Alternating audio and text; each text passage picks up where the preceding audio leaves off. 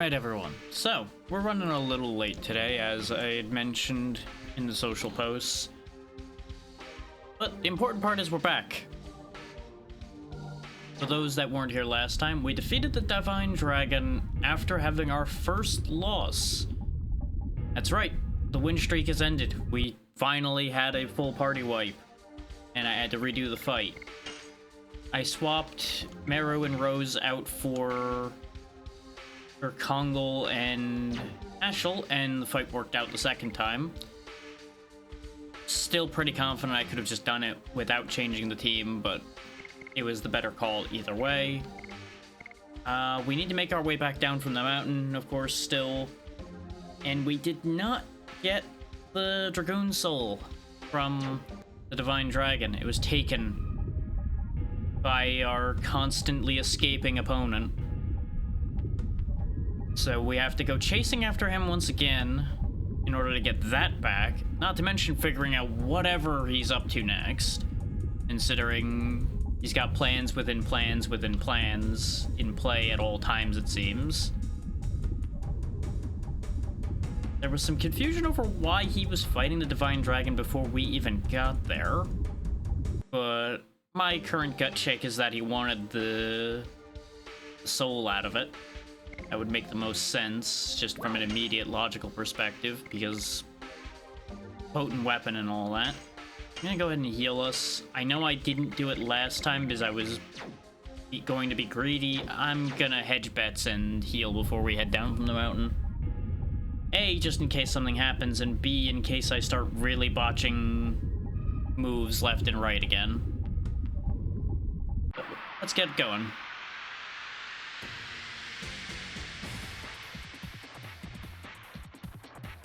I don't remember what they said we were supposed to be doing, so I'm kind of hoping that when we come back down from the mountain, we'll get a hint on that score. Hush! Die! More and more! I meant to check the previous VOD in order to guarantee myself knowledge there, and in the cooking delay, I forgot to do so. So, yeah, we're just gonna be figuring it out. As a reminder, we do this once a week, y'all, so there are gonna be plenty of times where I'm not gonna remember what happened last time. Like, it's miracle enough that I remembered as much as I did in order to make that intro work.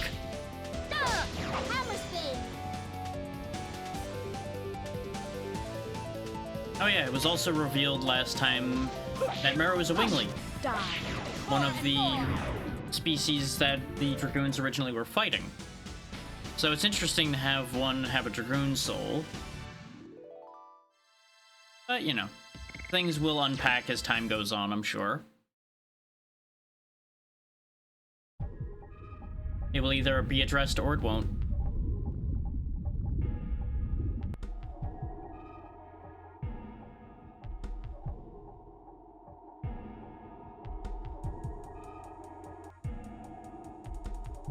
Hey there, ABC, how goes? I'm fine. Had an annoying delay with lunch earlier, but, you know, that's just how life be. Other than that, everything's fine.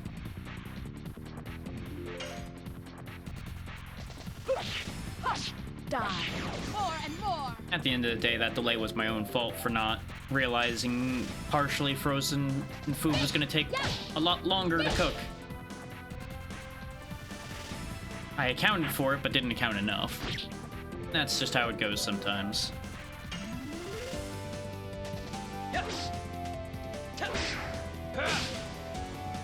Oh, just some chicken. Nothing exciting.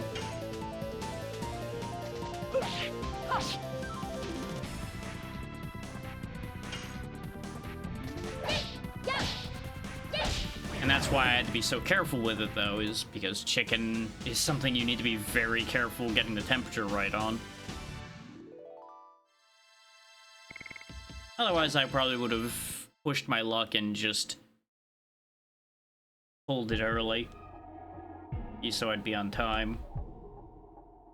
Apparently I just never opened... Oh, right, we didn't have inventory space when we came through here. Wait. When we had tried to open this, it said I couldn't open that because I had too many items. But it's a helmet? Huh. Oh, and it's a helmet that anybody can wear, it looks like. Ooh. Raising somebody's max hit points by half is pretty nice.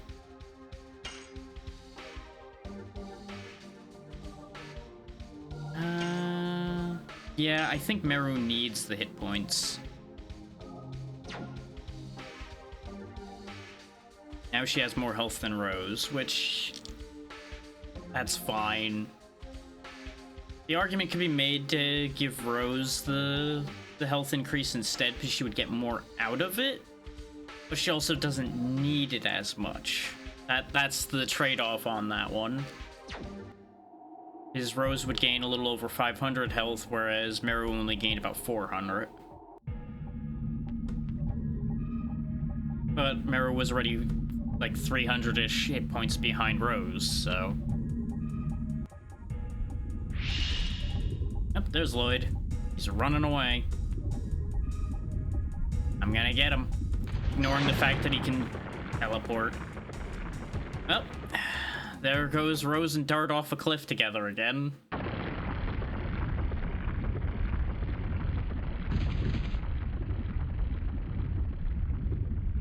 Oh, but Dart's the one that woke up first this time. Yeah, that is true. We weren't ever shown that he was a Wingly till now. So that adds an extra layer to everything. Yeah, she seems to be out cold.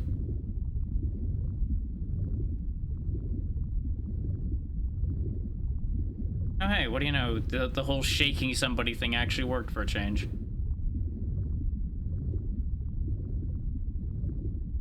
Yeah, she's a little disoriented.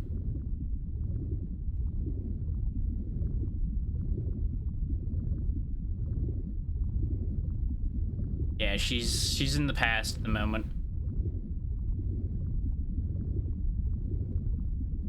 Well, this is information we didn't have.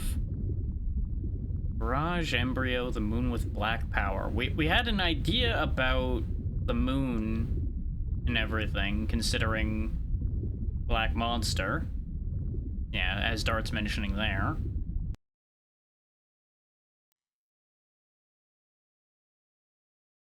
And to no one's surprise, Rose knows a lot that we don't, since she lived through so much.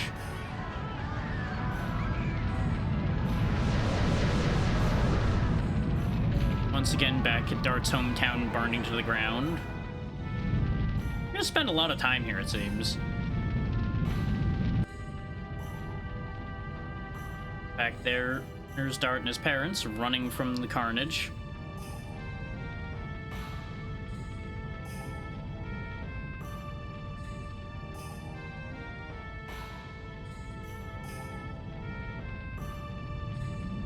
As Dart's father goes back to try to help everybody.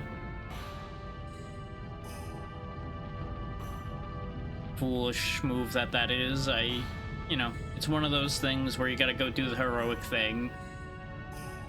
Try to fix what you can.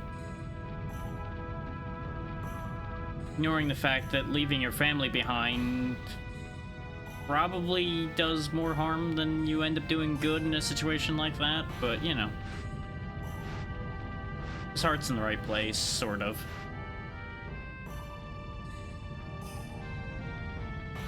And it is interesting that both Dart and his father have that red shoulder pad.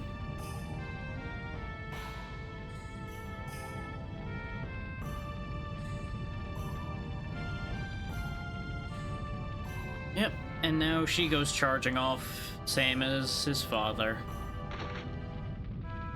And if he hadn't tripped, he might have caught up with them enough that he would be dead too. So perhaps it's for the best that he tripped. Indeed it is, Thule. Welcome in. This is now session 6, I think? So we're pretty far along. Been working at this ever since I hit the 600 follower goal, because this is what people voted for.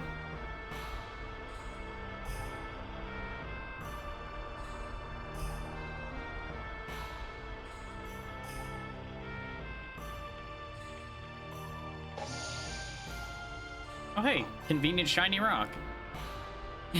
Fair enough. And I appreciate that.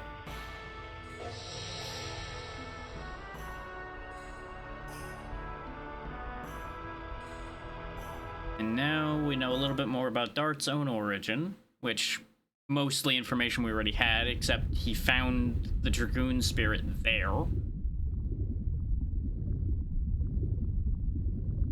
there's the story of the Moonchild again, reminding everyone of that little tidbit of lore.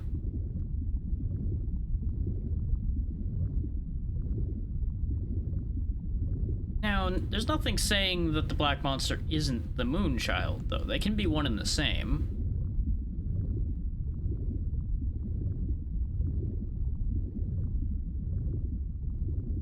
Because remember from last time that there was a pursuit of all of those who encountered the Moonchild.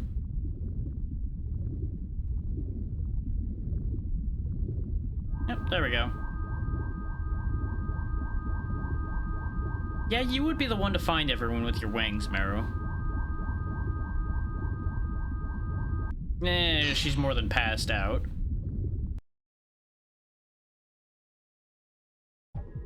That's definitely Concussion City right there. Population her.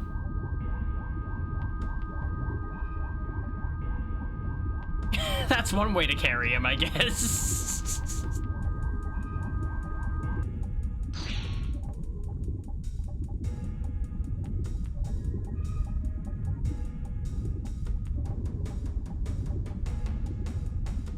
Meru was great, yeah.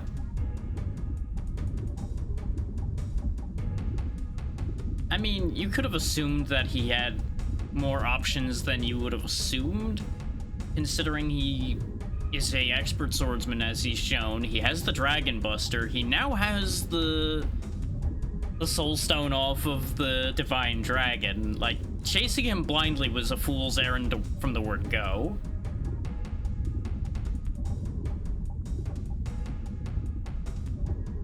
It's interesting, though, that he didn't just teleport away like he's been prone to do every other time. He wanted to do something there.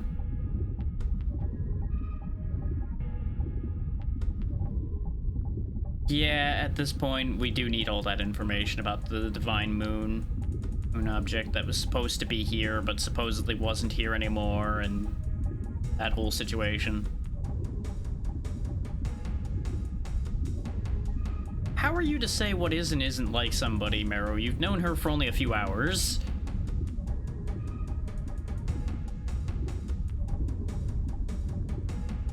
Yeah, that makes sense, them coming from the Wengleys, yeah. We have seen that those objects are powerful, that tracks.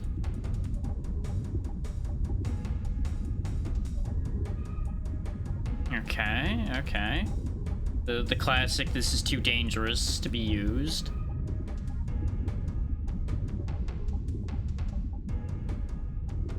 Moon mirror, okay. Shocking. It's almost like she would have been a target from the word go, even if it weren't for the divine object. Somebody probably should have been, you know, making sure the queen of the nation was protected. Just makes sense. Am I crazy?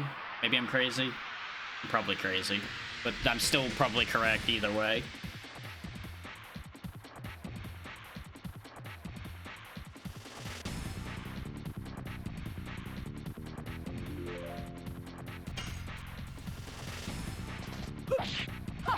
Die. More and more. Right.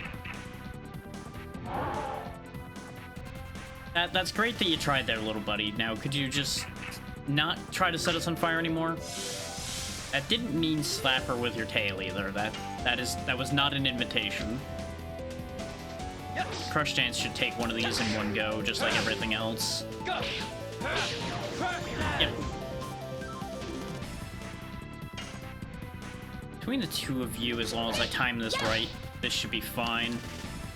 And, you know, the timing it right part, yeah, it didn't really work out that way. Die. More and more. Still doing better than I expected to be doing on timing today, so I'll take what I can get.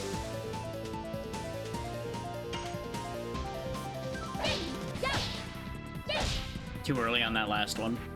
Almost. Die. More and more. Having hit any of those spins today is already a win in my book.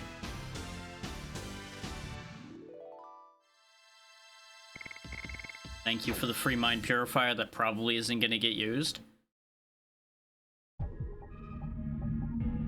Thankfully, this volcano, I seem to recall, isn't that big. It's a lot bigger, though, when you go the wrong way. Inconvenient. Anyway, we're gonna pretend that didn't happen.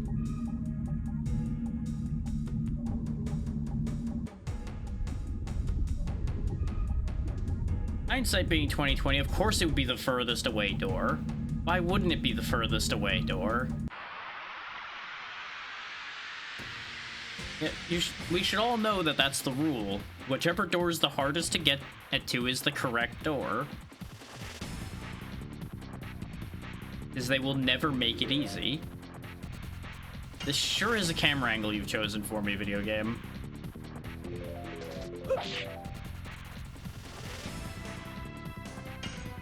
You can one-shot the spider, so do it.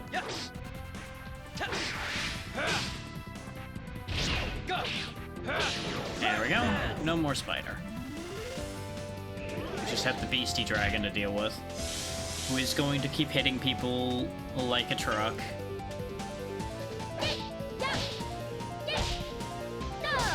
I'm surprised it gave it to me on that one. I did not feel like I timed that right. But hey, we take those. We do not argue when the bank errors in our favor.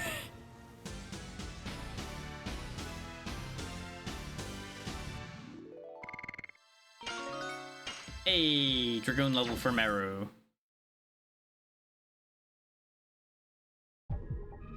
She is so far behind because we got her later on. And I've also been doing a terrible job of landing her additions because they're kind of troublesome. Not as troublesome as the ones who aren't being used, but still.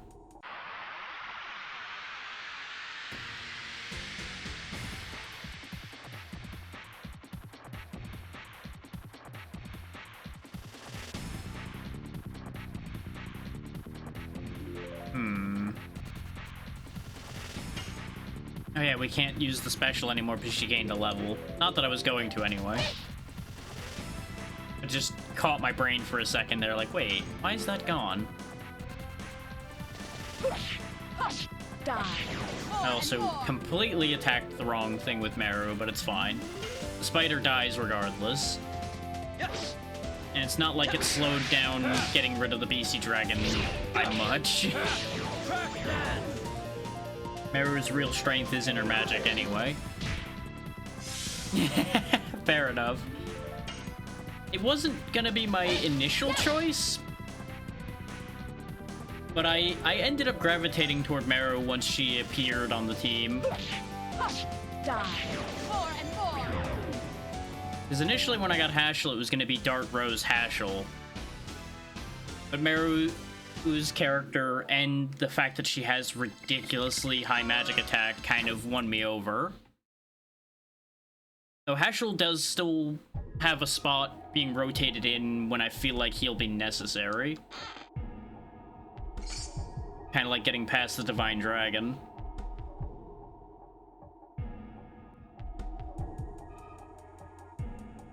The only problem with that's going to be if they start falling behind in level too far, that utility's going to go out the window.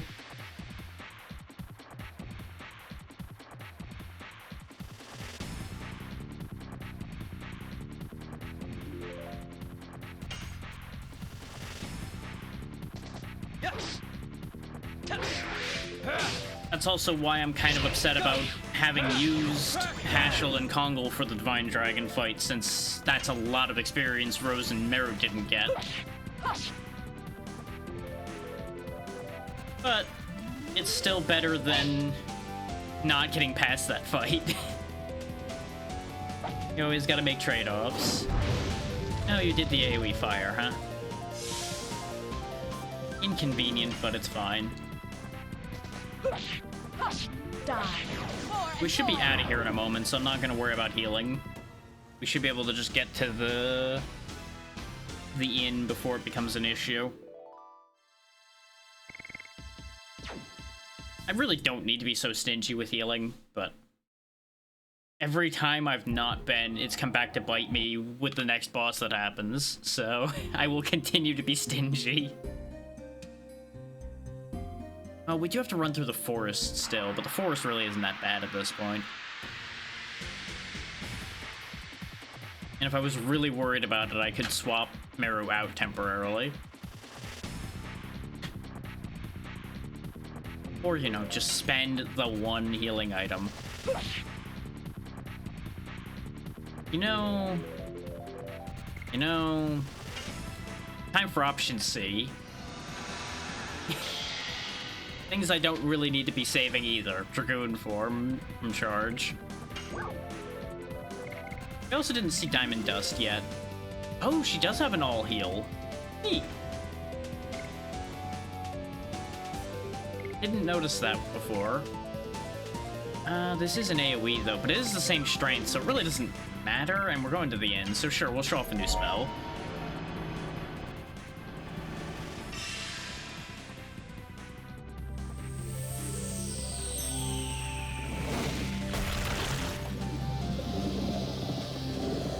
I will always try to show off every single spell a character has, just so we see all the unique animations, because they did put a lot of animation work into this game.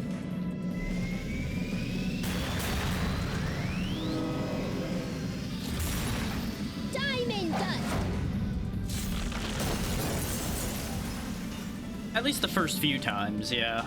They do reach a point where you end up using the same one so many times that you kind of are over it a little bit. Totally not looking at Astral Drain on that one, because that's basically been the most used spell I have, but, you know. That's just how it goes.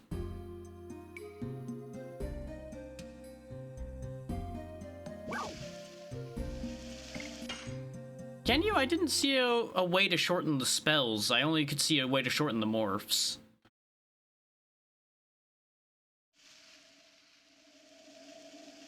Oh, there's plot occurring. Divine Sister is on the move.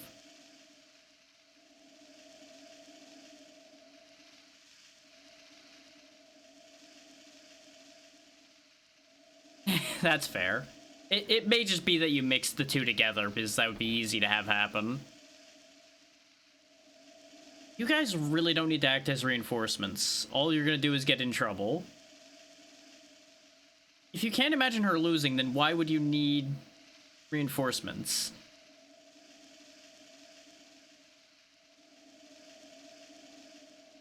Exactly. Let the legendary people fight the legendary thing.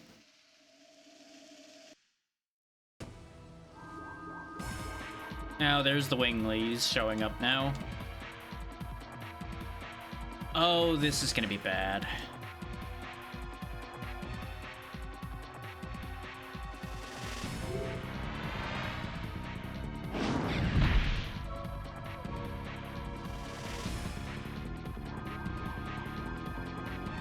Just out here causing trouble because you want to be a big shot, Bartle.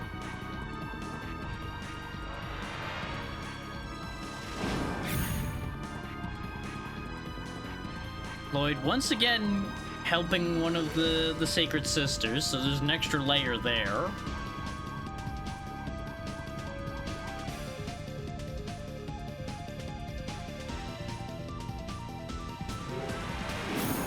Yeah, that, in case you haven't figured out, the younger Bardell here is too weak to even hurt him. You're gonna run out of magic eventually, Bardell.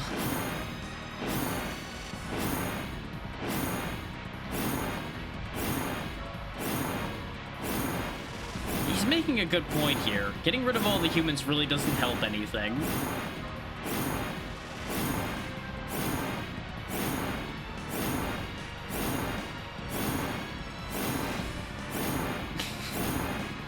I can't help but notice that your grudge and hatred really aren't working out very well.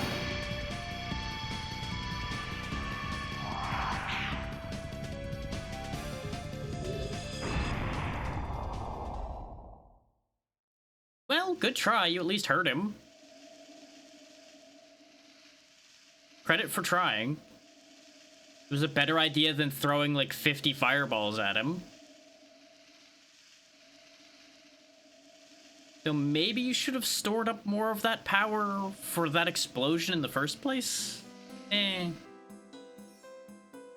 I'm sure that's not going to cause complications when we go find Lloyd resting at the castle.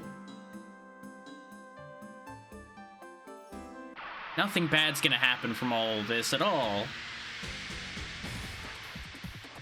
Not going to end up causing a matter or where everything ends up splitting or anything.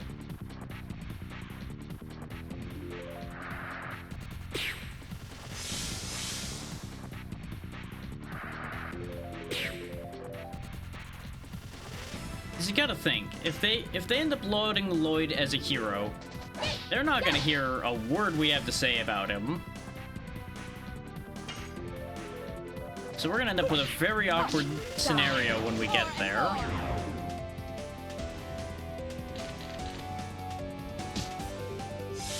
And we may very well end up with a situation where they don't even believe that we're the ones who finished off the Divine Dragon.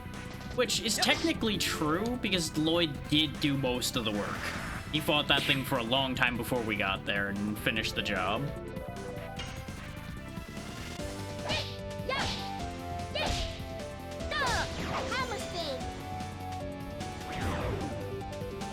You know, we definitely did go run in and steal that kill. Die. More and more.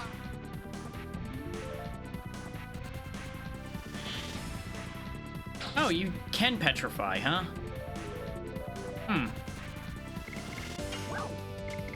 Good thing I hung on to these depetrifiers. I knew something around here was going to be able to do it. All of those times we ran into them before, they just never happened to use that move. Die. More and more. There we go. Easily solved.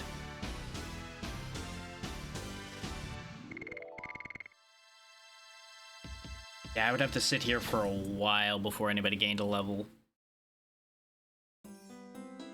Oh wow, we were so close to the entrance that I didn't even touch the stick, and it just sent us through that doorway.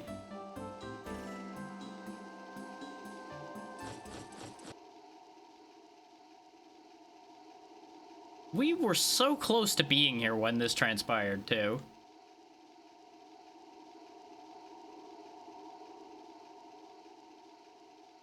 So that was all part of the plan, huh? That was why he helped the Sacred Sister. Got brought right into the castle where he could just take the queen.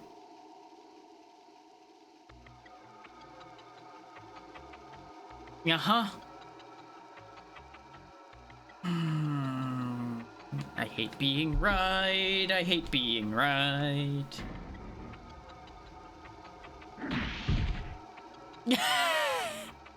Yeah, go ahead and just punch the injured man in the face. Hey there, Sonny. How's it going? Happy Monday.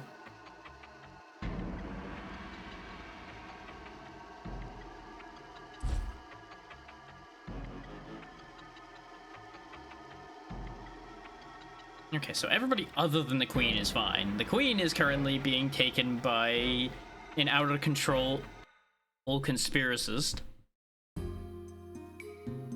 Understandable. Hopefully you'll be able to get some rest to build that energy back up.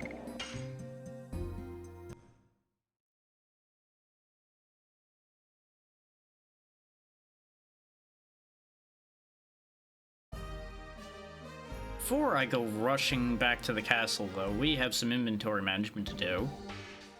I know that I need items.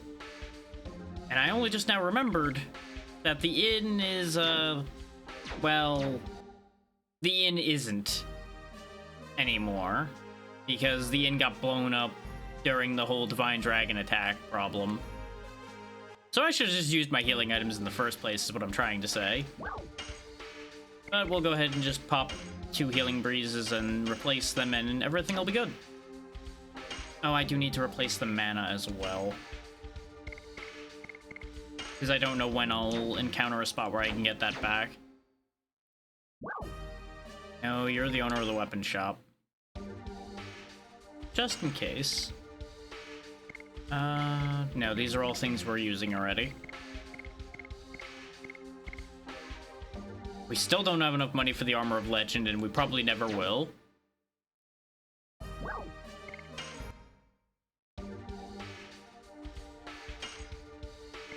So I want 4 of these.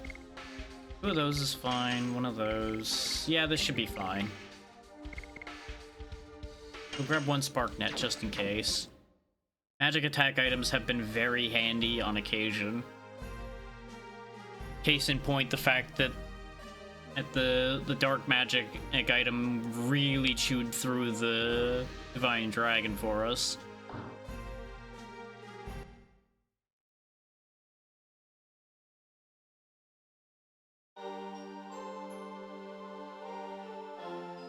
But part of me wonders if it was specifically because it was dark, or if it was just because it's actually, like, super weak to magic. Because they pulled a funny there with you not being able to use your Dragoon magic in a real way. It would actually be rather clever on their part to have that work around that way. Yeah, don't feel bad that you couldn't touch Lloyd. When we fought him in the arena, we couldn't even lay a hand on him either.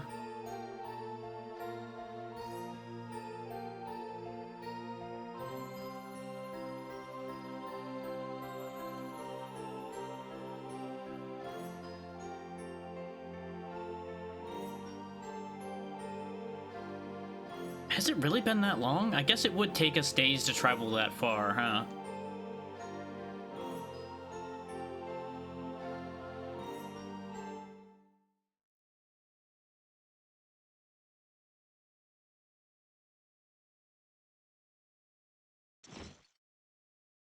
This is what happens when you're a little too welcoming to bring people into the castle, I guess.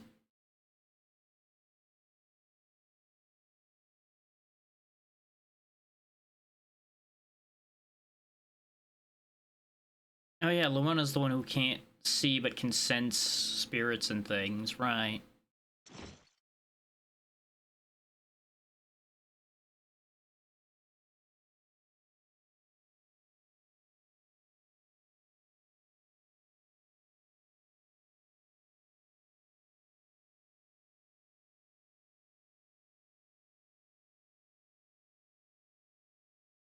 Yeah, your knighthood got kind of trashed by a rogue Wingley.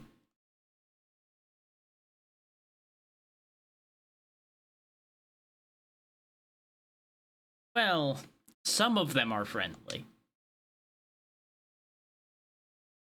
And there's Lloyd.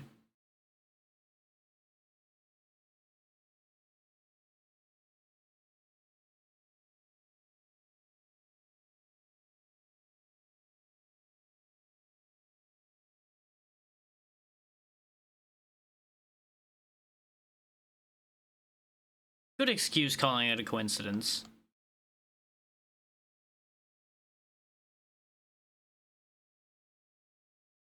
Ah.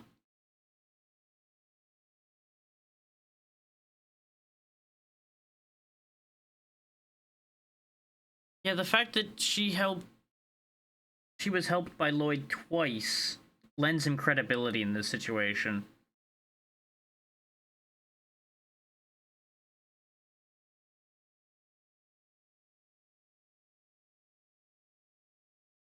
Yep.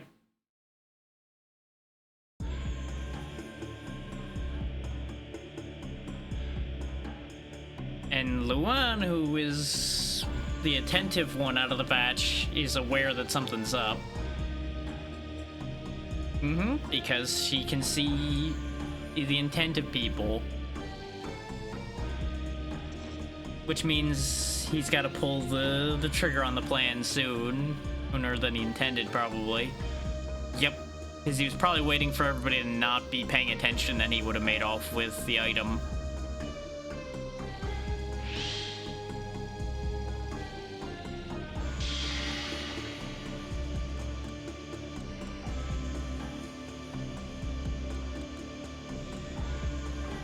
You guys are bad at keeping secrets, for one.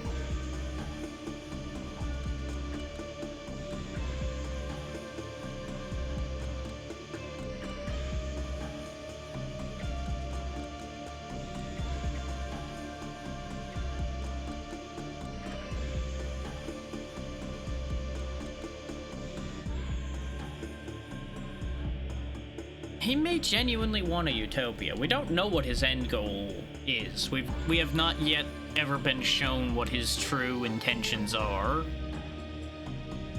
He's being painted as the bad guy most of the time here, but there's no guarantees of that.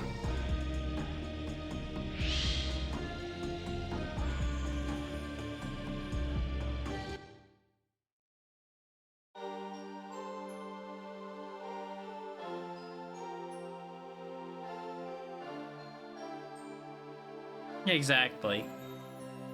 He's acting against what we have been going for and acting against what all the nations around here want, but that doesn't necessarily inherently mean a full negative.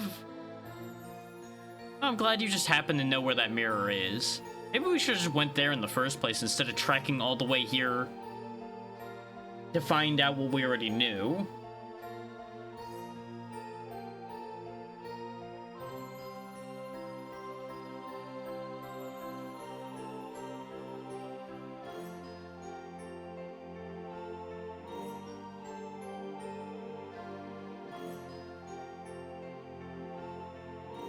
It's decisions like that will always just click in my brain just a little bit. It's like, I get it, Miranda's motivated to go check on her sisters. But at the end of the day, it's just not the correct choice. We should have just been given the information about where he would have been taking Teresa so we could head them off a little more effectively.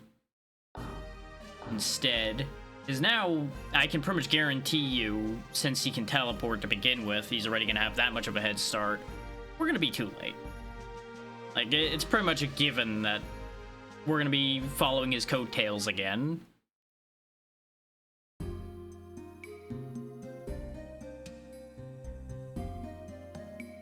Okay, we just go this way. That over there was the place I was trying to figure out how to get to before, because I thought this was where the dragon was gonna be.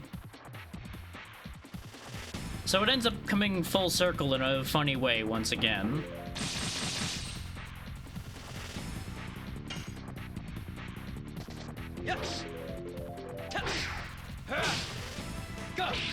Interesting that once again, Dart is not the fastest one on the team, and yet he moves first anyway.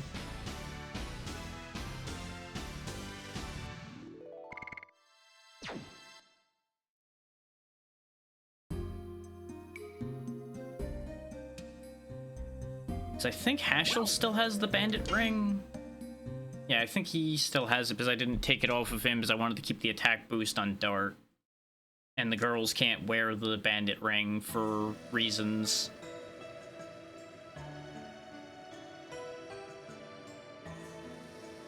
Yeah, I have to imagine it's not great being here the way half of this team is dressed.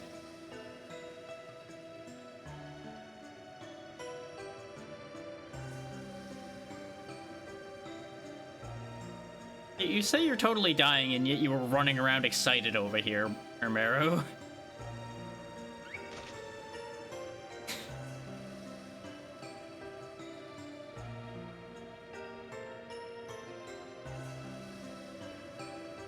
How would you find solace for your loneliness if you go out further away from people? What's out here that it was interesting to you? Well, yeah, we kind of or anybody paying attention probably would have gathered the fact that you two are not directly related. Just like I presume none of the sisters are directly related.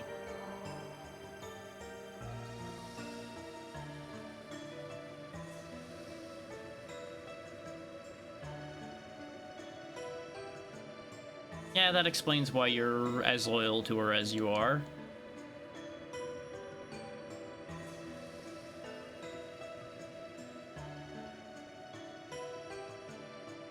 And continuing the theme of, man, everybody on this team is going through it. Ooh, a Thunderbolt.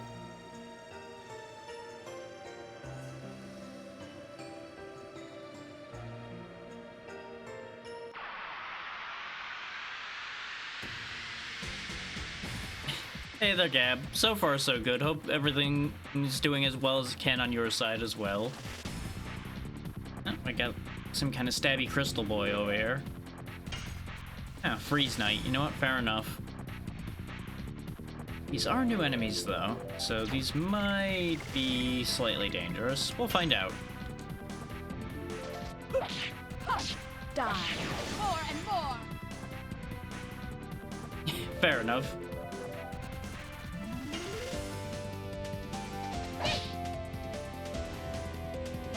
I appreciate you popping in early on in your day.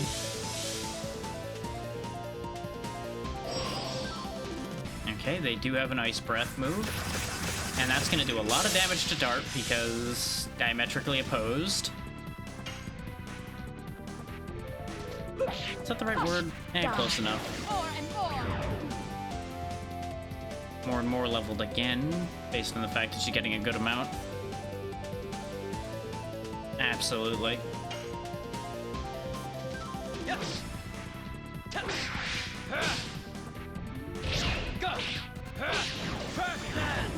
Oh wow, that spider does not have much health. I wonder if it has a shield like the last spider or type enemy did. It might.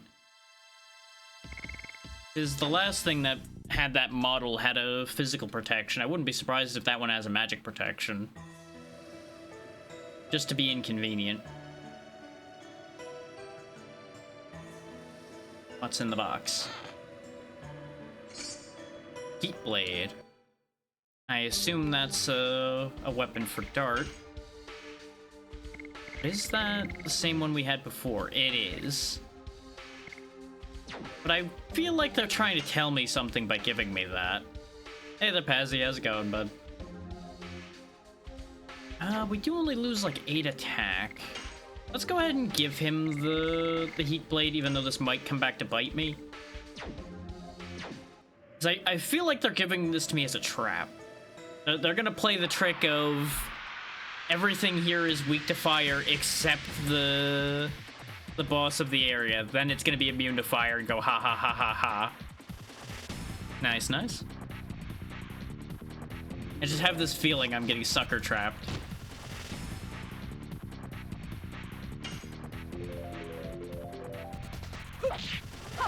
Die. More and more. Not quite enough to kill that. Okay. Okay, you just extend your icicle hand. I mean, honestly, that spider's a joke.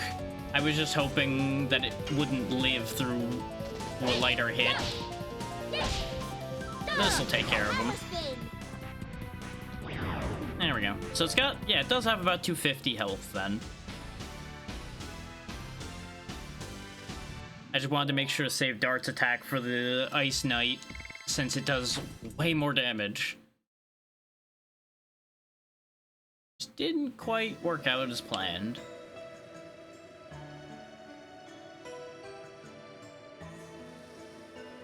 You do actually slide around here, in case people missed that, by the way. The ice does actually have ice physics, which is kind of funny. Meteor Fall, that's an AoE fire item. We'll save that for later. I want to read the sign. They don't want me reading the sign, but I want to read the sign.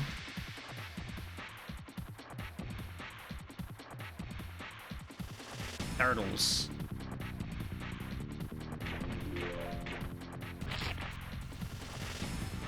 I feel like it gets overlooked a little too much after a certain point. Rocky Turtles. Nope. Nope. I don't trust it.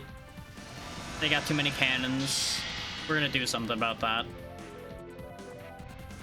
Assuming that they are the same element as everything else around here. Let's see Red-Eyed Dragon. I haven't used the spell yet.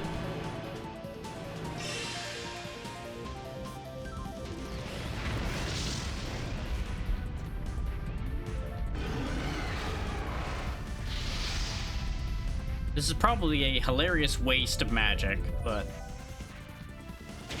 may as well have some fun.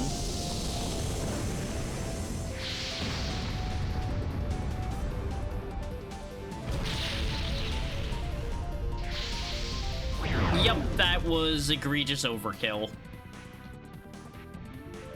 But it did say 175% strength, so yeah, that kind of checks for being massive overkill.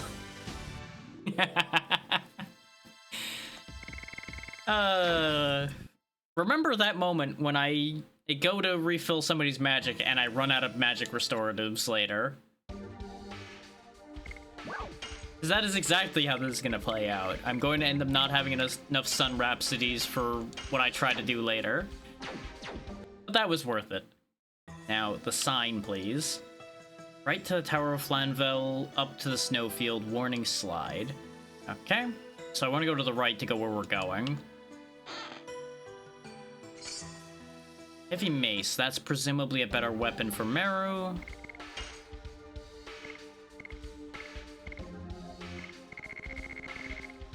It is, and it stuns. Perfect.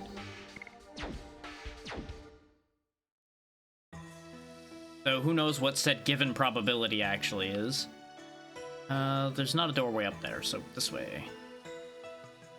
Of course, we were given a slide warning, so nope, I don't fall on my face here. Okay, I was expecting to start sliding as soon as I passed through this doorway.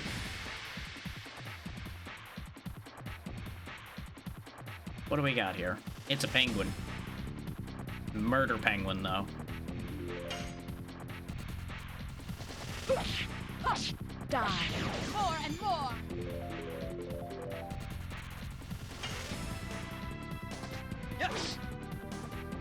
2, 3, and a 4.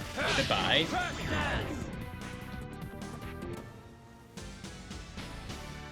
We didn't even get to see the mace get used, but that's fine.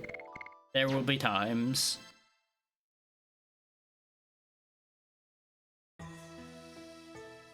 are you two doing down here? Hey. Don't fall off the cliff, please. Okay. I don't know what you two are doing trying to peddle things out here. Weapons and items, though. God damn it. Why must it always be no first? Hell yeah, Sonny. It's always great news when the laying starts. Just gotta hope you don't end up getting overwhelmed by how many eggs they start laying. Because it can definitely get a bit out of hand.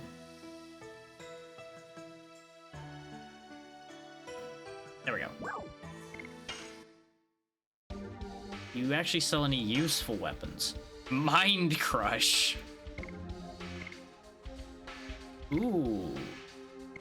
A stun weapon for you? Sure. I will happily take multiple stun weapons.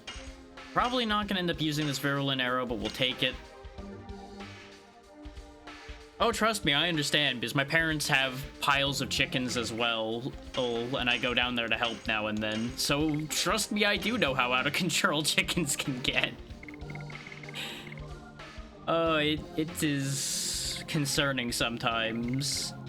Just how many eggs you can end up with if you have enough chickens. Get Saint Armor for both of them. Because anything that gives free SP is wonderful. You would lose a lot of magic defense, but you do get in a good amount of regular defense, so these are probably worth it. Though, one of you two was wearing something special, I seem to recall. Ah, of course. Segundo, Primero, Tercio. Yeah. I see what they're doing with those names.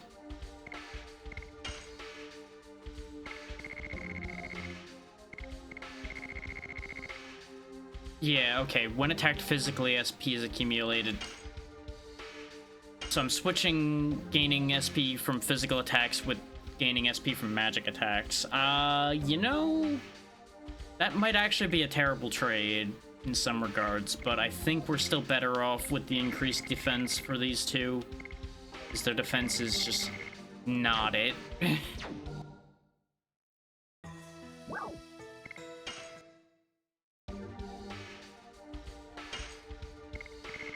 For those who didn't catch the bit with their naming convention, I'm assuming it's primary, secondary, etc.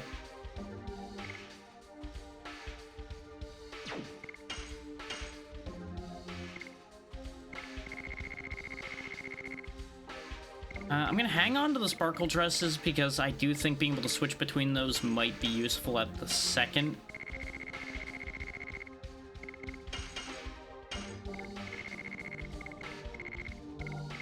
Don't need the Morning Star anymore because that's weaker than the Heavy Mace.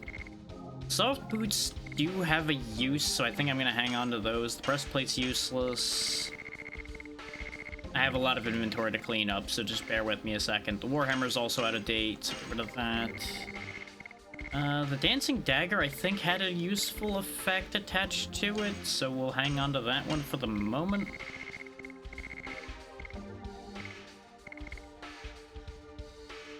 Oh wait, yeah. It doesn't have an effect, because it would say so right there, like the Musing Arrow does, so we'll get rid of it. I think it just had, like, a surprisingly good stat line of some kind. And I don't remember if we replaced Dart's weapon with the one that they're selling or not, so we'll hang on to the Fellshamp for the second. Also, yeah, no, if the soft... No, I think the soft boots, like, raised speed, and it doesn't say that. This is not, like, a side effect, it is just what they do. Or is that why No, I put the dancer's shoes on her because those raised speed. Never mind. Oh wait, I meant to check Dart's weapon as well. Bear with me on the inventory juggling, and yeah, we have the Heat Blade right now.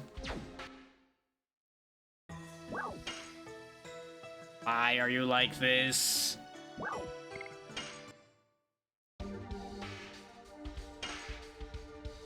Yeah, the crush...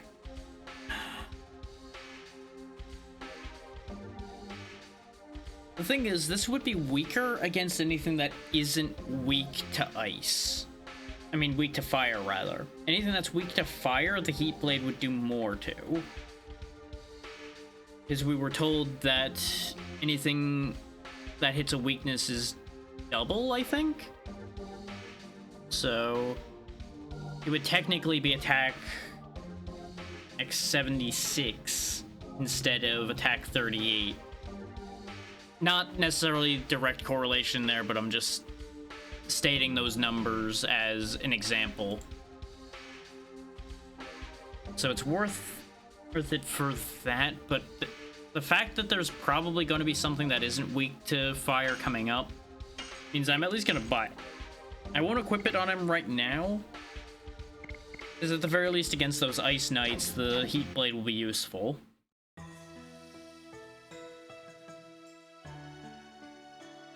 If I have the foresight to switch at a good time, well, good news, it'll work out. If I don't have the foresight, well, you know, so be it. At least I'm prepared. I don't know if I like the purple little stuff glowing in the walls. I think there's gonna be a problem because of that. Looks cool, though. Oh, wait. I want to go the other way first, because there's an item right there.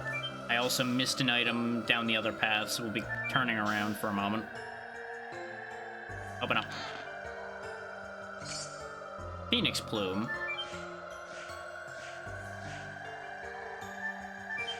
We'll look into what that is once I'm out of this hole and we go get the other thing. Because we gotta go all the way back for the other thing.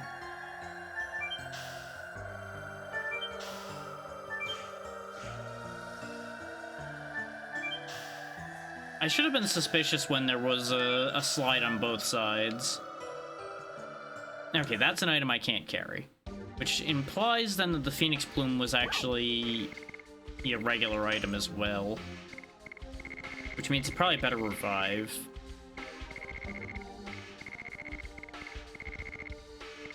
Or not. No, the Phoenix Plume isn't in here. We just were actually out of items. I mean, out of item space, rather. Phoenix Plume is a helmet, which prevents bewitching, confusion, fear, and dispiriting. That's actually pretty good. We are gonna throw away one of our regular items, though. Specifically the Total Vanishing, because I never use them. Gets rid of weak enemies, and honestly, I'd rather get the SP off the weak enemies. Okay, AoE Light. That's useful. At least I think the Dancing Ray was the AoE Light. It's either the single target or the AoE Light attack item. Either way, more useful than Total Vanishing for me.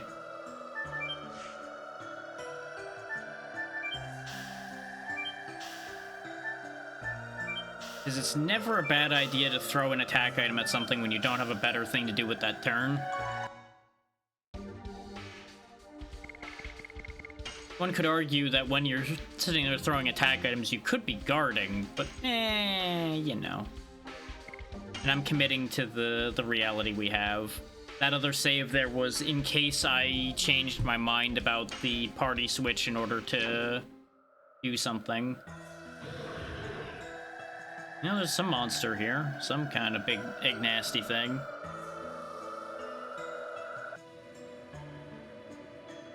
Oh. Something's frozen in the ice here, isn't it?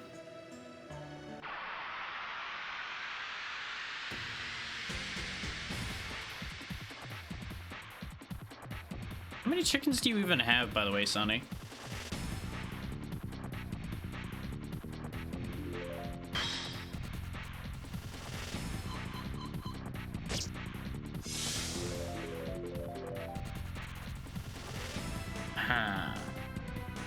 So I have no good way to get rid of these. Also, I have this sneaking feeling that that penguin's not actually ice-based because he's red. I have a suspicion that he's actually fire. As a funny. So I'm gonna test that theory.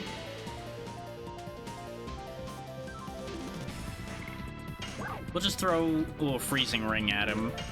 And if he gets obliterated, we know why.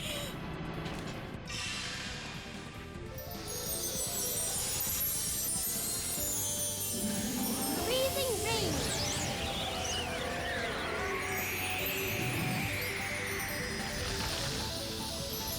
Though her magic attack's high enough, this might just obliterate him anyway. I don't know. He is not actually fire. So I'm pretty sure that would have done a lot more than that if he was fire-based. Either way, we're gonna kill him, and then we're gonna use Explosion to see if we can get rid of both those knights without it being a whole ordeal.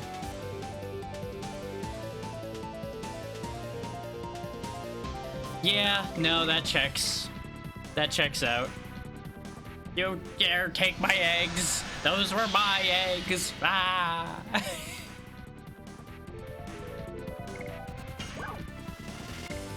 But, you know, you are going in there and stealing their babies. It kind of makes sense for them to be upset. Let's see if Explosion will be good enough here. Explosion!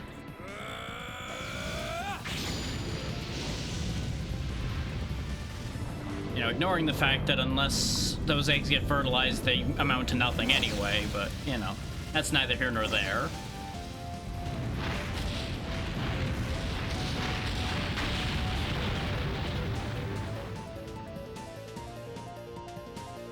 Okay, Explosion was not enough. Exactly. They just know egg gone.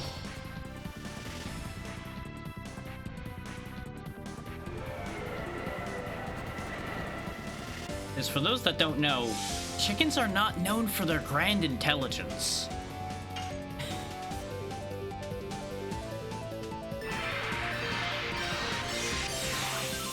Like, people tend to meme on the turkeys for being stupid, but chickens aren't that much better.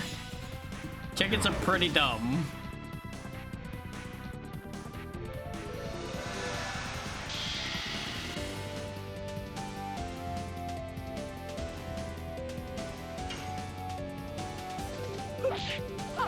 Die. More and more. There we go. I think overall that went faster than if I just attacked, but I do feel like that might have been a waste of resources.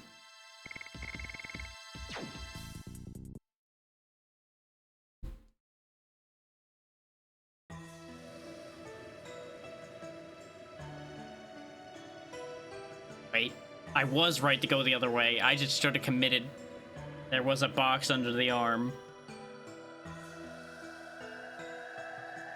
We just ran into a funny area transition spot there. Don't mind me.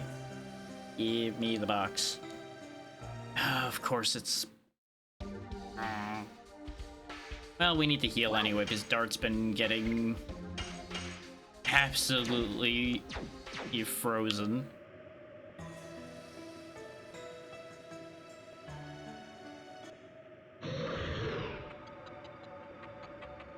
Okay, what manner of creature are we dealing with now? Well, yeah, we did invade its house. That makes nothing but sense.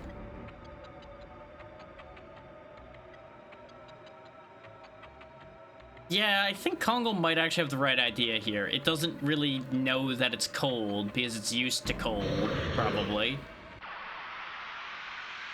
Something that lives in Arctic conditions probably doesn't really know that there's anything that exists other than fucking cold.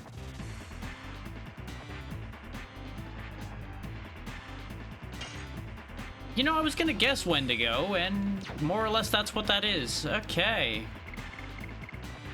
So, time to use real fire magic, then. I'm going to assume hitting it with the red-eyed dragon isn't gonna be enough to kill it. It should be enough for it to sting.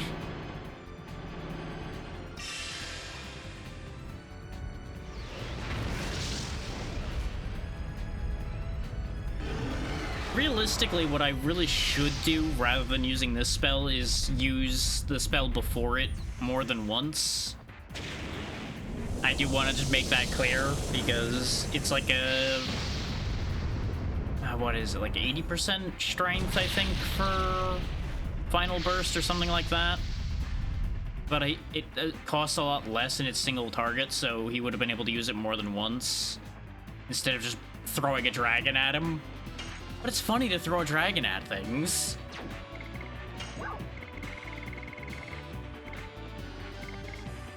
You know, when you're given the opportunity to throw a dragon at somebody, you're gonna throw the dragon at them. This also gives me an opportunity, though, to clean up some of the magic attack items I have. So we have some inventory space. For those who haven't played this, you power these up by mashing the button.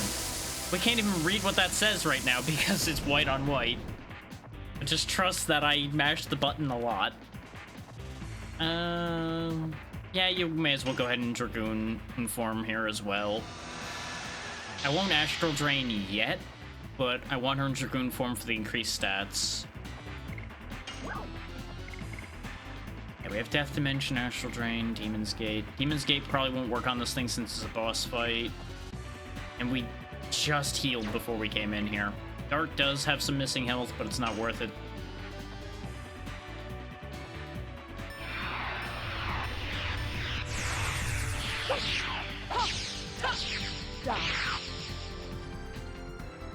Yeah, it's not bad.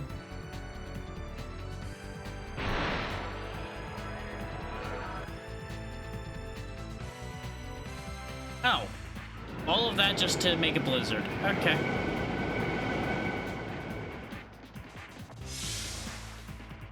Oof, ow, my bones. Oh, you've got like a spooky ghost hand. Bad touch.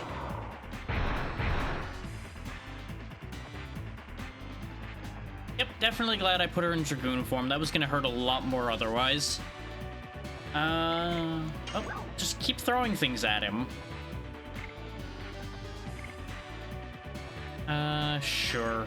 This is an AoE one, but it's fire, it'll work. It's a little bit wasteful to use this for this, but I want him gone. And no, that actually did about the same as the other one. So either he's not actually weak to fire, like something like this looks like it would be, which actually I could see this thing having a couple weaknesses based on its design. Either it would be weak to fire or maybe light. This is the weird like purple glob in its chest. Now that we've taken a bit more damage, though, now we'll drain some health back for people. This is when we find out this thing is actually somehow weak to dark. Astral Drain.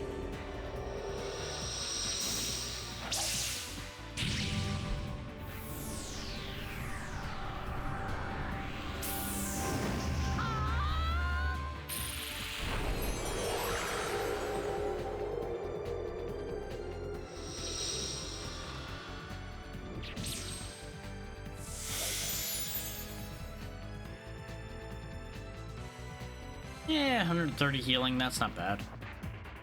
Considering it's damage healing, I'll take that. You're out of magic, so it doesn't matter. Also, this thing's still in blue health, so that's upsetting. And I just completely botched the timing there. Still does over 500, though. That's the power of Dragoon form. Go ahead and Astral Drain again, because we got some health left to gain still. I know it's not exciting watching me use the same spell over and over again, but that's how RPGs go.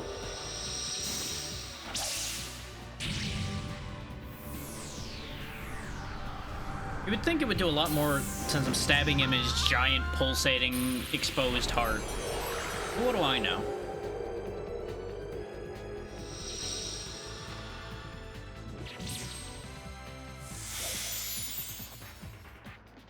Yeah.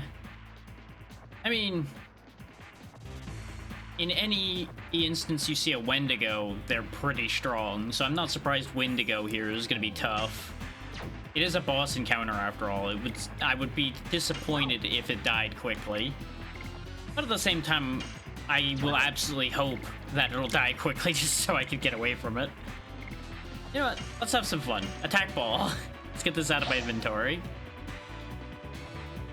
It chose a dark spell. Okay.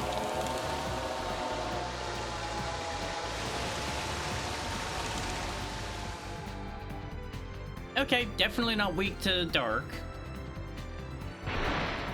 Now he throws another spell at us. Definitely proving why you wanted to buy those robes when you were passing that shop so you can get the free SP. But only if you're not already in Dragoon form.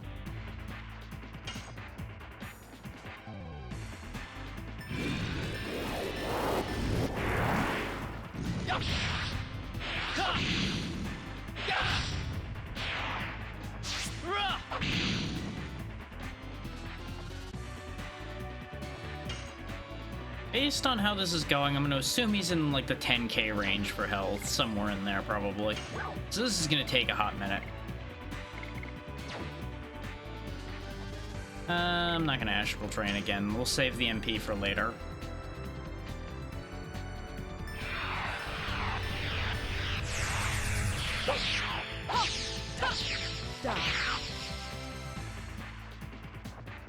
So the basic attack did basically the same.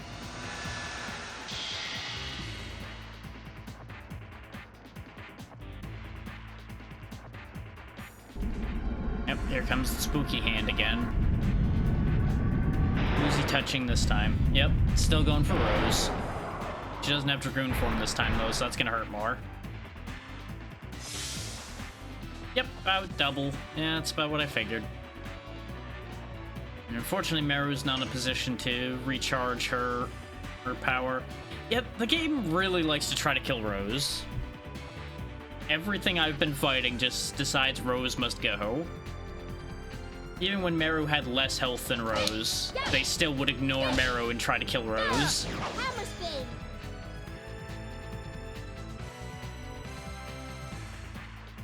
So maybe I should have given Rose the health. It'll be fine. Really? I definitely pressed the button. This could be bad. Yep. Whee!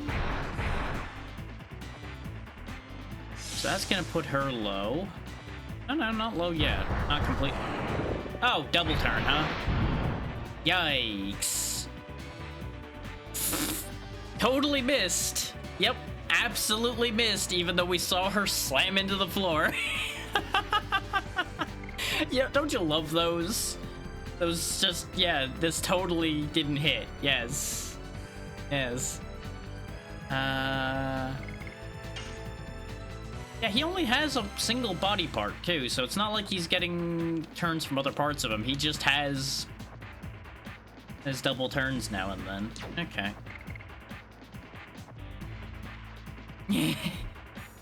It's like, oh, you thought? Nah, I was just playing with you. Wanted to feel like you did something.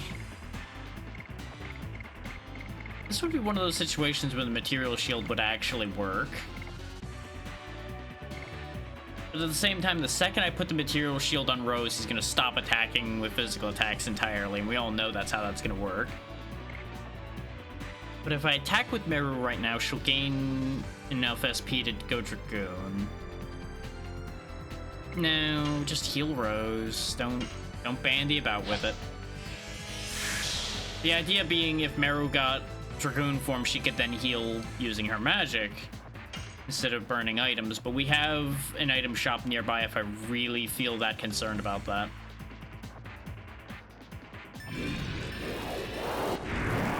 And if we're fighting this thing here, we might not actually have another boss for a little bit.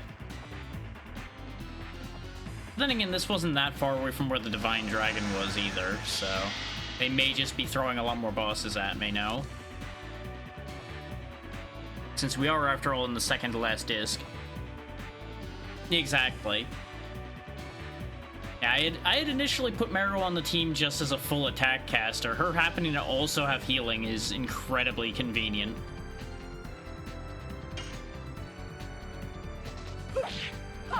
Because that was basically the intent I had, was Rose's attack and pseudo support. Dart is just, well, for one, he has to be there, and two, the tanky physical attacker. Now this right here, this is inconvenient. Yeah, exactly, you're stuck with him. You know what? How about those AoE items we have? They seem like a really good idea right about now. Let's try Earth. Let's see if Earth works.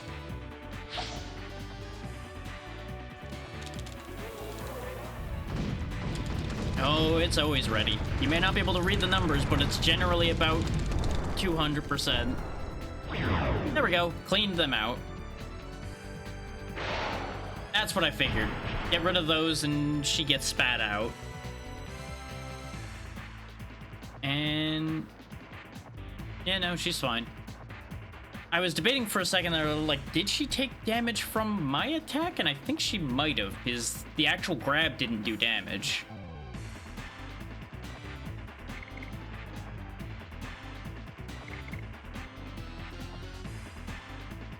Oh yeah, things like that would probably be great for this game. Absolutely cheating. But hey, if it works, it works.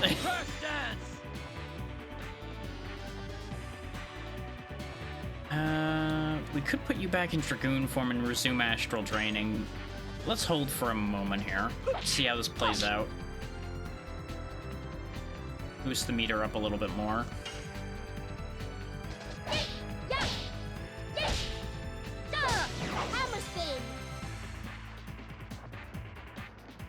Very funny that the stun effect popped up, even though this thing probably can't be stunned. Oh hey, you finally attacked somebody else.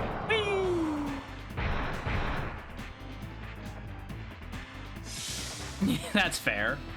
And I'm always a believer in if this is how you can enjoy the game, go for it.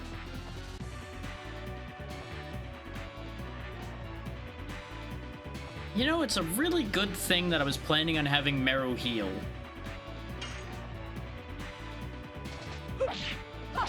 Die. More and more. I mean, it's just a simple matter of how somebody else plays a game doesn't affect anybody other than the one playing the game, so why worry about how somebody else is doing something? Now, if it's something competitive where their cheating is negatively impacting everybody else's experience, then sure, that starts to matter at that point, but otherwise, meh.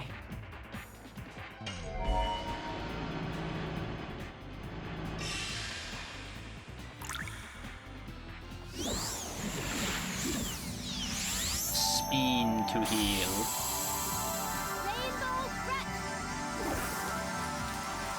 Well, it's more like a rain to me, but sure, we can call it breath, I guess. Exactly.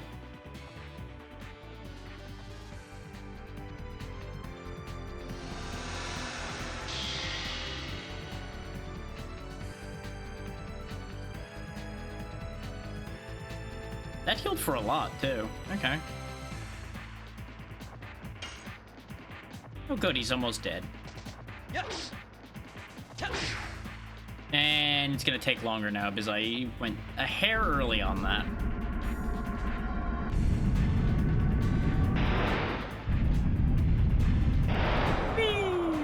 Thank you for hitting the one that can take the hit for a change. That still hurt a lot for him, too. Die. More and more.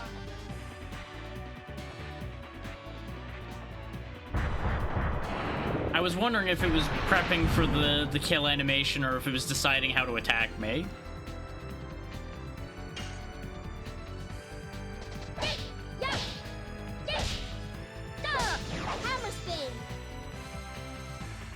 It would have actually been really good if the killing blow came from Rose after everything this thing did to Rose.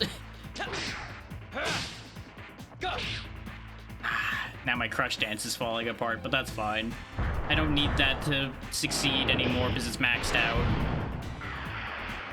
Of course you're going to do this one last time before the fight ends. Of course you are. You know what? Fine. Fine, you want to play like that? We can play like that. Exactly. It's got to get one more in before the fight ends. Here, go to the death dimension.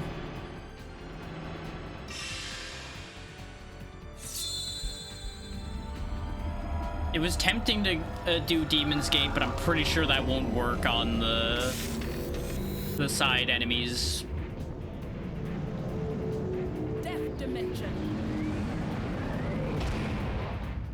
Just rip up this picture we made of you. Goodbye.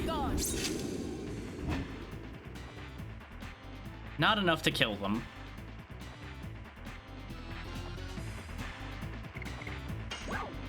Oh, just hang in there, Dart. This is gonna sting.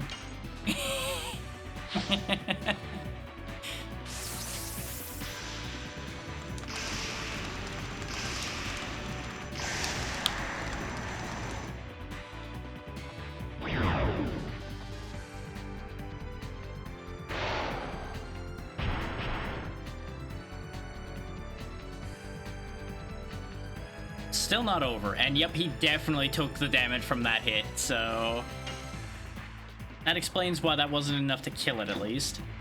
Alright, time to astral drain some of that at negative back then. Because if he's not gonna die, I may as well take back what I can while he's still standing.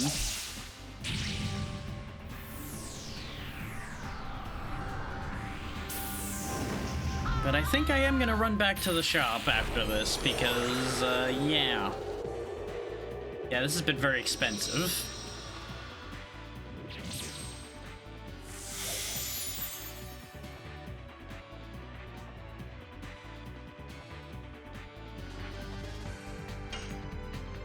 Just die already. This fight is over, damn you.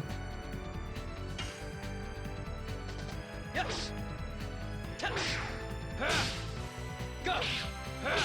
Crash dance!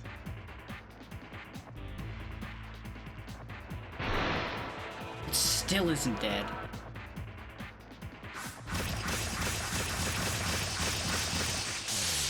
Of course you had to throw the single target one. Of course you had to. Ah, this thing, I swear. I wonder if he realizes that he's just being an inconvenience at this point. There he goes.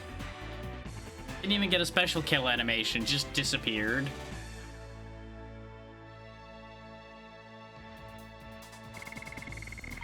Brass Knuckle sounds cool. Levels for everybody.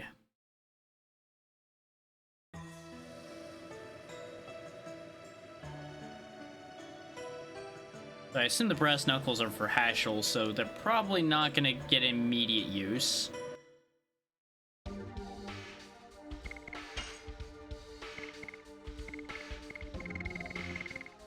Yep. Instantly kills enemy with given probability. You know, that's cool at least. We never did put the Phoenix Plume on anybody either. I think possibly you... Because you only lose a little bit of defense and you don't really use your magic attack that heavily. And yeah, the Knight Helmet gives you SP when magically attacked, whereas the Tiaras, I think, do the same? No, it's extra magic hit rate. Actually, maybe I should just replace one of the Tiaras then. And it's actually an upgrade in magic attack for Rose, which is something we want. So yes, we'll make that trade then.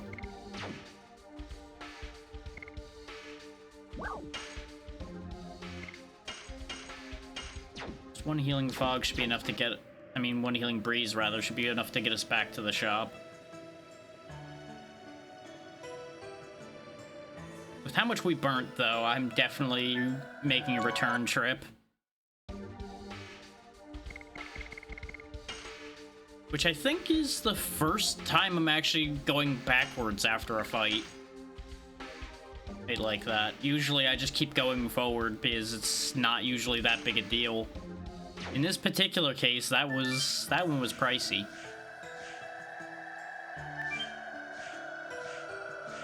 And this game's definitely showing its teeth a lot more, so it's definitely worth being cautious.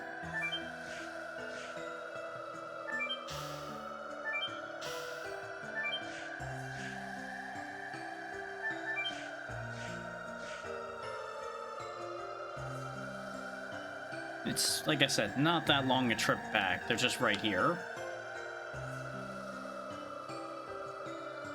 Knock, knock. Sometimes you gotta just knock on their skull a bit, but you know, they get the idea. One of those, one of those. Yeah, give me a couple extras of those because I'll be using them right now.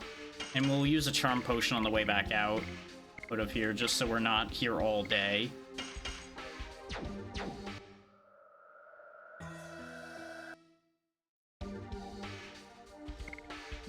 Just what I'm going to do is I'm going to use that extra healing breeze I just bought to make sure everybody's topped off. No, I won't. I'll use one healing fog for Dart because he was the only one missing health. Restore your MP, restore your MP, restore MP for you. It's definitely more expensive than an inn, but it gets the job done. And all the same. One of those, and we need 2 of those. There we go. We have 2 empty inventory spaces, and everybody's at full strength. I'm betting the charm potion's not going to keep away the red encounter, because it just reduces the risk. Pretty sure it just slows it down. Oh no, it moved us from red to blue, so that works. just for sake of getting us back where we were quicker. I'm ordinarily opposed to skipping encounters, like I said, because trying to get as much SP as possible and getting as much credit towards your additions as possible. One would think the XP would be a concern for me, but you get so little experience from regular fights compared to the boss fights that it's just like, it's not even really a thing. Game, please.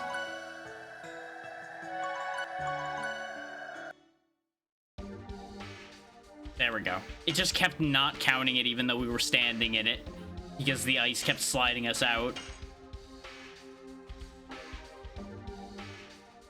Yeah, exactly. It's the same reason when I was being asked why I wasn't running from encounters. It's like, I want the experience and all of the points and everything.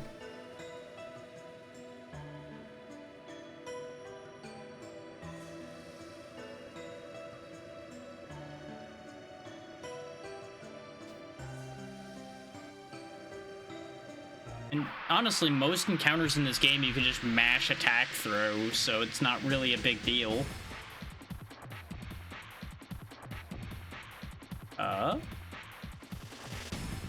Game? Oh? Might be a really good thing that I just saved, because something may have gone horribly wrong. This is the first time this is broken. Interesting. Do not adjust your set. It's darkness for me, too.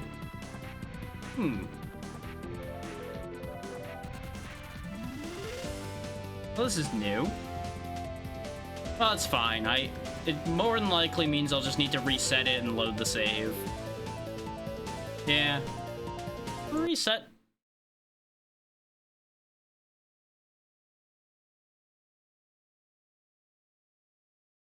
This is why I save incessantly. There it goes.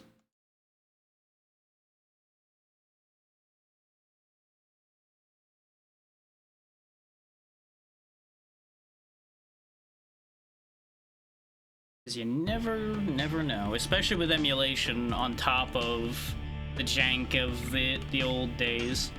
Why did it just say it saved twice, though? That's weird.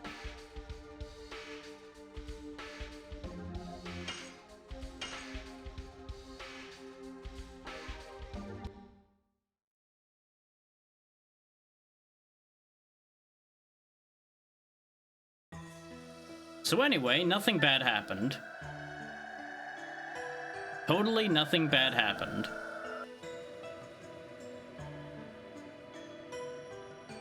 Let's go this way first instead. And go grab this box. Black Rain, which is the dark AoE. I also didn't grab the box that was down below. It told us we didn't have any space. And apparently I forgot to grab it. Okay, the fight loaded properly here. So I wonder if it was just a one-off, or maybe there's something with that next room. Like we happen to load into that room and into the fight at the same time, or something weird. Some weird edge case scenario that would never happen at any other time. It's possible, yeah.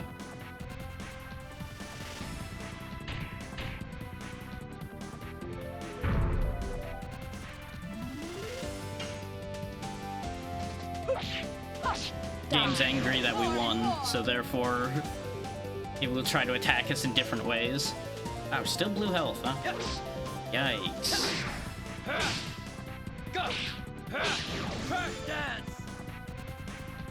Then again, it is a mammoth. Mammoths are not known for their fragility.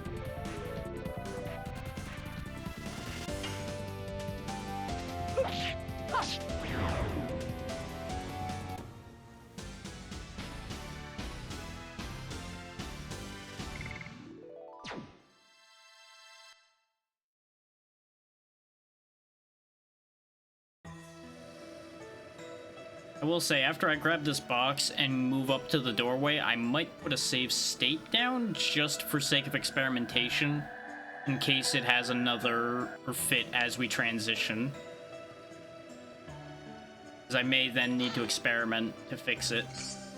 Ah, Fatal Blizzard. Neat. I now have no inventory space.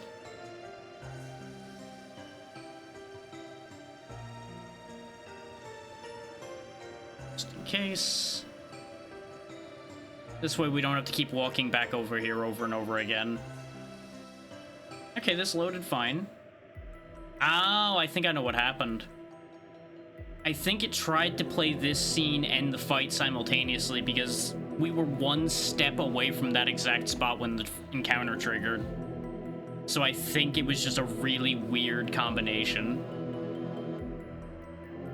Because we were absolutely right on that trigger spot when that encounter happened.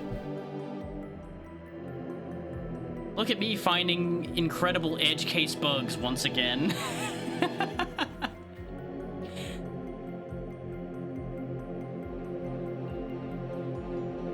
It's definitely something I do a lot. And of course, more things the Winglies made. Like everything in this goddamn world was made by Winglies.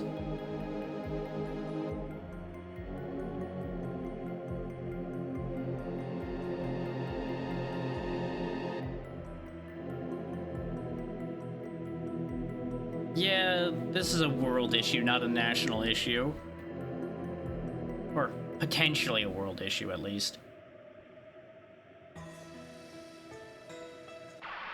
Now, will this encounter still break in this room, or am I right in my theory?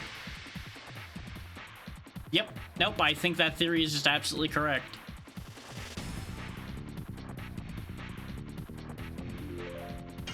The only other option being there may very well be, like, a specific encounter that's broken as well.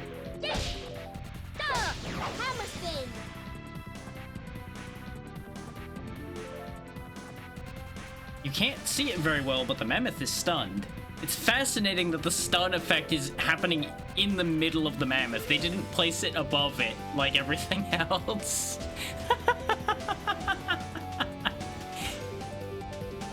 Mammoth's too big. Hush! Die! More and more! Oh wow, he also didn't stay stunned for very long.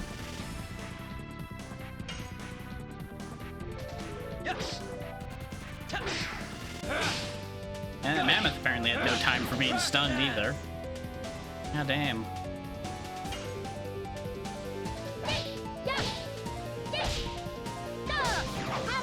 There we go. It is very funny that the game waits for Meru to stand back up before it deals the damage.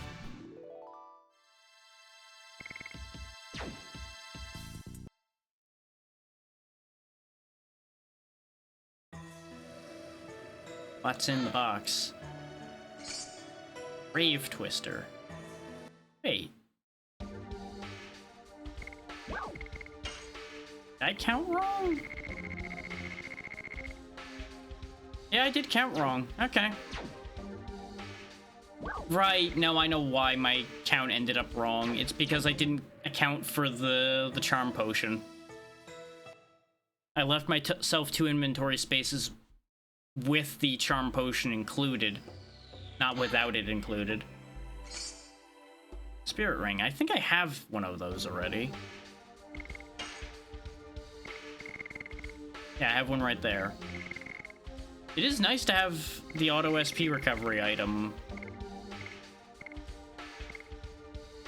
But I like having an attack badge on Meru.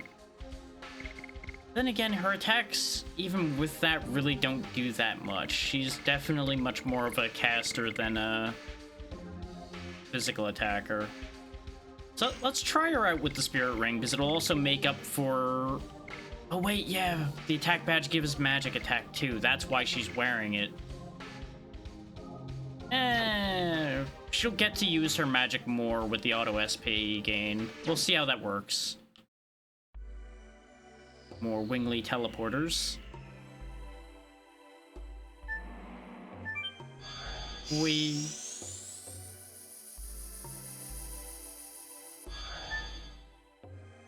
Oh, we're floating.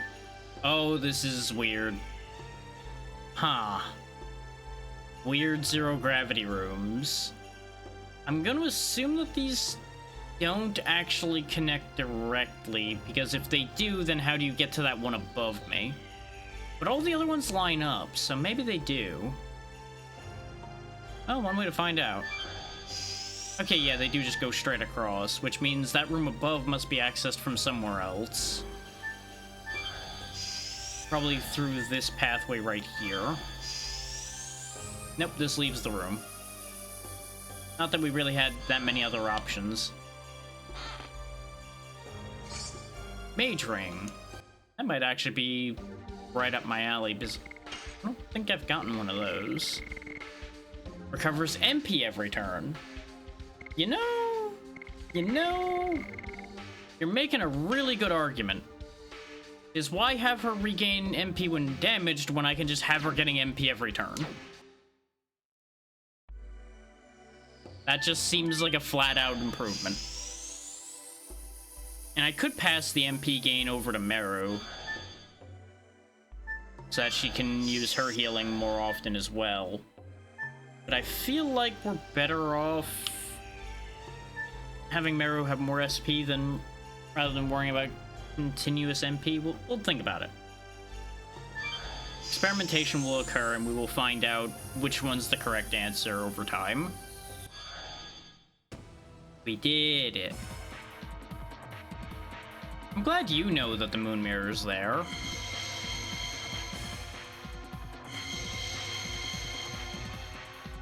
It also just warped down.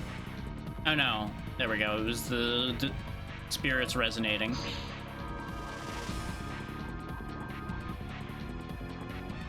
You know, a lot of assumptions all just happened simultaneously there, huh? We're assuming Lloyd's in there, which he may very well be waiting for us to trip whatever trap's in there. Is, of course, we're just gonna rush off like fools as we do. I'm also gonna go this way. God damn it. I was gonna go check for loot first, but I guess I can't go that way yet. They actually acknowledge that there's pressing matters at hand right now. Oh, title track music's playing. Oh, he's got fancy armor on now.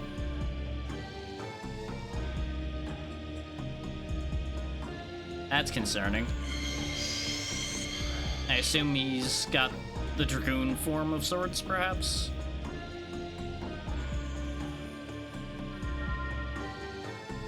He's got all three of the items.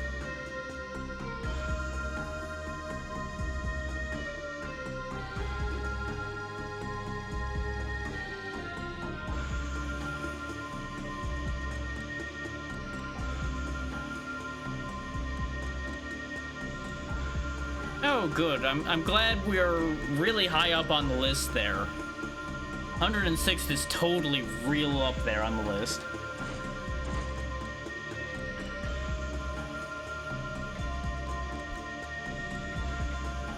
Wait, if the Winglies are 107th, weren't they around before the humans?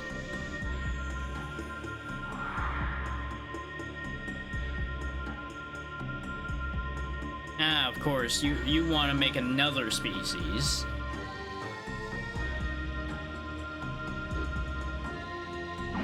I mean, he said a lot, to be fair.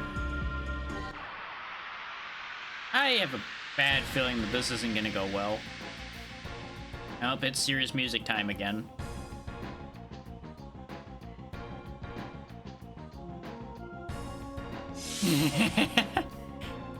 Yeah, we don't need a floor for this fight, right? We don't need floors where we're going. Huh. I have a bad feeling about this, because the last time we tried to fight Lloyd, we couldn't even hit him. Now he's in fancy armor, floating, and he's got the Dragon Buster out.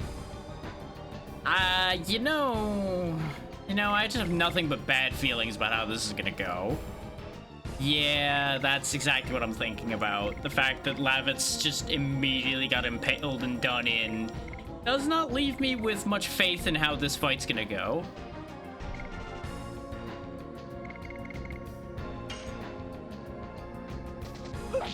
Hush! Die! More and more!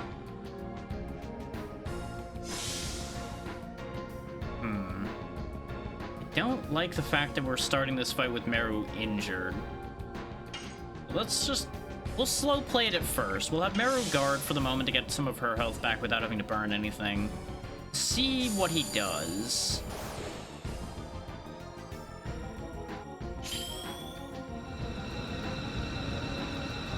He's a rocket man, which with actual missiles apparently.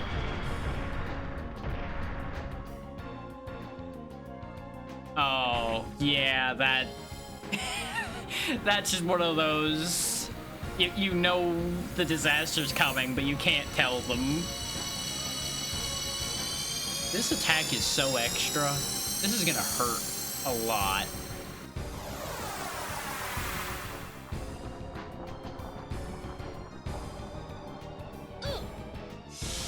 I am so glad I had Meru guard. Wow. Okay. So what I'm getting from this is definitely serious business time.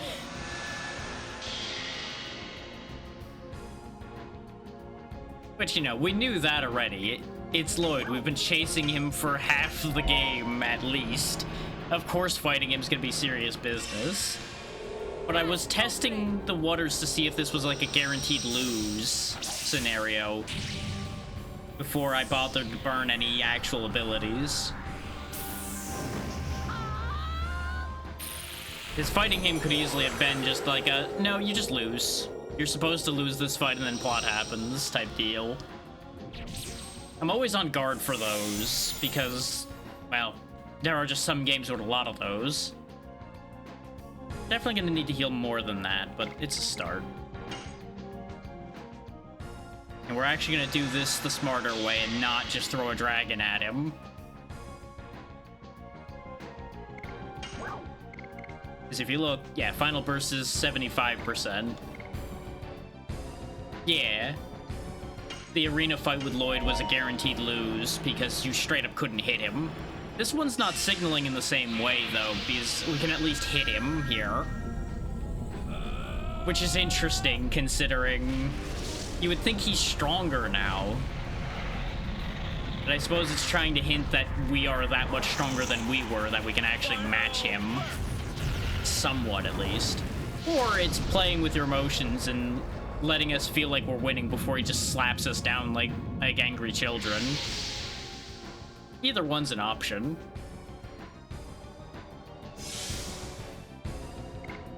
Yeah, you gotta love the hope I'm giving everybody with statements like that, don't you?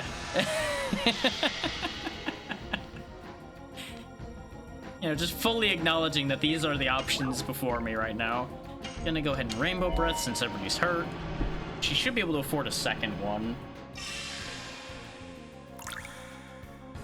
With the damage he dealt to us not in Dragoon form, I don't think I'm in too much danger unless he does some other nastier moves. Which he probably has at least one worse move. But based on how extra that first one was, I'm looking forward to seeing the animations the rest of his attacks have.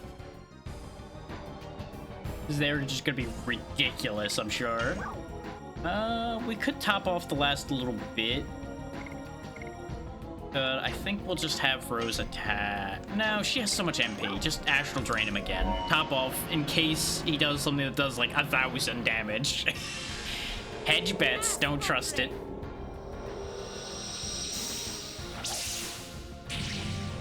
She's also regenerating mana, so it doesn't matter. It seems, actually, no, it seems like she's not regenerating mana when in Dragoon form. Yeah, exactly. He did a fancy jet booster move first, but he hasn't even used the Dragon Buster. I'm sure that thing's gonna hurt.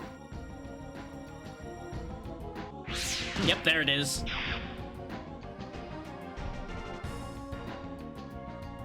Wow, only 158? Really?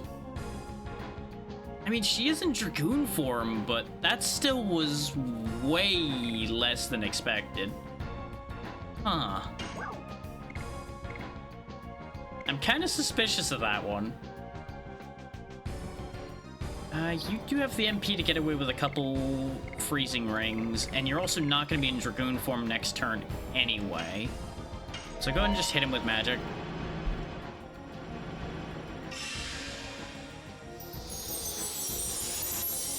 And yeah, the bot issue continues to be a thing, and it's not going to stop being a thing at any point, really. But thankfully, they get auto-batted, so it doesn't matter. Yeah, 416, not terrible. He's definitively not weak to ice.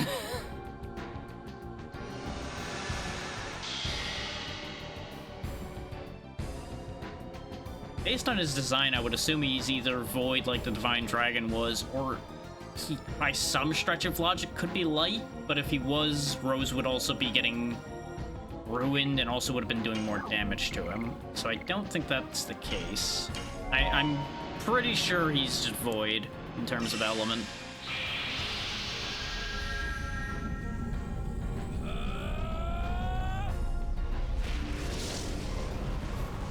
I did forget to switch Dart's weapon before coming up here, because knowing we were going to be fighting Lloyd, I should have just switched to the non-elemental but stronger weapon that we had specifically for this purpose. Remember when I said I was going to forget that? Yeah, it's almost like I know. It's almost like I know.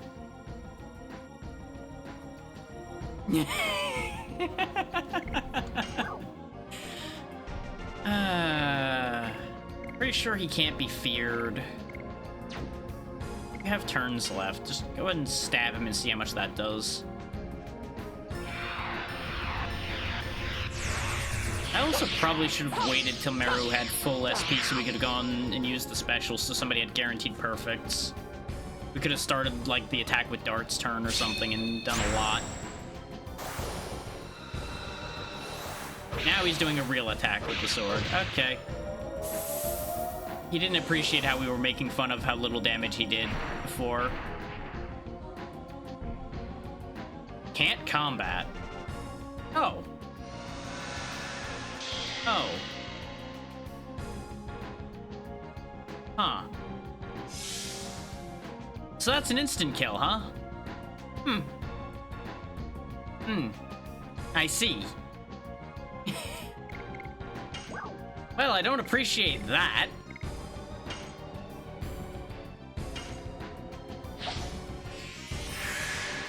She was in Dragoon form, yeah. So I'm going to assume that's an instant kill if you're in Dragoon form, probably. Yeah, that would be the logical choice. Is, you know, Dragon Buster. He is already down to yellow health, though, so we're making progress. The only one in danger from that specific attack, then, will be Dart for the moment, is he still has, I think, one turn of meter left, is he has the most meter. He would also be the worst one to have get instant killed since he has the most health. Rose is used to death at this point. She's died dozens of times.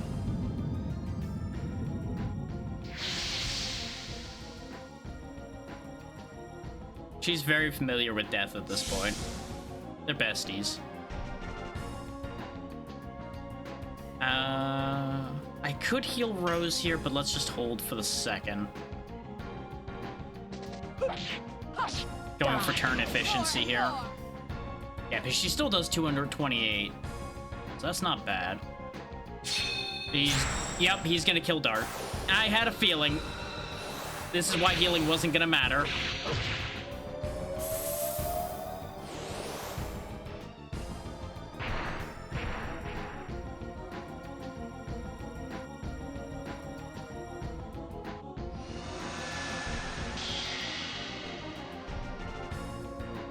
And thud. The delay on that just makes it really funny. Oh, and he's casting a spell. Great. You know what? That's fine. Go ahead and set Rose on fire. That's okay. Oh, wait, no, that's light, isn't it? Yep, that was a light spell. Huh, this took a rather drastic turn for the worst, hasn't it? I don't have enough revives to pick up everybody.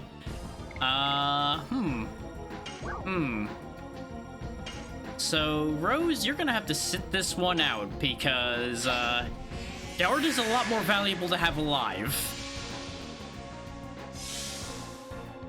I'm not surprised that he has a move that punishes you being in Dragoon form, considering A, the Dragon Buster, and B, the last few major battles have punished you for using Dragoon form with the Dragon Block Staff. I was not expecting it to be that drastic, nor for him to use it back to back like that. I think that was just me being unlucky. Which is fair, because I got really lucky in all the other fights I've been in. Hey, you know what, Lloyd? How about you slow your roll, buddy? How about you slow your fucking roll? Let's see if that even works.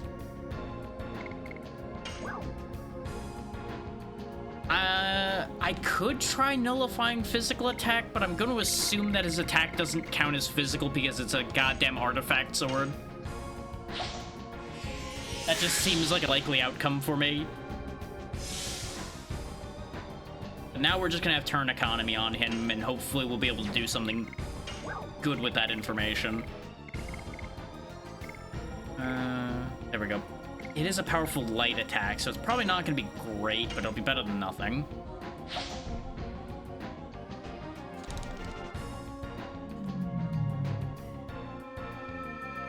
Party time! He's gonna die! No, he won't. But I can dream.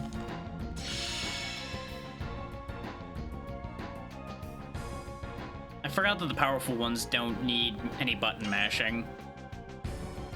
I could risk going into Dragoon form for a Dragoon attack, but honestly, Dart's Dragoon basic attack and his regular or crush dances are actually pretty close. So I think there's just no reason to risk getting instant killed again. Too slow. Or basic attacks... Wait, no, because Rose hit him. So he just has a chance to dodge then. Okay, that's fine. We're not gonna have Meru transform, because Meru transforming is just gonna get her killed. We've learned that already.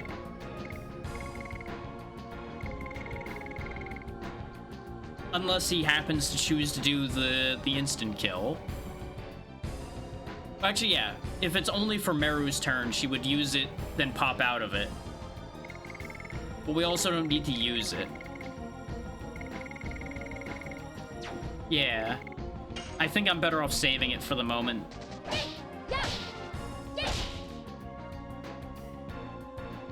Is her magic didn't do that much to Lloyd? I think I'm better off having her able to use items at any given moment as well. Yeah, he's down to red. We got this. Rose is gonna miss out on the experience, but that's fine.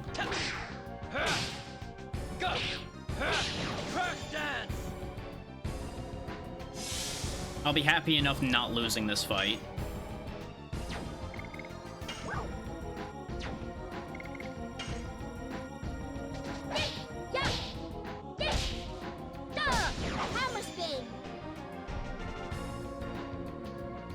Because I don't want to have to climb back up this place. Uh-oh. New move again.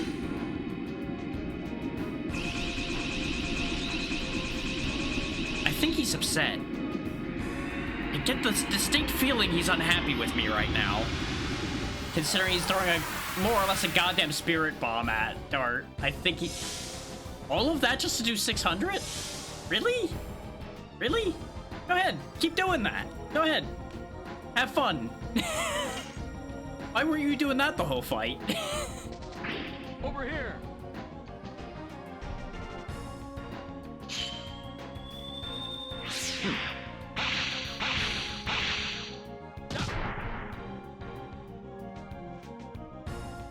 Ow.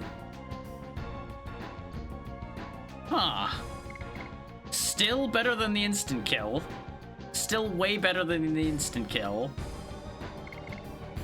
Dart does too much damage for me to pass his turn healing.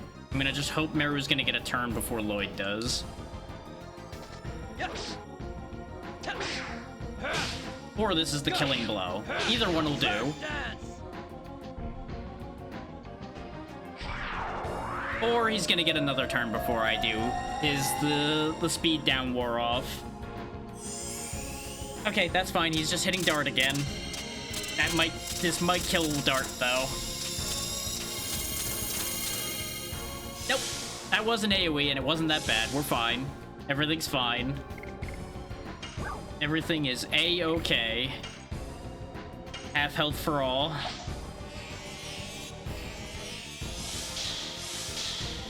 Is based on how those hits are going, Meru can weather with just the half health boost.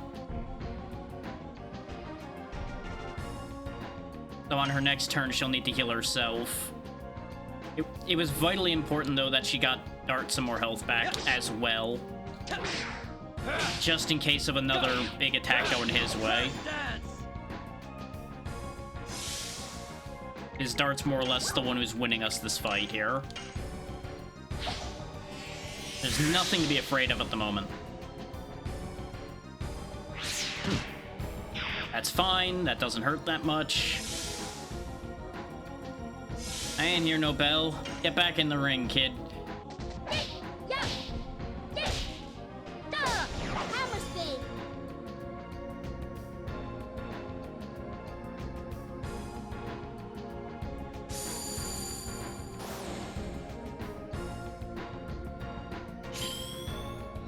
Oh, he's doing the missile move again. Wow, it's been a while since he did this one, huh?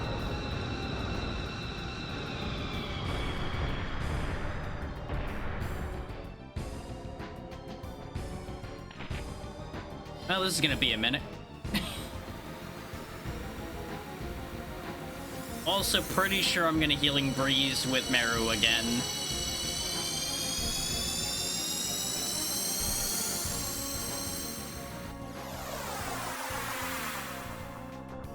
This definitely stings a bit.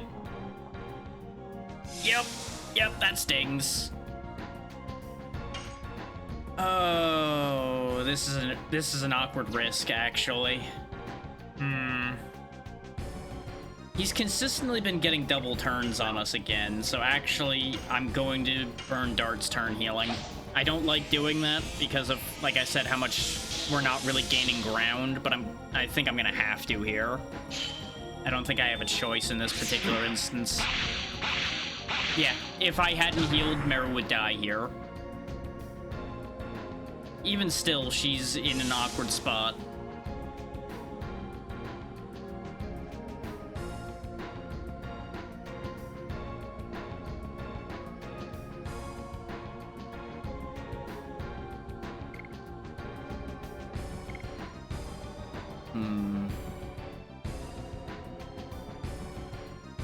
There's a part of my brain that's tempted to actually bait him into going for the instant kill on Meru in order to get a spell off on him. Because it would do more damage than her basic attacks would. The only catch to that being, that means nobody else is getting the experience. I ran out of them, I only had 2. His most fights I've only ever needed 2 of them, and you only have 32 inventory spaces. You can't really stock a pile of them without having no inventory to work with. If I had revives, Rose wouldn't be laying on the ground wasting action economy right now. Yeah, it's a really weird amount of inventory to be restricting. You know what? No, I have an idea. Let's see if this works out.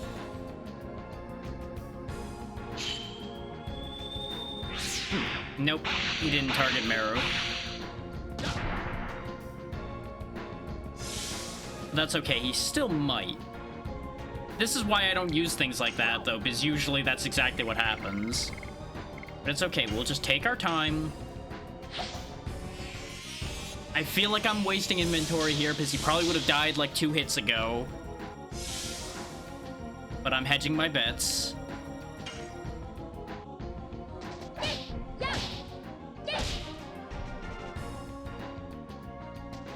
Yep. I hate being right. I hate being right every goddamn time. I should have just hit him 2 turns ago and the fight would have ended. Every time I say that, it's true. Every single time.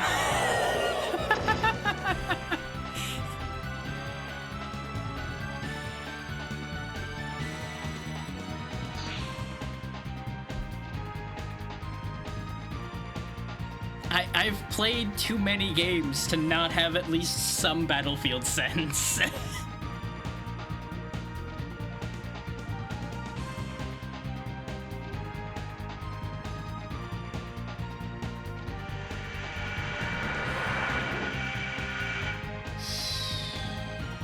Why are you here? Why did you think it was a good idea to show up in the middle of this situation? Yep, you're gonna get in the way, and now everything's gonna get worse.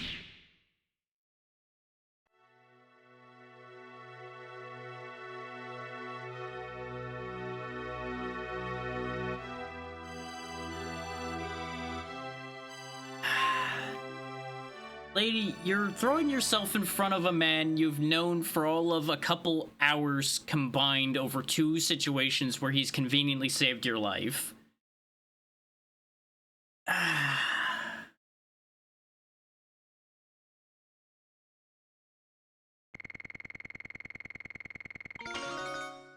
Yep, there it is. Rose not gaining any experience.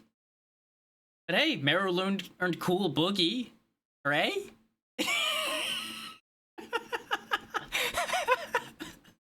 There's something about that screen, specifically after this whole situation is played out, that's just killing me right now. That is a hell of an addition to learn right now. We have a teammate dead, and now we've got somebody who just got stabbed in the middle of a fight. And all you're learning is how to boogie.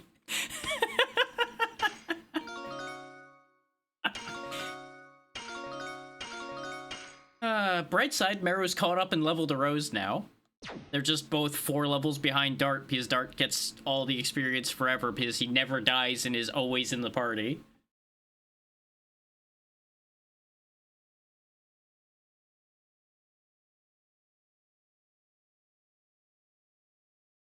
Lloyd did kill Lavitz, yes, and now a whole other situation has happened. So wait, all of you left the room during...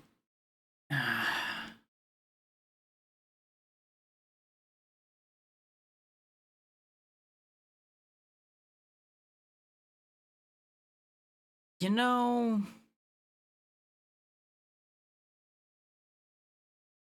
Remember when I keep saying that there are times in these games where decisions make me really wonder?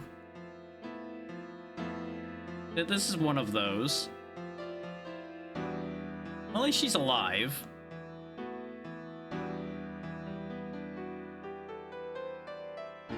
This is like peak I can fix him moment here, though, between these two.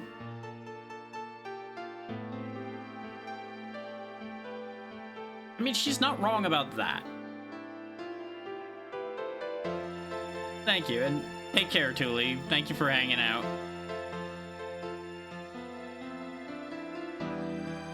Hopefully you'll have a chance to drop in again sometime.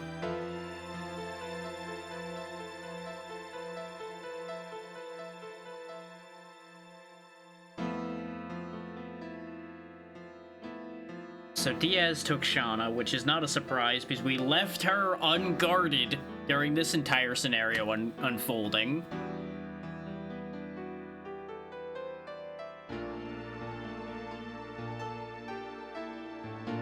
Because this was a contingency in case Lloyd turned. Diaz took things into his own hands, took Shauna, and now he's got another piece to play on the board.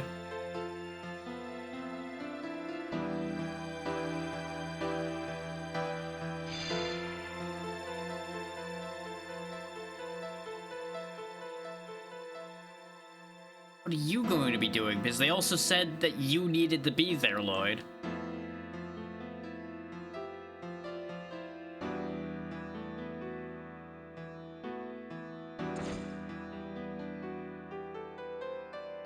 That's what I figured was gonna happen, is he's doing this whole sacrifice thing, which also makes very little sense. How about you live and atone for what you've done by living instead of dying like a fool? Yeah, there you go, Dart. That's the correct answer. Punch the stupid man in the face.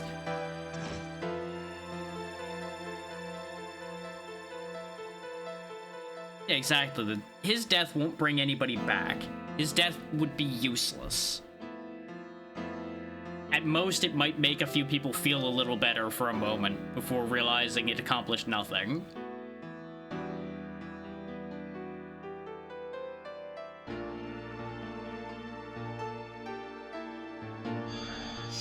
You might have wanted to take your sword with you, Dart.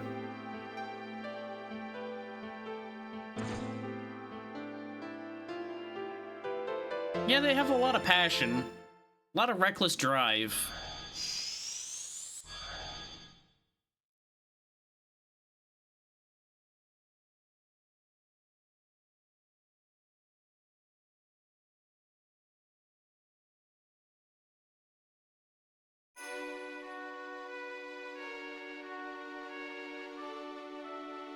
I will say, if everybody was out here, why the hell did none of them stop Wink running in there? You can't tell me that this many people could be standing here and they wouldn't be able to stop one person running off.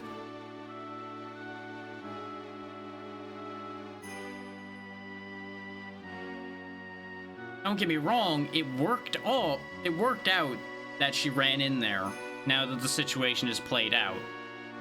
But it's just one of those things where it's just like...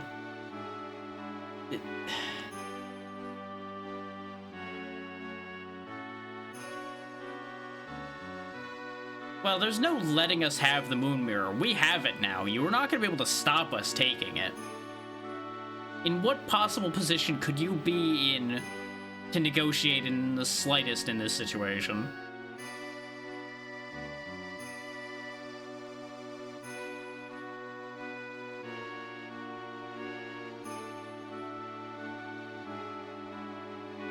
Yeah, y'all were just kind of sitting comfortably in your towns and just letting things go by instead of actually doing anything. This is pretty accurate to the human condition in most cases.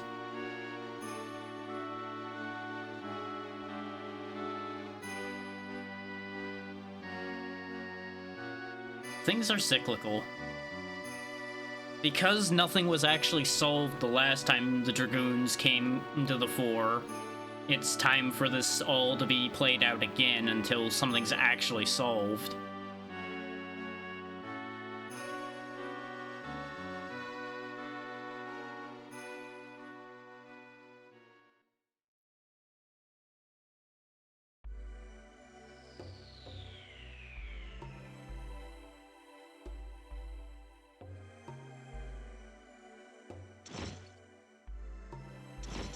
I am glad Wink didn't die, but at the same time, she's got some thinking to do of her own.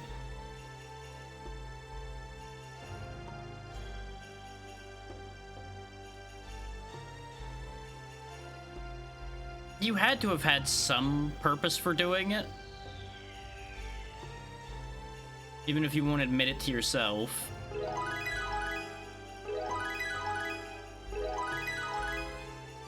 But there we go, we got all those things. I'm assuming Lloyd's not technically on the team. Yeah. I didn't think so. It'd be entirely too helpful to have Lloyd actually being helpful. Besides, he's not really on our side.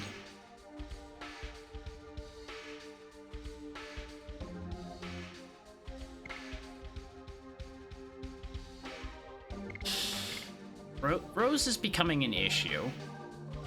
She has been taken out a few too many times. But at the same time, I do think she's going to be very useful. I just need to get her out of the hole that she's fallen into at this point, for lack of a better way of explaining it. I actually shouldn't be running back yet. There was that other path that I should check, in case there's something useful there. Even though they pulled us down here.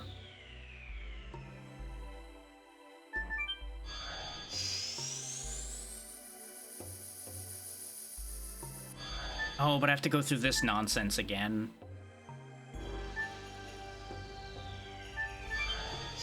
Also, just going this way is way faster.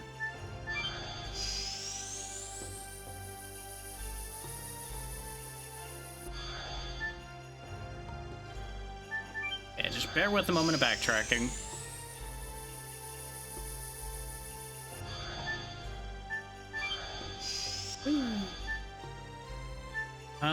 Though we didn't follow all the paths in here, did we? But I can see looking at it that that other path wouldn't go anywhere. Because that tube connects to the one in the middle that just goes nowhere. This is what I wanted to check. Where does this go?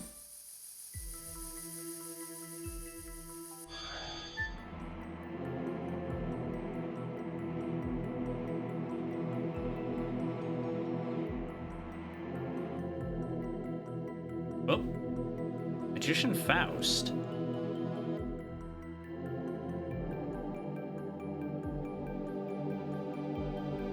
Huh.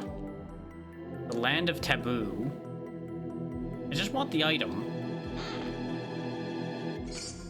Therapy ring.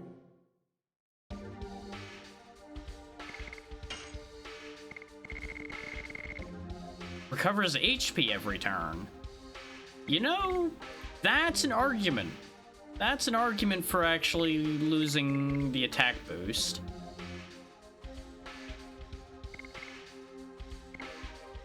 We'll go ahead and put Mind Crush on. Yeah, so he's losing 16 in attack from that. He loses 20 from swapping out the... Yeah, he loses 20 attack and 20 magic attack by swapping out the attack badge. Then again, everybody else working as a battery for him has been working out so far. The only issue there is it is horrific action economy. Let's touch that save point, though, and look into this whole taboo thing. I'm curious. I'm gonna assume this is like a side thing, but I'm intrigued.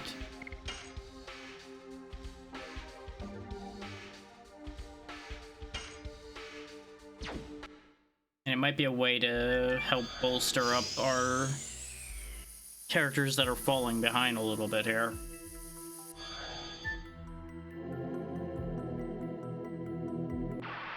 Oh, we have to fight him. Okay.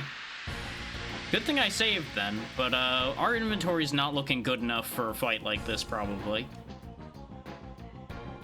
So this might be a death. We'll see how strong he is.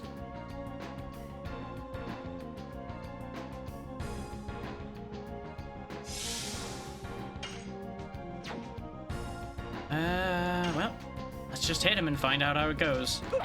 Hush! Die! More and more! I can't help but notice that that didn't hurt him.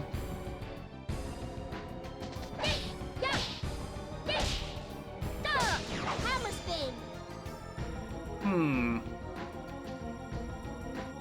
I see.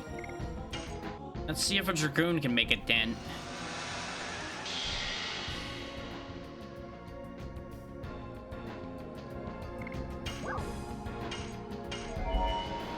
Not the one I would really want to be hitting somebody with magic with, but he's got the longest meter, so...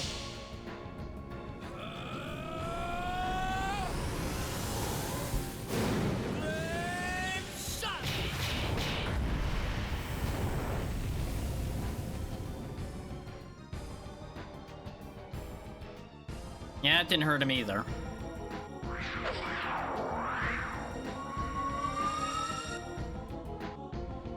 I think we're gonna die.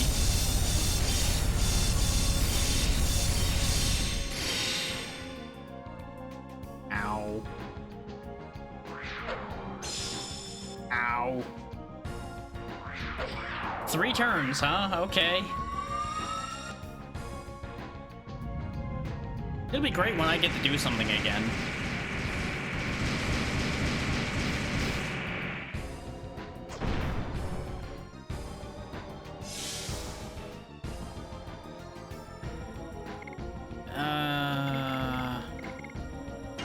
So how about running away? Because it seems like we literally can't do anything there. And rather than just dying a fool's death, I'm willing to actually have that be the first time I run away from a fight. Yeah, see, there's even a response to that, so you're clearly not meant to do that right now. So rather than just have him kill everyone, let's just go home.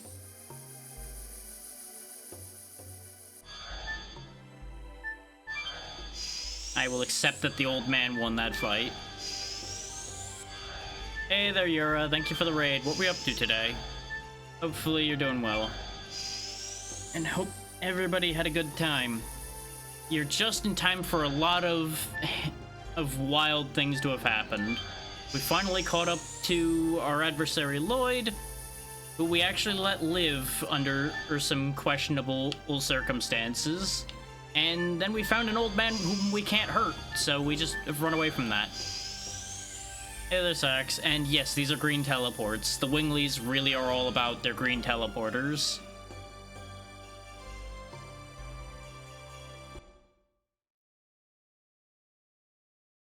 Unfortunately, we are leaving this area now because we finished what we were doing here. But I'm sure we'll find more of those since Wingly artifacts are like all over the place in this world.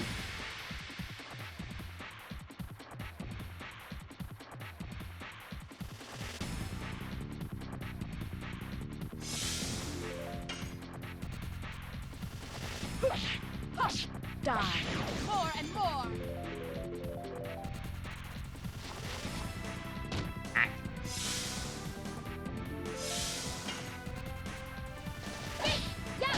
Yeah, we're currently on our way to go bargain with Emperor Diaz.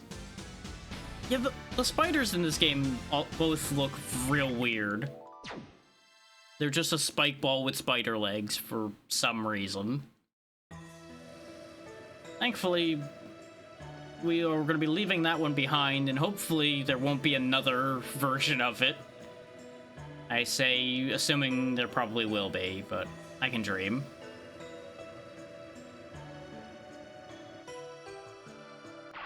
Dang it, didn't make it to the save point. We had one of these encounters break a little bit ago, so I was hoping to get to the save point before getting any other fights, just in case it breaks again. We are slightly in shambles after fighting Lloyd, and then fighting the invincible old man, who I decided to go a couple rounds with just to see if the game was actually sure about him being invincible, which it definitely was.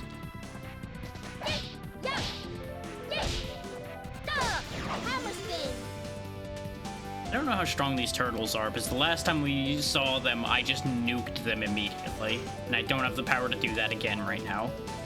At least not the same way. Well, you confused him at least. I was certainly confused by the camera angle. You know what? Let me do something fun. We haven't used this spell in a while, speaking of nuking things. Let's just kick these turtles through the demon gate and not have to deal with them.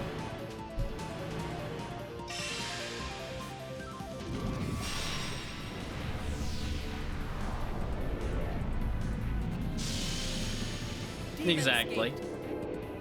We just open this big spooky door, and away they go. Whee! And there we go. They've been sent straight to hell. Do not pass go, do not collect $200. Fight over.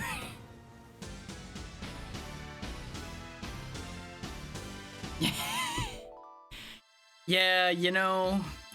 Thankfully, no one said the door to darkness.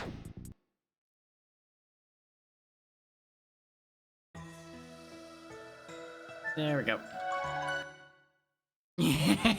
Do it. Do it. When the urge to art strikes, do the art. Do the thing.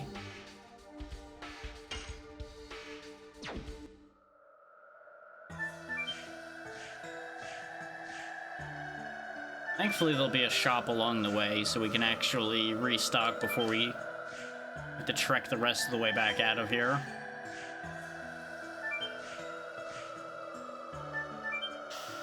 Down this bit of ice, then down this bit, then back up this bit, and then back up this bit, and then we're out of there.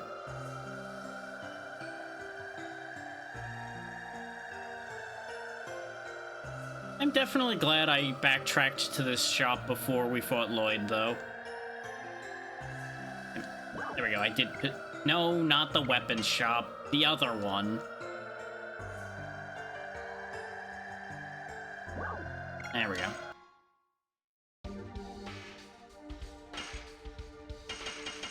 A couple of those, restock the 2 revives that I used. There we go. I won't worry about... Actually, I will worry about doing one thing. We're gonna go ahead and use one of these heals and then buy another one. I was gonna say I'm not gonna bother buying a charm potion. Not you. I already bought all the weapons I'm gonna buy from you. You have nothing else to offer me. And if you try to sell me anything else again, you might be jumping down that hole in an unexpected way.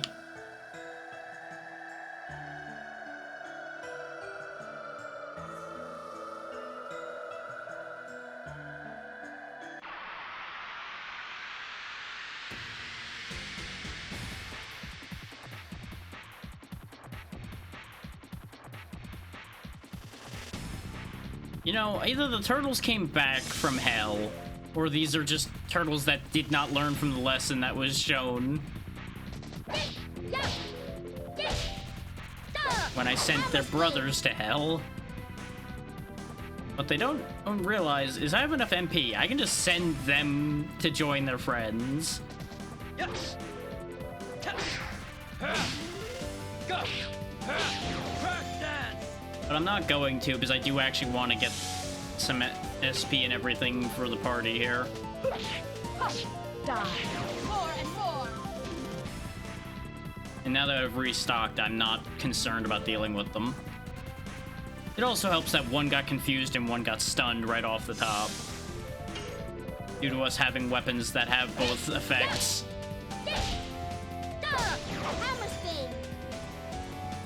There we go. One turtle down. They have a lot more health and defense than anything else in this area does, but they still don't have enough to sustain against us for long. More and more. So it was definitely massive overkill that I was just obliterating them before. Yes. But it was fun. Go. Crash dance. I did forget to restock mana. That's the thing I forgot. That's fine. Go ahead and throw a fire spell at the fire guy. This is absolutely fine. Die. More and more. There we go. I need to check to see if we're even close to leveling Hammer Spin. I feel like we aren't. I also forgot to see how the new additions for Dart and Meru looked. That was the other reason why I was walking back out without using the potion, but I got caught up in everything else. 6 moves, but it starts at 200% damage. You know what? We'll give it a try. Oh, we also got Hex Hammer for Hashel at some point that I completely didn't notice. Cool Boogie. 4 attacks, 60 SP right off the top. And we did actually get a level for Hammer Spin. And now it's gonna go to naught, probably, unless I actually do Cool Boogie. I mean, unless I don't succeed in doing Cool Boogie, that is. Because if I fail it too many times, I will just regress back to the other one. And for sake of being able to get SP in a reasonable way.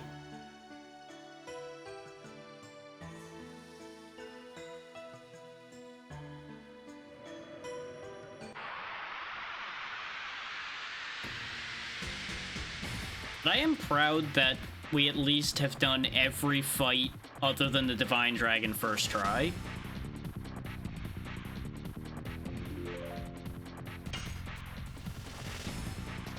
Yes. Go. Okay, that's actually doable. That's somewhere in between Madness Hero and the rest of the moves. Like, it's at least decently slow for the most part, and then it's a bunch of rapid strikes. Oh, you countered, you son of a bitch. Thankfully, the counter just somehow missed. Die. More and more. There we go.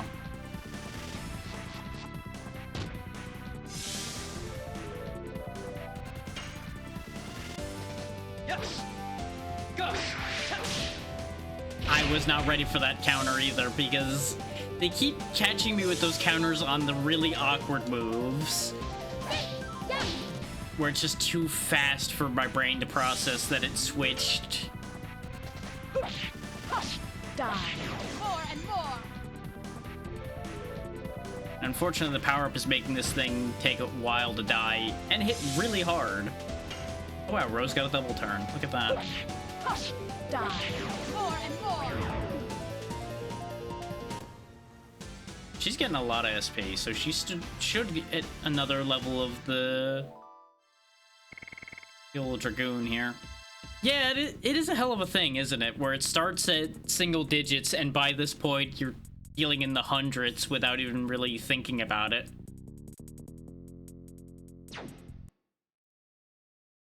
But that's kind of how most RPGs end up being. You start off real low, and then the numbers get to ridiculous heights. Heights if the game goes long enough. You start slinging around apocalypse-level spells. All those without batting an eye.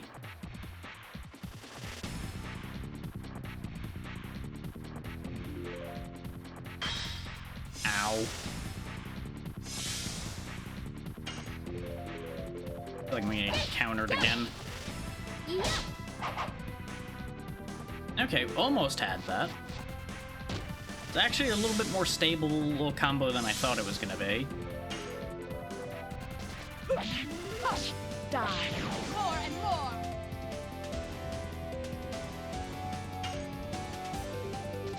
Yes. Go. Well, at least he died. We almost got it that time. It's that second swing that's going to be the biggest problem with Cool Boogie, I think. Die. More and more. Because I have to split my timing in my brain between the steady attacks we have and then that quick double time that one has. So it's similar enough to the middle of that Moonstrike. So I should start picking it up. It's just going to take a bit of time.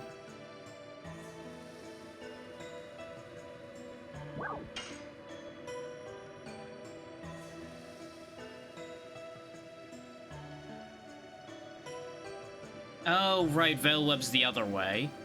Do I want to go back to town? Going back to town would be kind of useless, actually. Because if I go back to town now, all I do is not have an inn still because the inn was destroyed. I just completely forgot that Velweb was off the other path in here. I thought I had to go back to town to find out where Velweb was.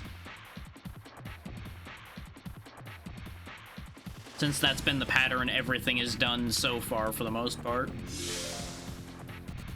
Outside of the handful of cases where they just assumed you knew where the thing was. I did hit the right button, but I was too slow. It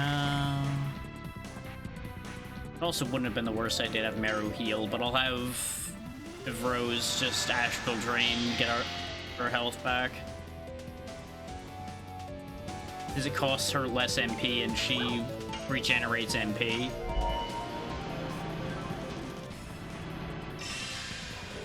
Astral Drain.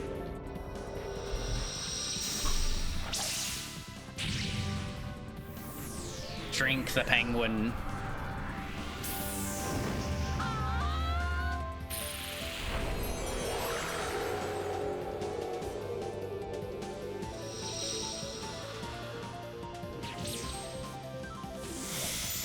Bing, sparkle. That really just doesn't heal that much anymore. But it's still better than no healing at all. Yes. Go. Yeah, those counters are just such strong interrupts, whether you succeed or fail. No, I want to keep practicing Cool Boogie. We just won't worry about healing. Except I botched the timing immediately because it starts so jarringly quick, just like the rest of her attacks. Astral Drain.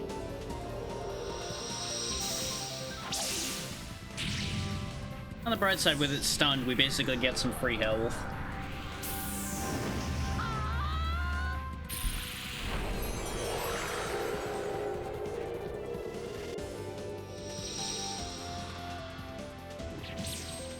Starting an hour late has my entire sense of time off, by the way. There we go, that healed a lot more. But then again, I think that's the thing, is those turtles have terrible magic defense and good physical defense. As is typical. Meru actually is almost to the next level. So us getting lost a little bit might actually work out in our favor, for her at least. Is that means the other path over here on the left must be where Velweb is. We literally read this sign, but it just said Snowfield, not Velweb, so I didn't even think about it.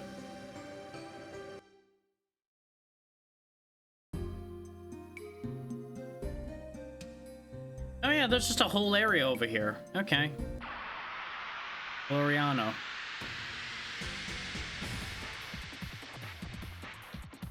If I were to hazard a guess, I would say we're probably ending Disc 3 here. It seems to usually go in about that pattern.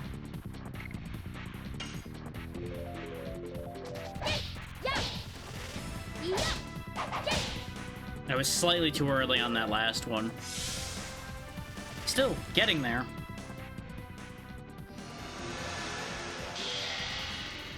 Yeah, her being able to do basically free astral drains as long as she has Dragoon form, I think it is definitely worth her having the MP restore.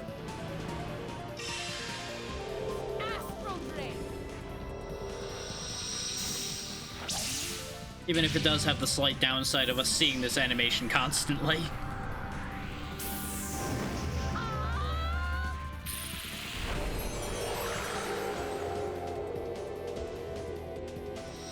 How's the magic defense on these mammoths?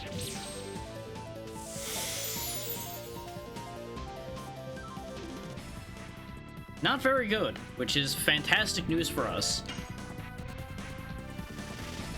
Yes. I was just way early on that.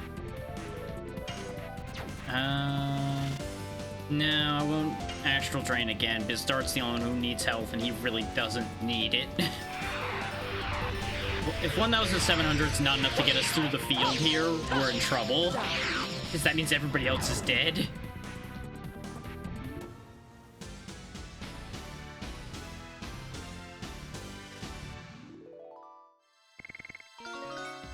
Oh hey, Miranda gained a level. Hooray.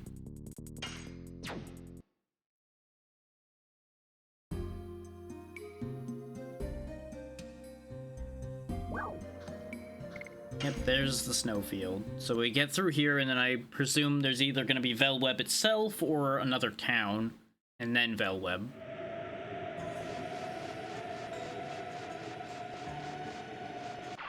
There's treasure. I know we have a whole rescue operation we're doing, but, you know, there's treasure. Treasure's more important. The plot will wait. Now we got a weird spinny robot man and some kind of ice troll. It's called bowling. Okay.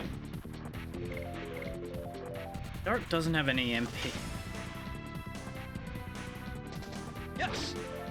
Go. It's gonna take me a bit to get that timing, but when I get it, ooh, they're in trouble. I keep going too early on that one because I think it's gonna be another fast one. But she does that extra spin and just doesn't... It doesn't with my brain. Die. More and more. These guys are definitely pretty tough. But then again, we're also not succeeding in all our attacks. You know, with it being named bowling, I kind of expected it to throw one of the balls on its arms at us. I just fucked that one up. I got nothing for that. I just didn't. What am I doing? Falling apart, that's what I'm doing. Yes. Go.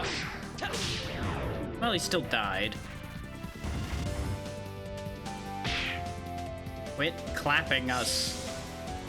We did not ask for a round of applause, nor did we ask for any other kind of clapping.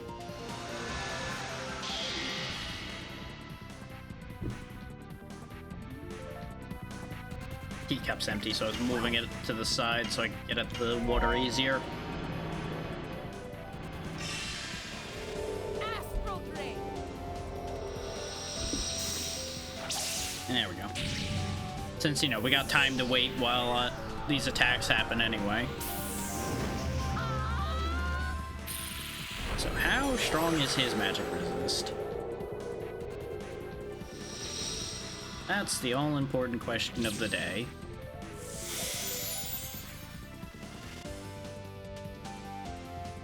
Not very good. Keep that in mind. Which, you know, big Cyclopean wild man, not exactly expecting much magic-wise there.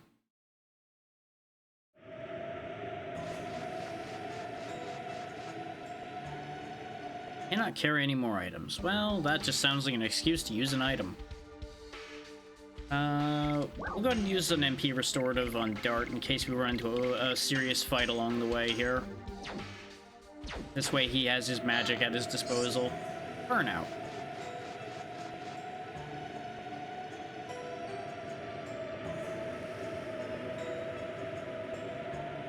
Well... Of course we're gonna rest right after I used a mana restorative. I even saw the yellow arrow there after I started moving forward. I was about to complain about it when the dialogue occurred.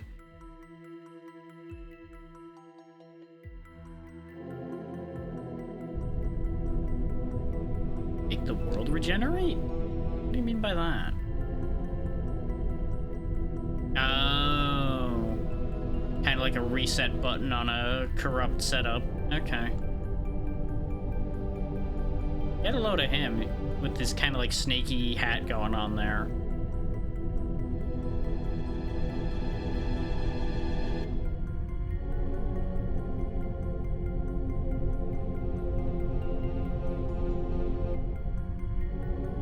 I kind of see where he's going with that.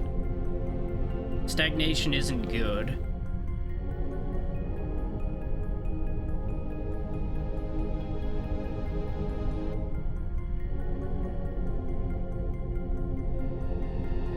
Any system that becomes too stagnant needs to be altered so that it can actually advance. The way he's going about it sure is a choice, though. Then again, we don't know entirely how he's going about it yet. We just know he needs powerful artifacts to do the thing he's trying to do. He's just being painted in a very bad light because Lloyd here, who has been doing his work, has been causing a lot of damage in the process of doing his work.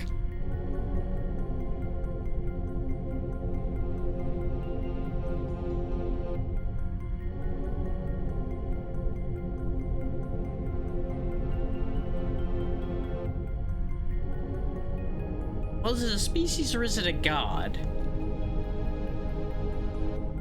Like, correct me if I'm wrong, but a god and a species are two different things. Unless it's a species of gods, at which point that's a whole other thing to unpack. It's also interesting that it's 108 again. It's 108 years, like he's talking about here, for the moon to glow red. And then it's the 108th species. I feel like that's a warning.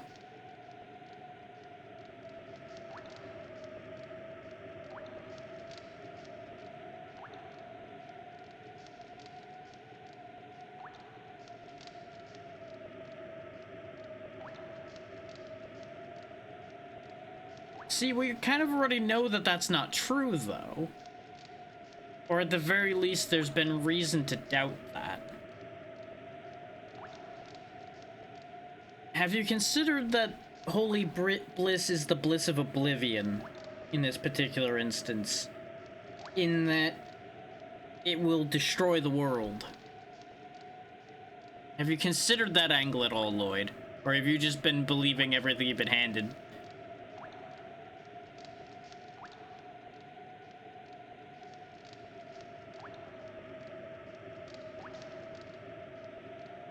I mean, that is a good point. The Black Monster continuing to kill the Moonchild and anyone that's encountered the Moonchild is a balancing act that is worth questioning.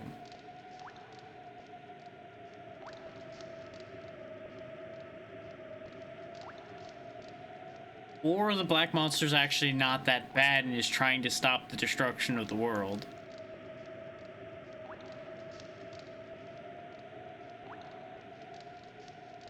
That is a good question, too. If they're divine moon objects, you would think they'd have a relation to the Moonchild.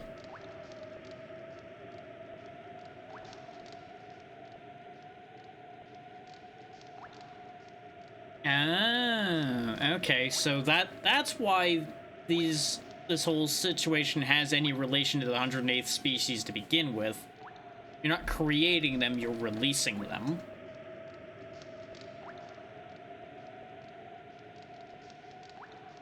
Wait, weren't we told that the signet was related to a dragon, though?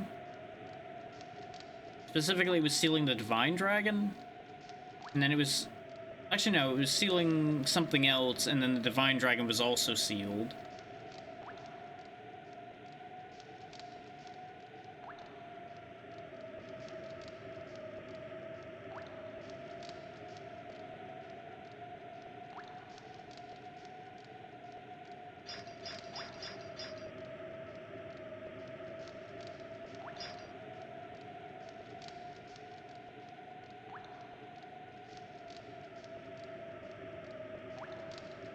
I was going to say, Dart, if you're planning on keeping him alive in order to get Shauna back, there's no point roughing him up. It's not going to accomplish anything.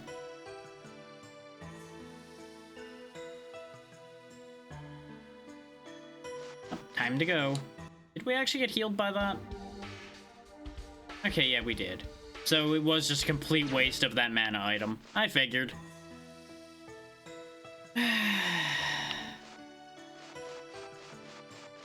I've really got to stop predicting the future when it's inconvenient for me.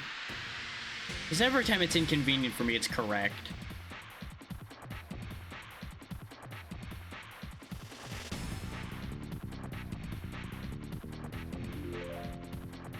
Okay, so we know the Wild Man just dies to Astral Drain, but we also don't need to Astral Drain in this situation. Yes. Go. I definitely hit the button at the right time there, but okay. Well, then again, she doesn't have any SP anyway. Die. So that's easily fixed, thanks to the upgraded more and more. That's basically just a full SP bar in one swing.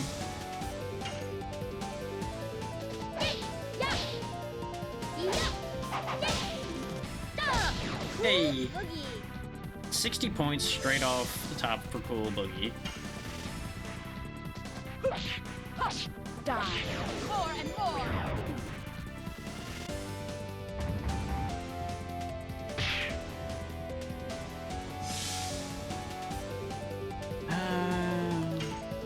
Yeah, we'll just keep hitting.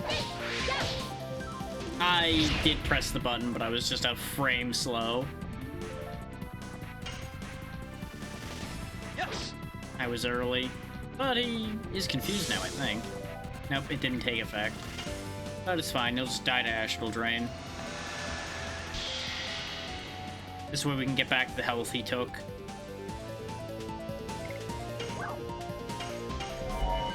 Yeah, no, I think he is confused because it tried to show a different bit of text Astral Ray. when I looked at him.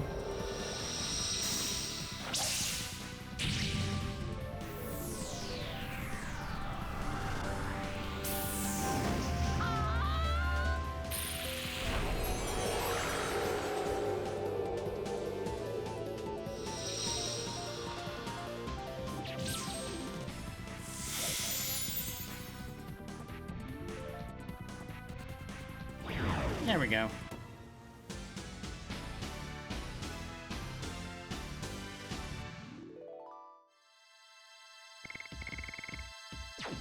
One more fight like that and Mara will be level 27, which will continue to help her. Whoop!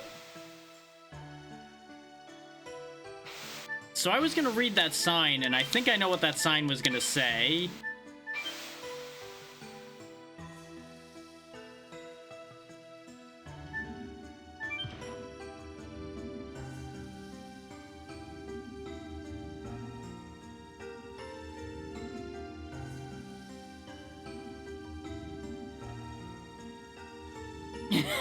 Ouch. Great.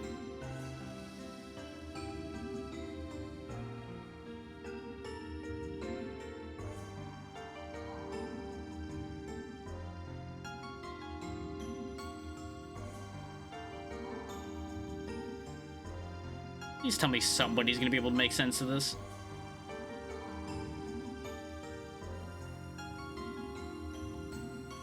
Oh, good.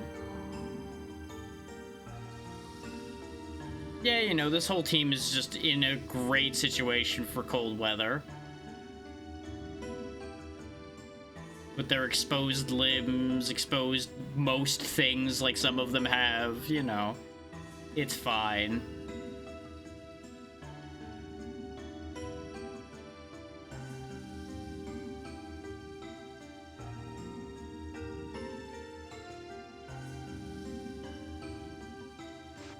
I'm going back up because I saw all those chests on the way down anyway. I'm gonna try to do that fall again without botching it. 'Cause I pressed the button when I was prompted to, but it didn't seem to do anything. Like, I'm assuming there's just like a little bit of nuance to the timing there. Ah. Oh, skeletons. Mr. Bones. Nothing to do with your wild ride, sir. Get out of here.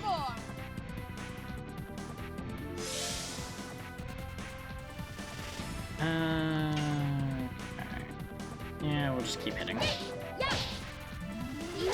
Too early.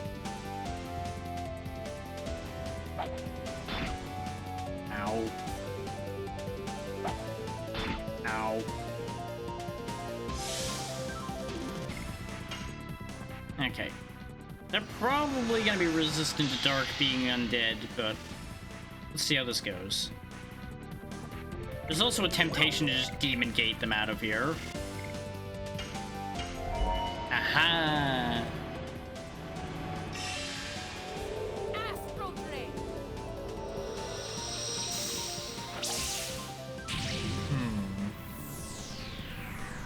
And again, I suppose, you know, the same argument I've made before of just stealing the life force that was stolen to power them.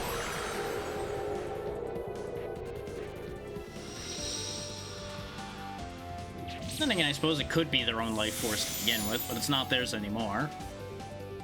Fine now. Nom nom nom nom. That really didn't do much. Okay. Let's not waste more MP on anybody else. Yes.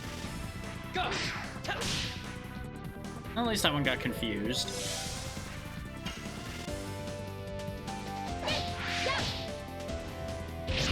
Yep.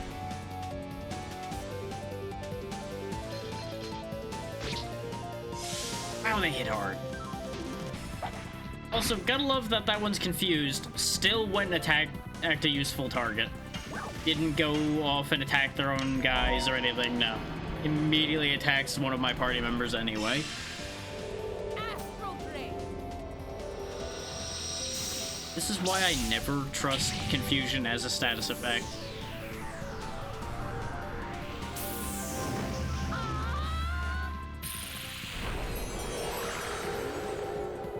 And to a certain degree, it makes some sense that confusion's less effective on enemies than it is on your party, because enemies have less options. So they have better odds of it landing on a useful option in their case than it would be, say, if confusion would pick any option that your character could do. Like, it could attack, guard, item, escape, transform, and do something stupid. Meanwhile, these guys have 2 attacks and the choice to run away. Any more or less. From there, obviously, they do have the potential of their attack target being confused enough that they target their own guy. But even that's not that beneficial. Like in a case like this, it's a 1 in 4 at that point. Assuming there's no modifying factors, which that varies from system to system how confusion actually picks things. Because in some cases, they narrow out some of the options so that confusion can't make that happen. Like in this case, it probably can't pick Dragoon. And it may or may not be able to pick run. I had a confused enemy run away, but that doesn't mean that they ran away because they were confused. They may have just had the option of running away, so they took it. Some enemies just naturally run away. Since we need to use an item, let's just throw away one of these mind purifiers, because I just realized I have a lot more of those than I thought. And I should have probably cleaned out some of them to buy an additional revive earlier. You know. Burning Wave. Okay. Well, we need to slide down, I think, in order to get to those items. I'm gonna try one more time on the slide, just so we don't run back and forth through here for too long. Because I feel like anything trapped in a spot like that is probably gonna be useful. They would more than likely put decent items in a spot like that, just so you have to actually try to get them. We'll go and Astral Drain one of the weasels and see if they have less magic resist than the skeleton does. So we got health to steal, so I'm gonna steal it. I'll steal it. No one will ever know, except everybody knows because she yells Astral Drain every time she does it. Astral Drain.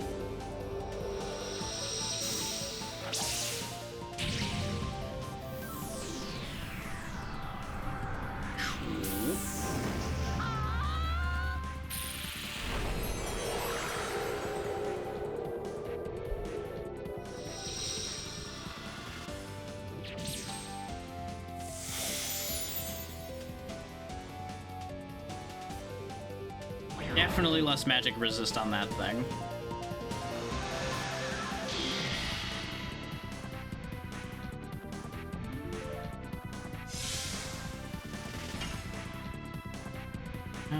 Go ahead and work over the skeleton.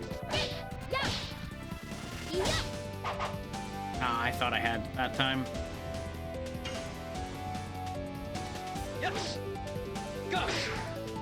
Too early that time. That one I could feel was early.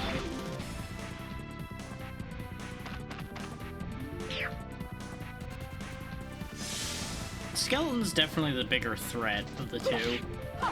Die. More and more. Both more durable and hits harder.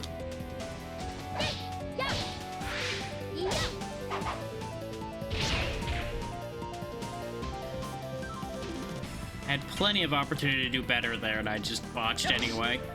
Go.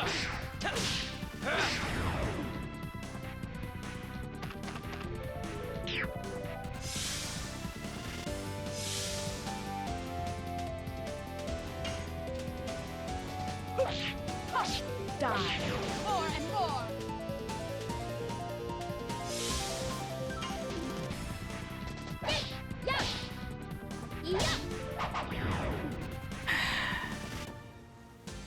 I can't even say that one was timing. That was just my finger twitching at the worst possible time. There we go. Marrow hit level 27. I don't think Rose is that close. God damn it. Do we need to heal? Not particularly. I'd really rather not burn freeze, so we're just gonna throw another mind purifier away and be very sad when we start getting mind afflictions left and right. Or we start getting rid of spirit potions, because I straight up just don't use them. Nah. It'll be fine. I was waiting for it to be a body purifier, and I was just gonna be very upset.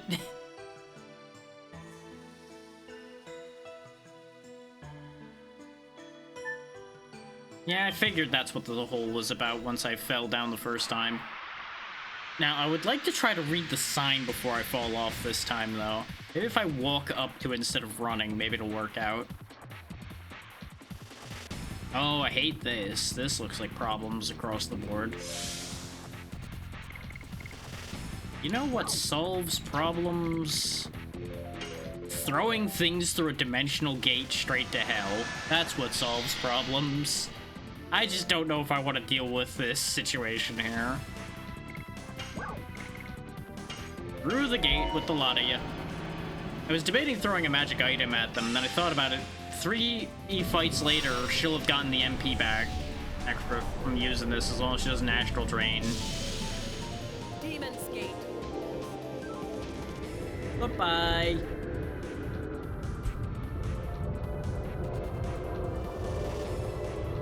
Whee! Yeah, she got cut in half. That's part of how that spell works. That is part of why that spell got censored. And that's the censored version. The original version's actually a lot more graphic. Well, not a lot more. I believe the black dots are blood, and there's like one other small thing changed. Adds up, though. Whee! Pretty much, yeah.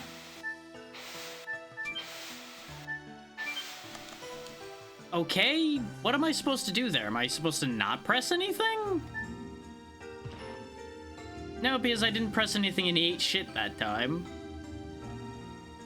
I don't understand what I'm supposed to do to not fall. Because you would think, okay, you're supposed to press the button when the prompt comes up. But no, I pressed the button when the prompt came up and I kept falling. I don't understand.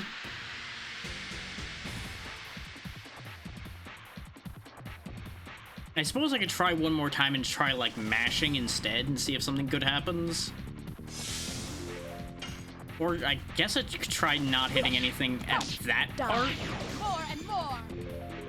See if we stop there?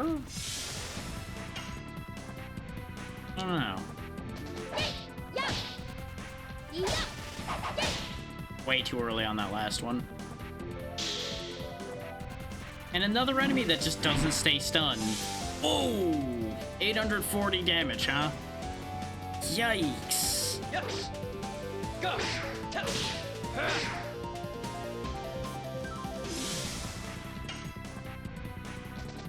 Really glad I threw those things through the portal to Doom, because, yeah. 2 of those would have been really bad. Gut instinct kicking in once again, being completely correct.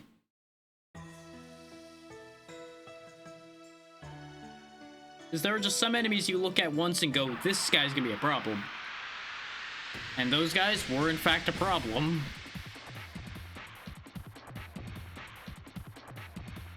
Speaking of problems, these guys are annoying, but they're not as bad. Like, the amount of damage they do adds up to the same as the Yetis, but not immediately. Let's see if your magic can do anything to them.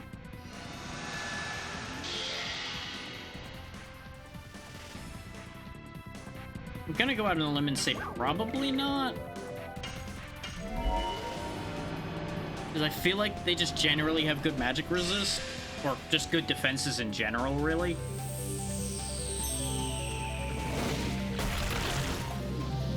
She was already missing some of her MP anyway, so I was probably gonna use a restorative on her at some point.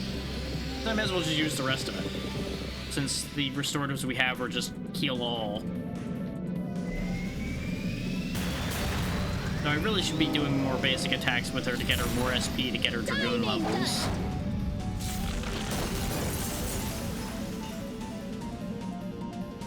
Never mind, that worked. So it is just, they are dark element, so Astral Drain just doesn't do much. That made things convenient. One more fight and Rose will be level 27 as well. That's good.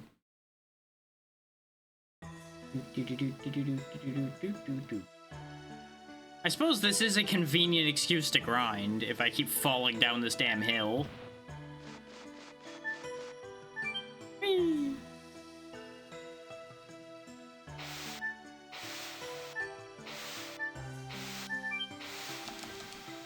Oh, I see.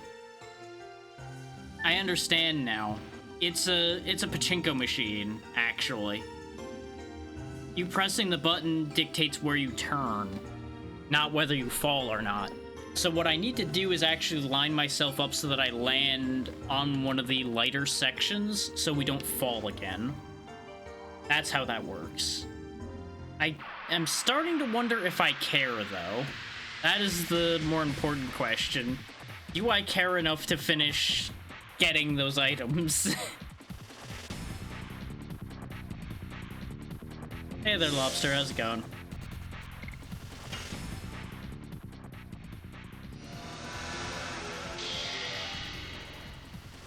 Good to hear. So far, so good. Definitely a little tired, but, you know, that's how most days go. These skeletons, though, they're not going to be doing so good here in a minute.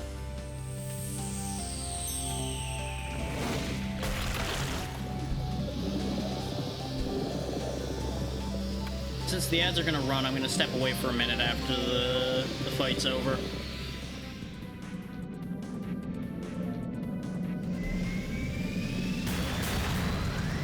Since nobody's going to miss anything while the ads are running.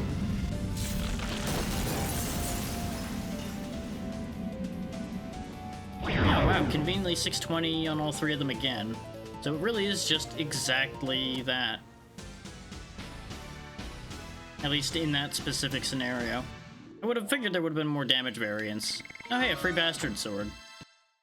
Not gonna help anything because we left bastard swords behind, I'm pretty sure, but you know, free weapons to sell never hurt anything. Yeah. It's even weaker than the Heat Blade, so that's a no-go. I will be right back while the ad runs, though.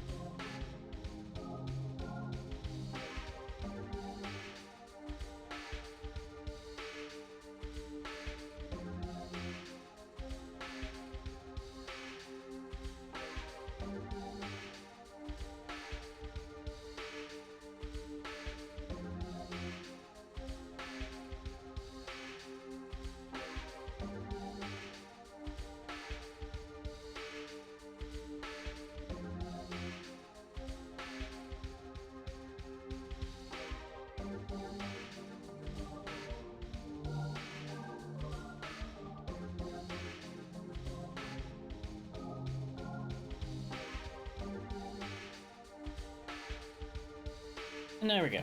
As I said, no one was going to miss anything. Now we're back to business. Was there anything else I wanted to do in this menu? Dart is missing a decent amount of health. Everybody else is missing a little bit as well.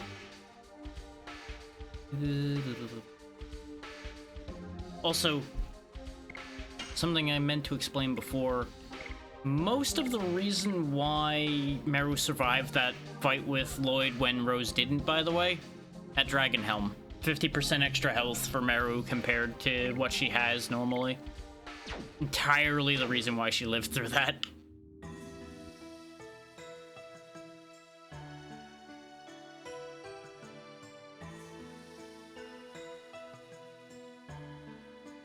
So I think I was close to the right landing the first time, and if I had known that that's how that worked, I probably could have avoided missing the chest in the middle there. I just need to decide whether I'm actually interested enough to go after that again. And I think since the ad is about to end, I'm not gonna go after the items anymore. We'll just move on, because we're probably gonna have to come back down there later anyway. So I can just go pick those things up later. And if I feel really that dead set on it, I could always go pick them up off camera. This way people don't have to watch me fall 1,000 times. Die. More and more. In order to get that right.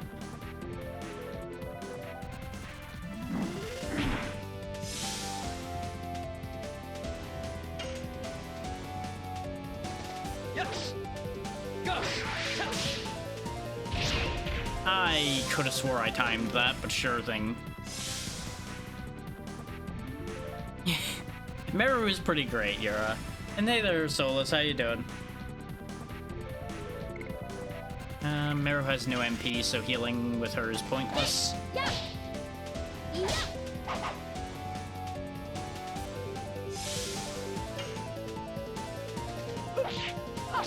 Die.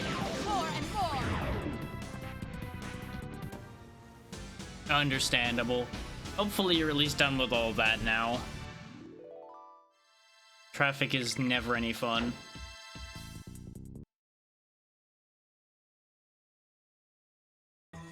One of the many reasons I'm glad I don't really have to go anywhere.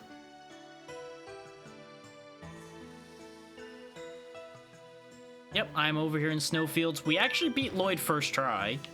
I kind of expected more trouble out of that. Rose did end up being dead at the end of that fight because I didn't have enough revives to bring her back again, but we still got through it first try at least. I wonder, can I rest in that cave again? Because that would be convenient.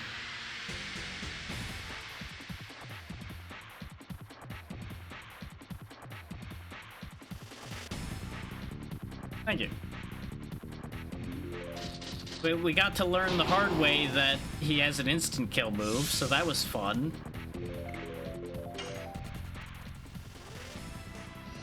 And since it's over and it was being theorized, I'm going to ask this. Am I right in assuming that it was an instant kill because people were in Dragoon form? Or was that just an instant kill move in general? Astral Ray.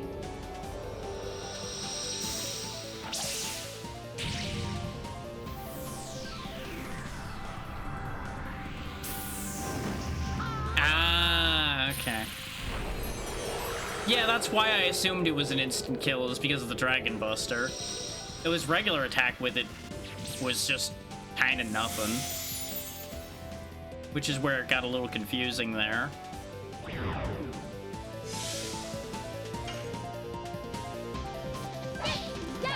Because honestly, most of his attacks weren't that bad, just that move was spooky. He happened to instant kill Rose after I ran out of revives, so it's just like, well, never mind. Ah, because I assume he doesn't understand the talisman as a concept, so he just keeps trying to instant kill them over and over again. And can't succeed because the talisman blocks it. Oh, that's kind of sad, but also really funny.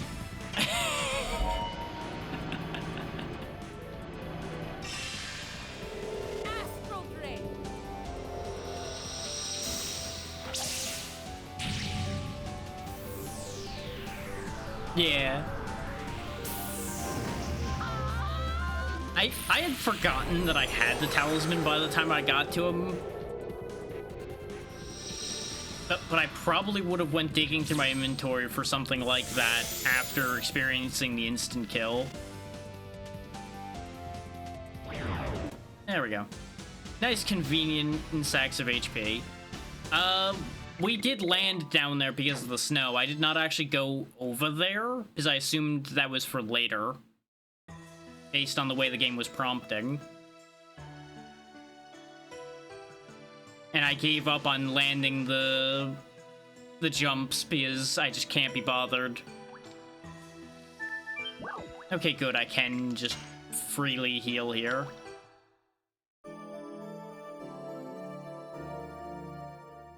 So I'm assuming I'm correct in my assumption that they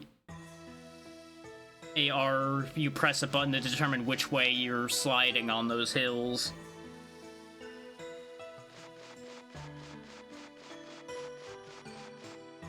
Yeah, that makes sense. So I suppose, let me put it this way. Do I actually come back there later, or am I going to miss what you're talking about entirely by not going back in? Yeah, that's kind of the impression I got when I tried it like 4 times.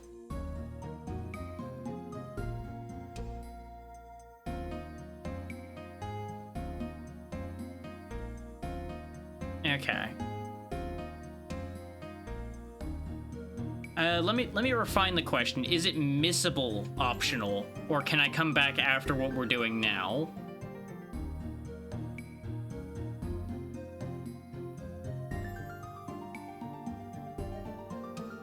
Because we're on our way to go see Emperor Diaz right now, for context. Then I'll just go ahead and do it. That's why I needed the answer there. Because otherwise, for brevity's sake, I probably would cut past it. But if we're not losing anything by doing this, we may as well just do it. I had a feeling.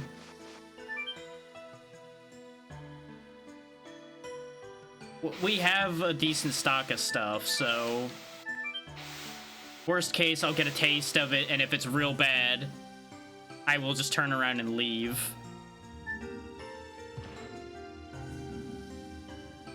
I almost landed on one of the items.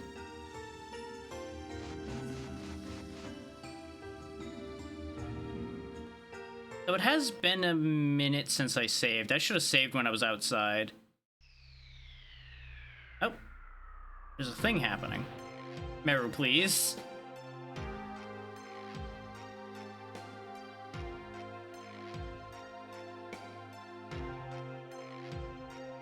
Ah, okay.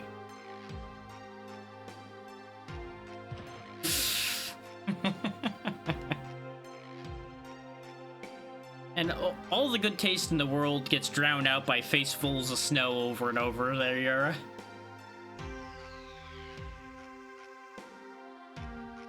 That's fair. Oh, it's actually a human fort for a change.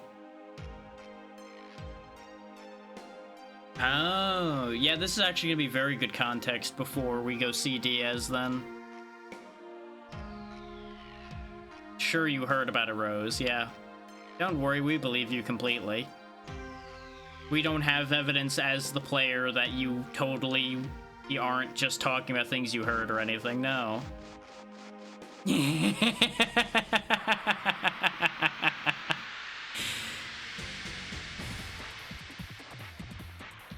Sometimes it's really fun to have separate knowledge as the player from what your character knows, to laugh about things like that. Just like, yeah, sure. Though sometimes it's frustrating having separate player knowledge from character knowledge. Because you want to do something, but they just can't because they don't know to do that. More and more.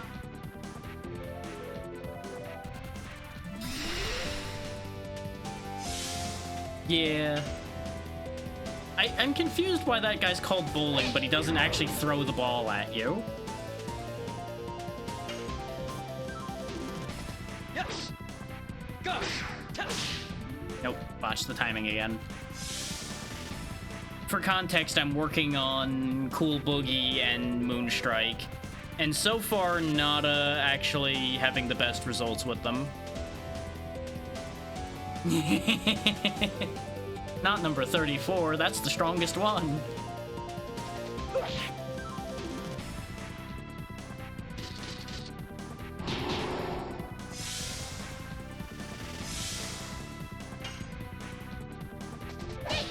Nope, I just missed the timing again completely. This is what happens sometimes when I get up in the middle of these sessions. I just completely lose my timing entirely. Yes. Go. Not that I had it for Moonstrike yet. We have not succeeded at that one. I mean, I will never say no to popcorn. Too early on Cool Boogie. We almost had it, though. We have succeeded at least once with Cool Boogie. Which is why I haven't given up on that one yet. Moonstrike, though, I might let that one go.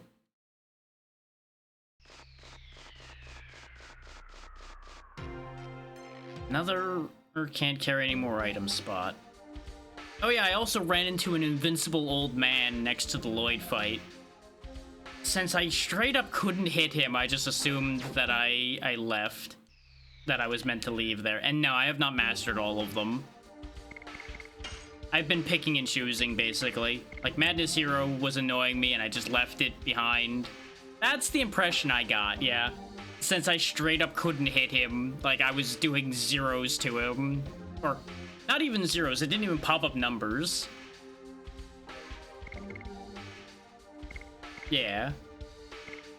Like, I've got Burning Rush and Crush Dance mastered, for example. Yeah. That's why I've just been trying Moonstrike, but I may end up rolling back to Crush Dance if things start getting spooky around here. Just because that's a nice, safe one. Actually, wait, no, I have 3 mastered. I've completely ignored Volcano because it wasn't at 99. Yeah, Madness Hero I just could not land. That's fair. And obviously, I didn't bother finishing Whip Smack because I didn't see a reason to. Hard Blade, I just keep botching. Even though it's not that hard, I just keep getting it wrong. And then, you know, we got 1 level of both of these, and then she got Cool Boogie, so I just moved on to Cool Boogie for the moment. But I may roll back to Hammer Spin soon, just for sake of actually having something succeed. Yeah, that's fair. Well, let me ask you one important question. Is there a save point in there? Do you remember? Is for sake of not having to redo a ton. Okay.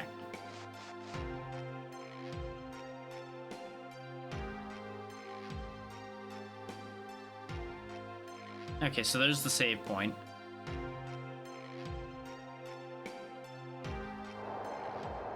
Yep, time for memories.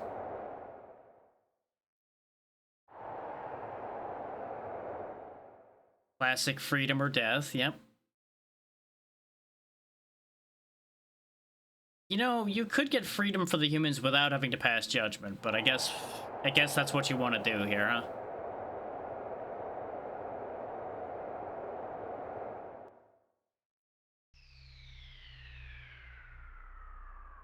No, there's a lot wrong.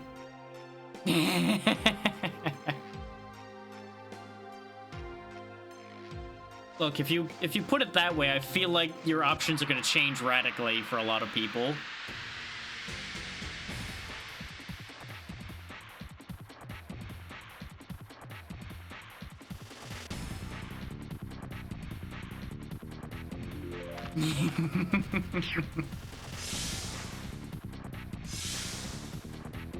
Yeah, I kept running into him when I was climbing back up the hill. Thankfully, he's easily disposed of.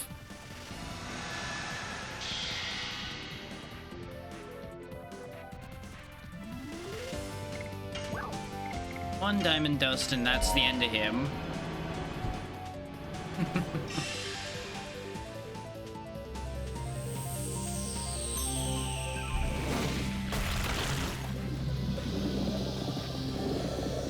so many references that could be used with just a simple name like Mr. Bones. I would say so.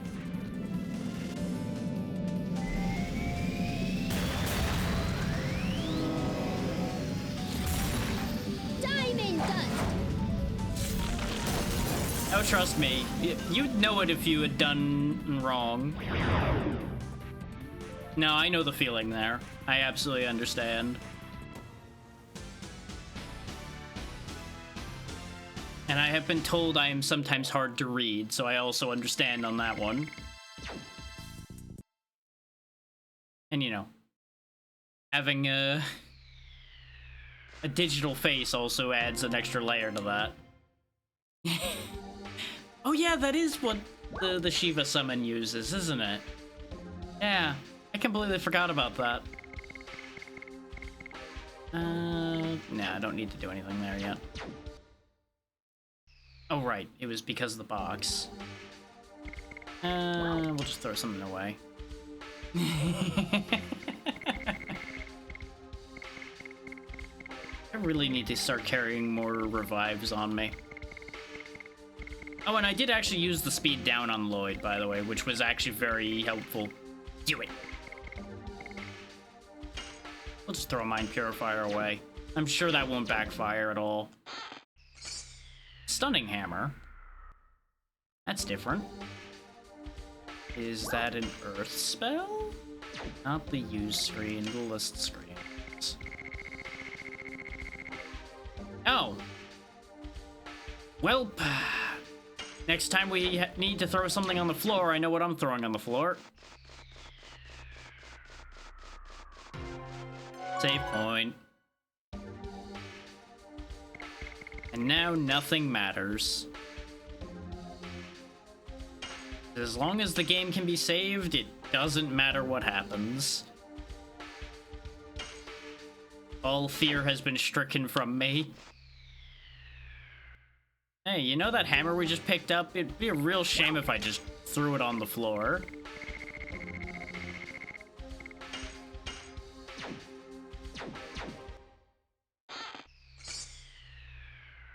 Not sure that's that much better, but at least it's something that'll do something.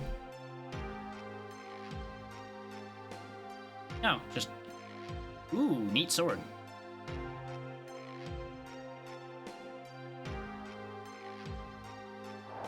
You know what? Fair.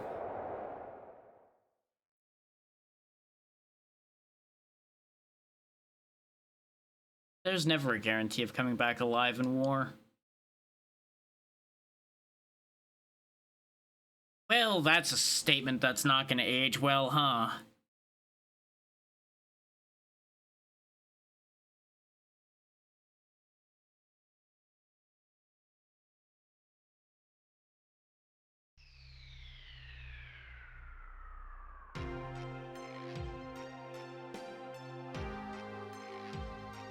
Well, you only have the Rose you've met to call the Rose you know. Of course she is the Rose you know, mystery and all, considering you don't know everything about her.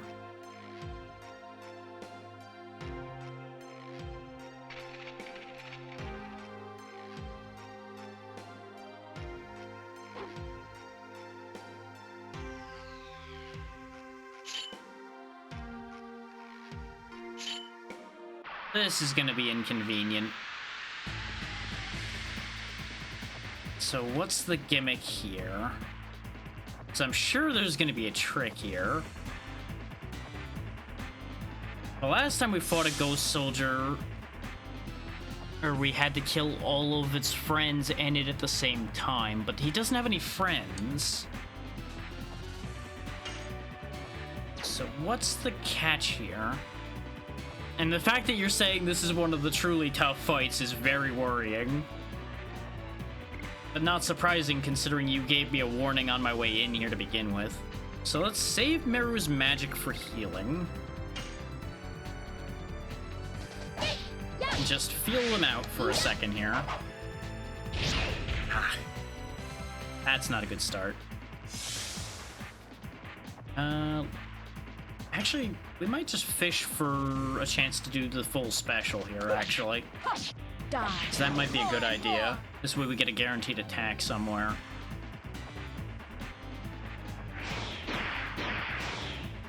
Okay, that's not too crazy.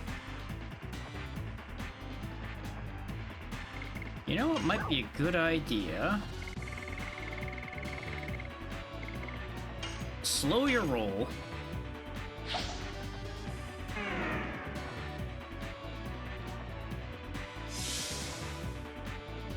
This way we have time to prep a little bit. So don't transform just yet. So we can see if we can get Meru a full meter. More and more.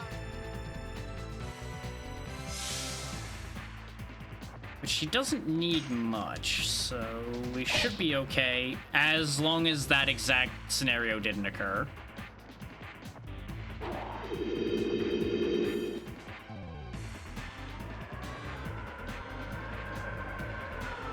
Oh, hey, the moon. I'm sure nothing bad's gonna happen because of that. Oh, yeah, it's that spell. Okay. I know this spell.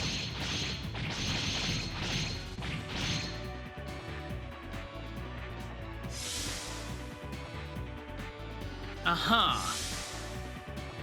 I see why you say this is a tough fight now.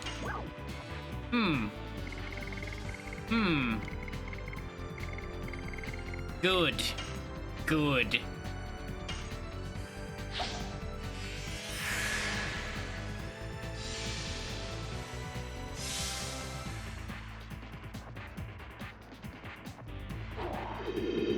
Oh, good, he's just gonna do it again, isn't he? Now he's doing the other one. Okay. That might not be as bad.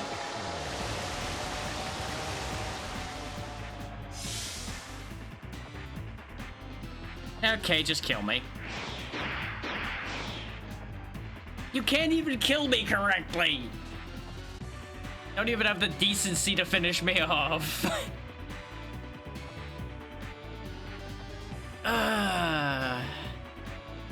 I feel massively underprepared for this. Based on how much damage he just did. Yes. I feel like I am not ready for this, even though I feel like I'm supposed to be ready for this.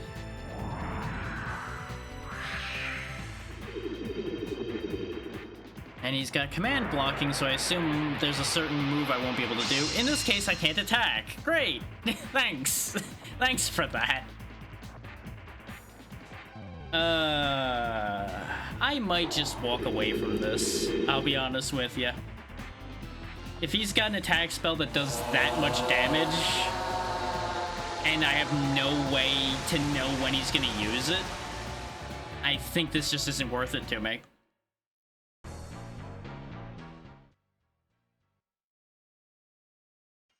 This just seems like a death trap. Give me a second to take a look at what I have in my inventory, because I have a thought, and I want to follow that thought through first. Because I think I have something that will help a lot with this. I just don't remember if I still have one or not. So I think there is something that cuts dark damage a lot that I have around. At instant death. There we go. Reduce dark damage by half. Okay. Now that I've found the thing I was looking for, what were you going to suggest? Because I am open to a word of advice in this particular case, because this seems like a disgusting fight to a certain degree.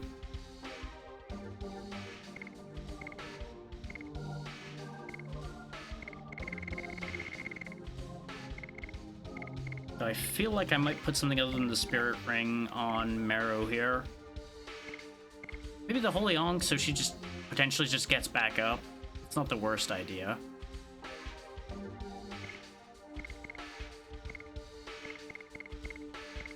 Though there's no guarantee that it'll work.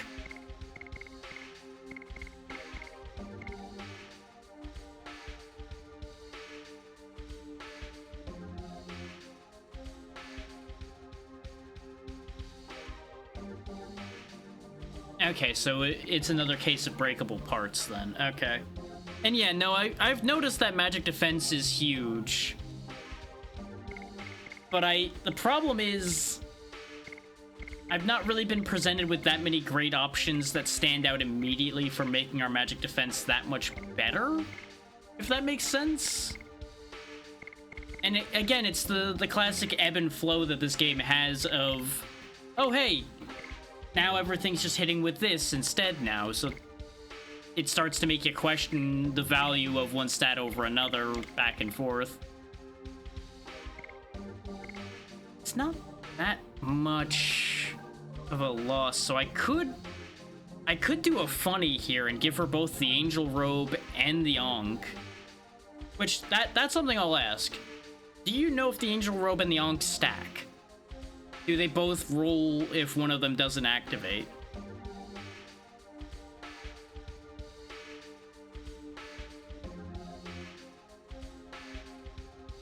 Yeah. No, that makes sense. That's what I would assume is true, and I'm gonna try that. Just as a means of keeping Meru alive. Yeah.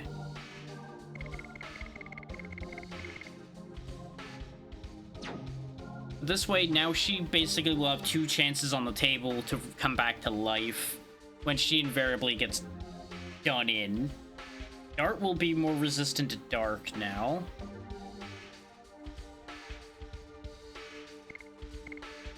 Honestly, I don't even know if you really need to worry early on to begin with.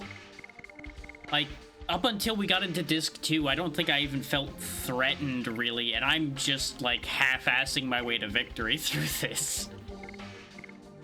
It's only really started showing its teeth in the second half here. Yeah. Absolutely.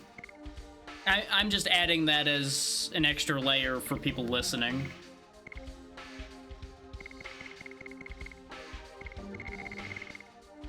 Yeah, there's not really anything else I'll be able to do there. I am going to go back to more tried and true additions for this fight, though, just so I have more consistency. And we are going to open with Dragoon form, so I'm going to go ahead and burn one of the... Oh, right. For some reason, you can't use the SP restoratives outside of battle, because that's wonderful. I forgot about that because it's been so long since I've used one of the SP restoring items. So I'll just have to start the fight by using one, I guess. That seems like a bad oversight.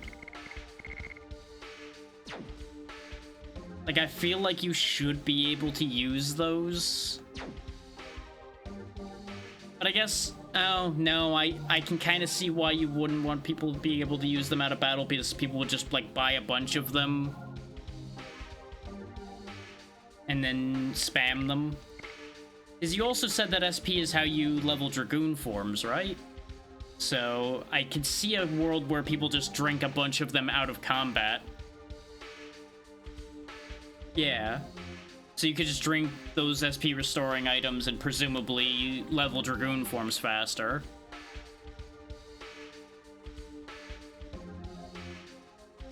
So that might actually be a legitimate reason why they can't be used outside of battle.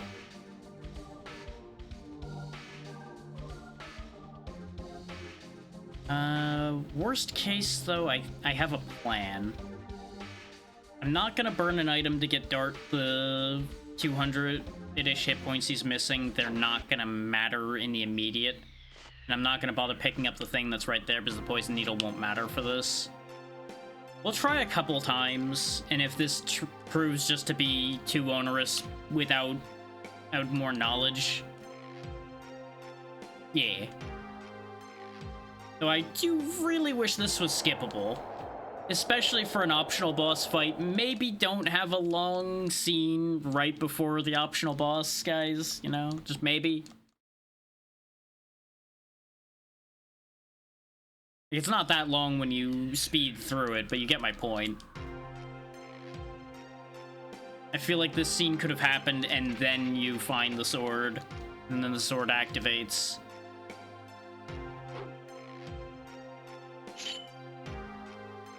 just for the sanity of those who have to try this repeatedly. But that's more nitpicky than anything.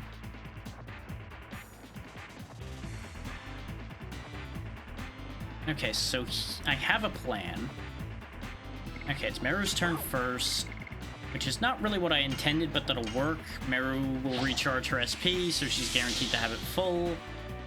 Then Rose is going to attack, and then we're going to activate Dragoon in special with Dart. Die. More and more. This way, Dart has the guaranteed physical attacks, because his is the best of the three anyway, as far as that goes. And hopefully, Dragoon form will give us the buffer we need as well to help hold up a bit better against this guy's nonsense. The only scary thing is, in Dragoon form, I presume his command blocking is going to be a lot more dangerous because you only have 2 commands. So he's got a 50-50 on how much he fucks you over. The question becomes, do I final burst either way, though? And the answer is no. His physical attack's a lot higher than his magic, so I think since this is a guaranteed perfect, I should just use his physical here.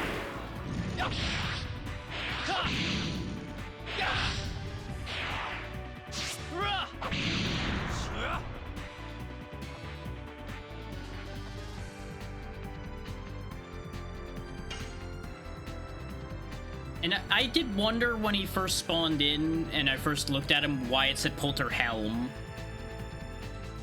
That, of course, makes sense. So presumably certain ones affect certain attacks. Helm, I'm 90% sure is going to be where the button blocking comes from. I don't think it's going to be worth using Rose's magic here is going to be the only unfortunate thing. Assuming that he's dark element since all of his attacks were dark. Of course, of course.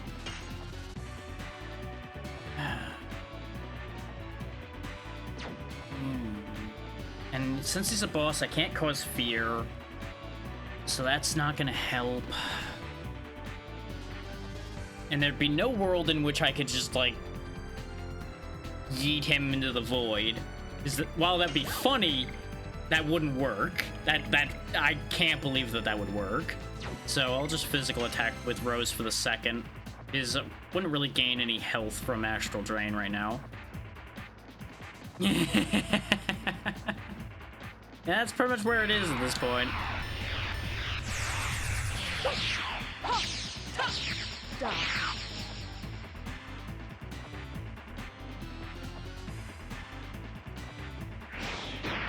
There's the sword throw, which does no damage. I'm only really scared of the other things he does. But rather than saving MP for healing this time, we're just gonna commit and see if I can break parts by throwing magic at them, since this hits everything. And Meru's magic is the best we have. So throwing the dragon at him will be a good plan too. Even if Dart's magic attack's not that high, 175% is still gonna mean something pretty significant. And especially with the attack only doing like 600, I'll go ahead and switch to that idea. Yeah, not bad. Not really what I was hoping to see, but not bad. Yeah.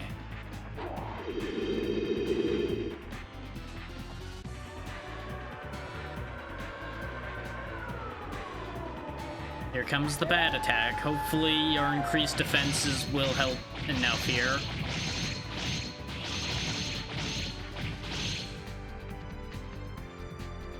Oh yeah, that made a massive difference between the halving that Dart has now and the Dragoon boost. That did nothing by comparison. But I might still have Meru heal instead of casting another Diamond Dust anyway.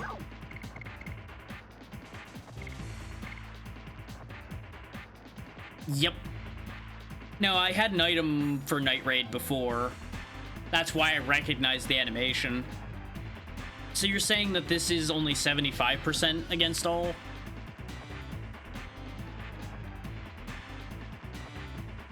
That's what you mean by it being a bug as far as the percentage goes? Okay. I mean, it's an easy typo to have happened. Yeah, I do think it's still worth it. It'll be one of Dart's turns, and then he can go back to perfect physicals. His magic attack is worse than everybody else's, but this is still value. This is 3 targets.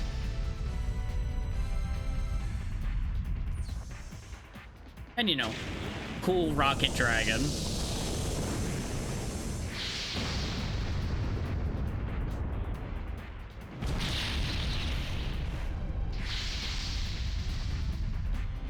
That still did way more than you would expect. To be fair, Kongol doesn't have Dragoon form, so I wasn't counting him in the magic discussion.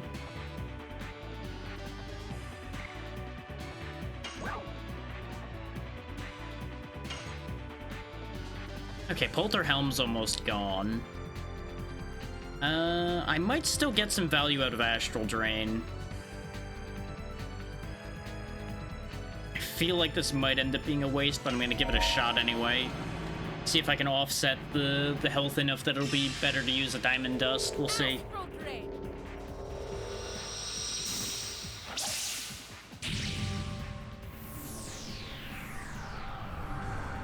Oh, that's a bad thing to hear. That's a very bad thing to hear.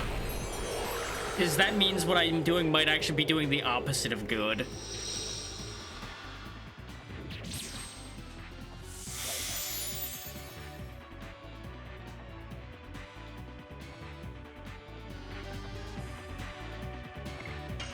I was gonna say, it depends on which sense you mean that, I suppose, because either each part does something or breaking each part makes things worse. 50% all. It would be a very big risk to not heal here.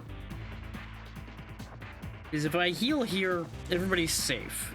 If I use Diamond Dust, it's an extra turn before Meru comes out of Dragoon form and can heal people.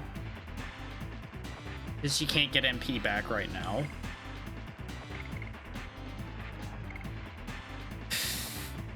No, play it safe. This just means she won't have another area effect she can use. She'll have to just freezing ring one part and hope for the best. It really is unfortunate how much trouble I've been having with her attacks, meaning she doesn't have as high a Dragoon level as everybody else. So she doesn't have the MP to do what I really would want her doing. Yep, here comes the command blocking.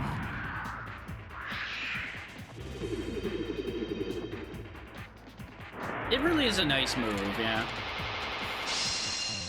Oh, good. Dart now can't attack. So that had the image for regular attack, so maybe that doesn't affect Dragoon attack. We'll find out. And here comes me losing all that health I just gained, probably. Yep, it's the bad spell again.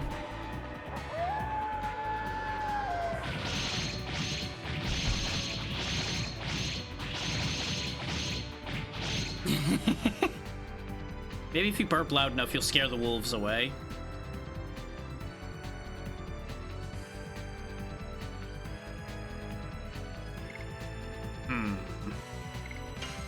So Polterhelm will probably be broken here. Polter Sword's down to yellow. Like, they don't seem to have crazy amounts of health other than Polter Armor.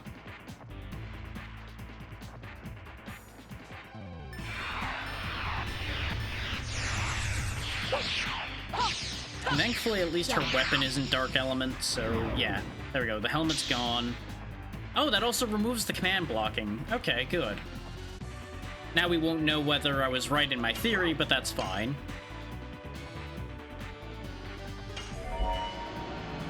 And now we'll go ahead and chip away the sword since it's the lowest health. Freezing rain.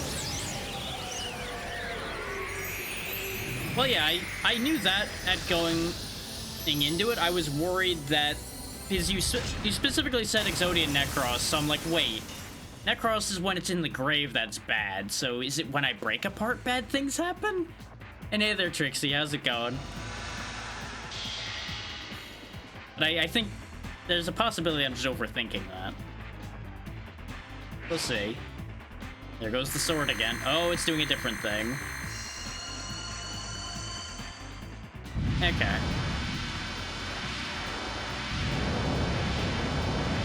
Okay, sword made spooky hand. The claw. Ah.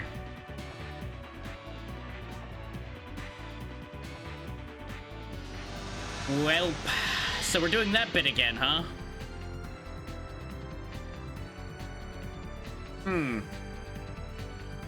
Awkward that you know, really inconvenient. Really inconvenient. This sword needs to go. No, you're good. You're good. I was already leaning there when I saw it anyway, so it worked out. I'm just now trying to figure out what to do about this situation. Which, idea being, sword needs to go. Sword gone, claw attack gone.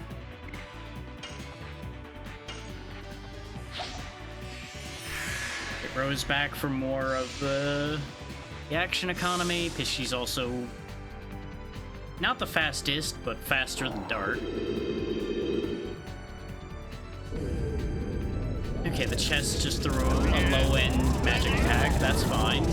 It's probably gonna still hurt like a bastard, but at least they targeted Dart, who has the protection against Dart now. You go ahead and put down a healing breeze.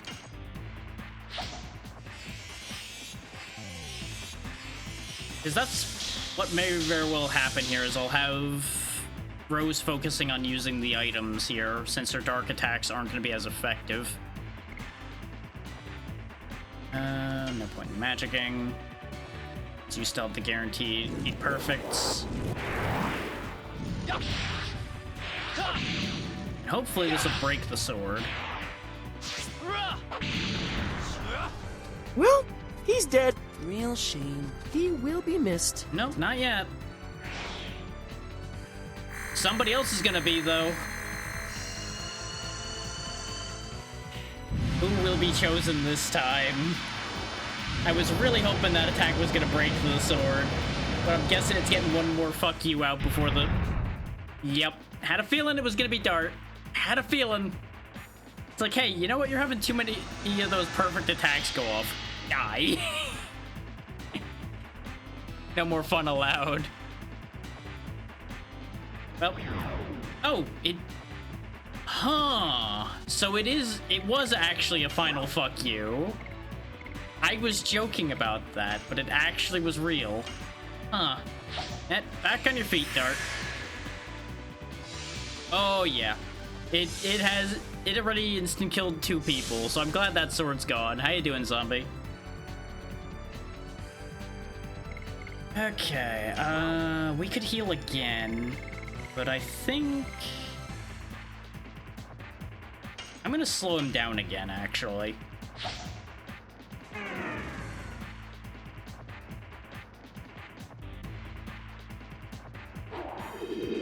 Oh, good. I'm glad agility's a suggestion.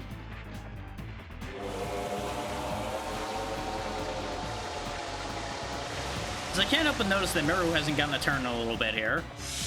Or aside from the one I just spent. Oh yeah, no, she is the one who revived Dart. Never mind, I'm losing my mind. Nice, nice.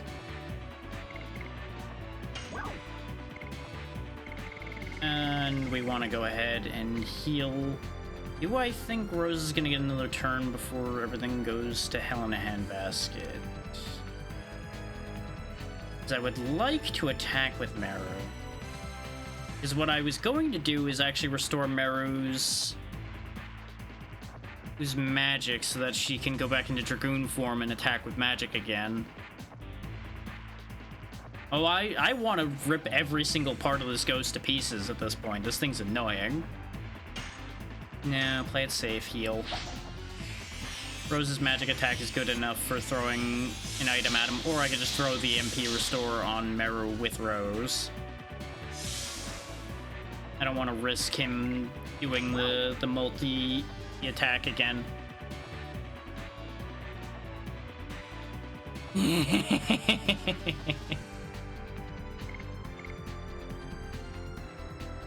I could restore MP to all, and then Dart could Dragon it again. But Dragon it again is kind of pointless.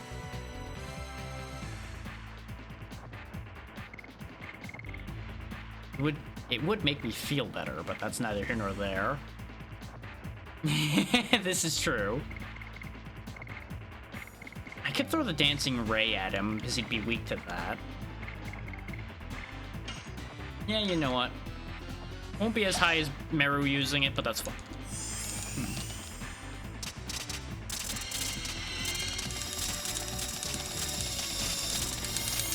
Because their magic attack's pretty close. Only 325 from that, huh? I mean, that was an AoE one, I suppose, but still disappointing. We don't really have a readily big DPS option anymore, unfortunately. I burnt through most of that on the previous two parts. Yes. And I botched the timing. Great. Great. That's what I needed right now, was to not hit the timing. That too. I was more referring to the MP of everyone that has useful MP being gone. You're fine. Hit him with the burnout.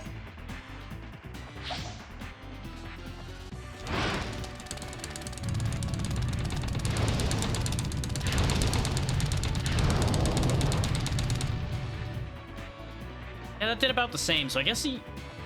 Huh. No, it probably was just the fact that it was a lower ratio because it was an AoE spell. Well, it's down to yellow now. The armor definitely has more health than the rest, which makes nothing but sense. No, go ahead and attack one more time and then we'll Dragoon form so you at least get more than one turn out of it. Go. Crash dance. It'd be really funny if we confused him. I think being down to yellow, though, do I even care? Do I even care about doing the MP move I was thinking about? The answer is, I think, not really.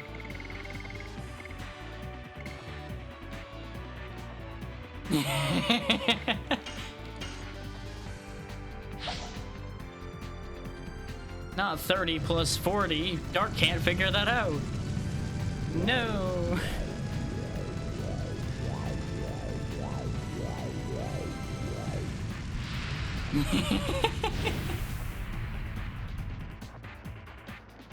Okay, yeah, Meru's magic attack might actually be just that much higher. Or at this point. I thought they were closer than they actually are, perhaps. More and more. Then again, that was a powerful instead of a regular.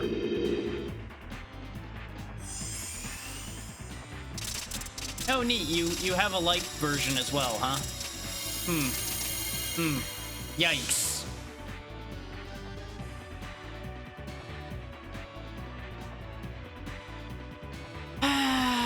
Rose is not allowed to see the end of a boss fight. He waited all this time with a light spell until he was nearly dead. And now Rose just doesn't get to have experience again. I'm getting very tired of the game just doing this every time. The fight's almost over. Time to find a way to instant kill Rose again. Fuck's sake. Because I'm not gonna waste everyone's time redoing this fight just to get Rose some experience. Just not worth it. But it's so frustrating. Well, yeah, I'm sure it's always one of the three gets fucked, but it's just so frustrating. So with how many more things can instantly kill, I suppose I'm gonna start having to pack like 6 goddamn revives just to account for that.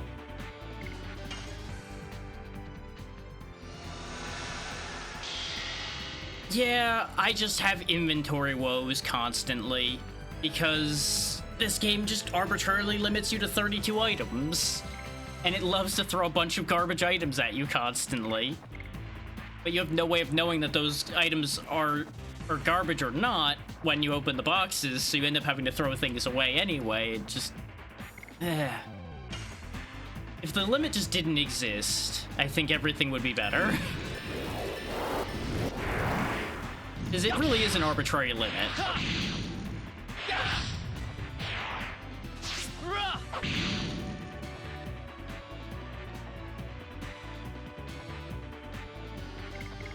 Like, I don't think there's any debating it being arbitrary. Oh, fuck's sake. Another case of good things being lost in the transfer, of course. Why am I not surprised?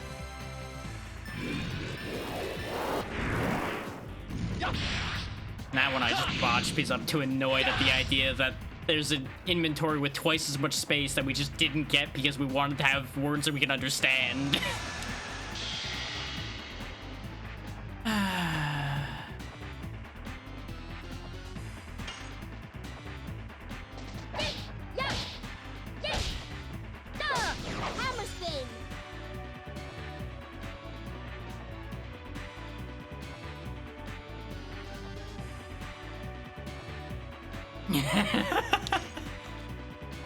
Oh boy. Also, completely didn't realize Meru got a double turn there. Yes.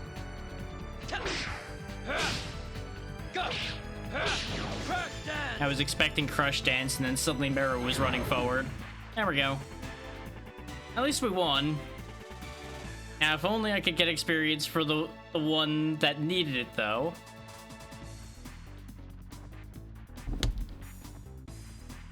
So you're telling me that was only worth 6,000 experience? I mean, I guess it's worth it for a better weapon, but... I feel slightly burned on that experience value, considering most of the rest of the recent fights were worth a lot more than that. But I guess in the grand scheme of things, that fight wasn't actually that bad.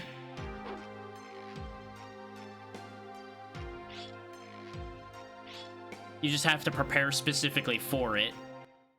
Because otherwise that dark spell is disgusting.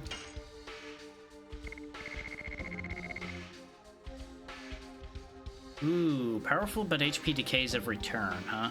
That's fine, he has lots of health. And that attack is scary. Go ahead and go back to the attack badge, and now he's going to hit stupid hard. Understood.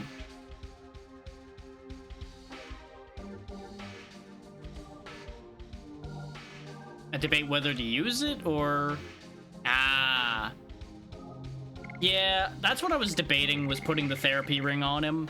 I'm gonna see how bad the drain is.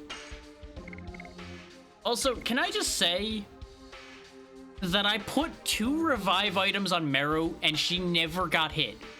Nothing hit her other than AoEs. Literally not a single target thing hit Meru that entire fight. I'm so mad. Oh, 10%? That's not that bad. He can weather that just fine. And as long as we just occasionally keep him topped up, he'll be okay outside of long fights then. Go ahead and give you back your spirit ring as well. I'm really starting to think I might just need to give the Holy Ankh and the Angel Robe to Rose for the rest of the game at this rate, though. Just because of the way the game... Oh no, she can't wear the Angel Robe. I forgot.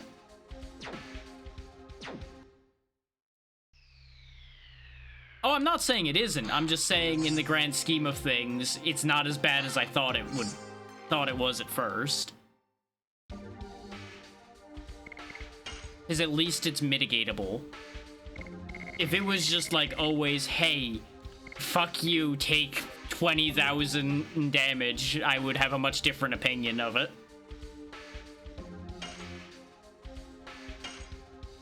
Who can wear the armor of Yor?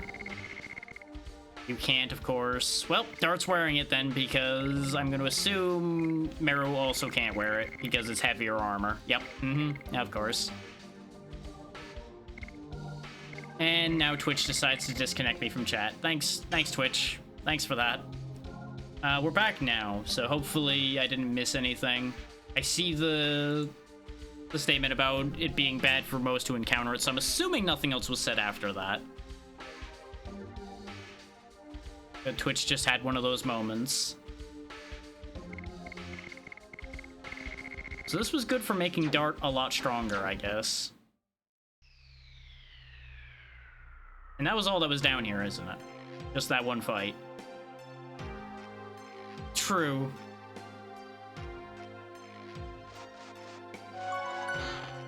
Now we can pick up the poison needle without throwing anything away, I guess.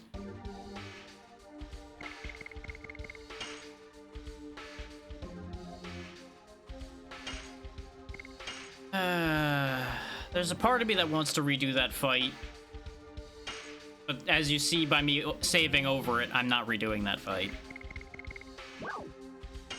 We keep our realities here.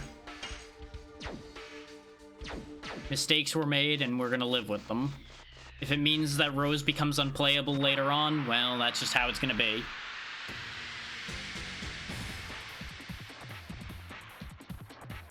So that might put me in an awkward spot where nobody else can really take on the slot either, though.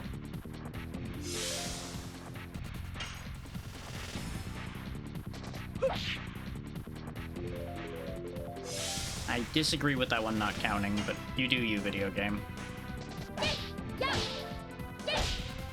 Hammer spin.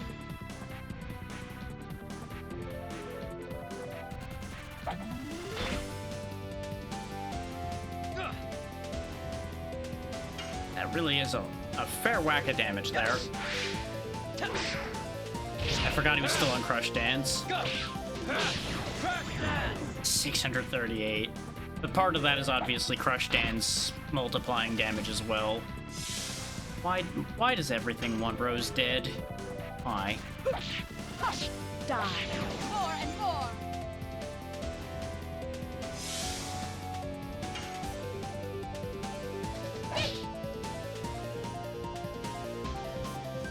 Are my eyes starting to go, or are these timings just genuinely stricter than I think? I swear twice in a row now I've hit it exactly on time and it doesn't take it. Die. Weird. More and more. Like, obviously there's no way to prove that, considering y'all can't see my inputs. That's just my word against the game. And I don't exactly have a great record of landing those to stand on.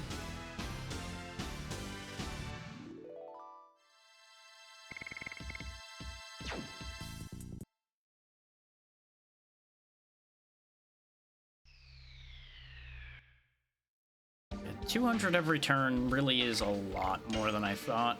I think I am going to go ahead and give him the therapy ring to keep him from having to worry about that. And he is the durability guy anyway for the team. He kind of should have a regeneration source.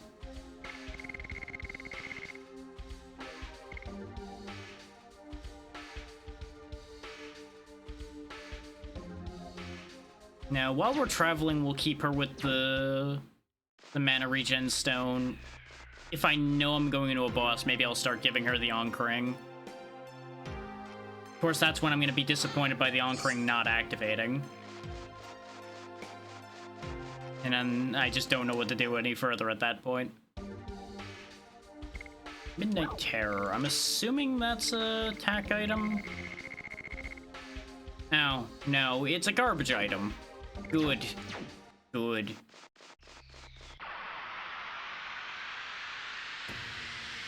I will say, something that is messing with my item count a lot, though, is the fact, unless I go look specifically in the list screen, you don't see things like the SP items. So I consistently forget that I even have them. But obviously, I'm not gonna spend all that time fiddling around in the 3 separate menus they have while trying to move this along in order to do anything about that. Yes.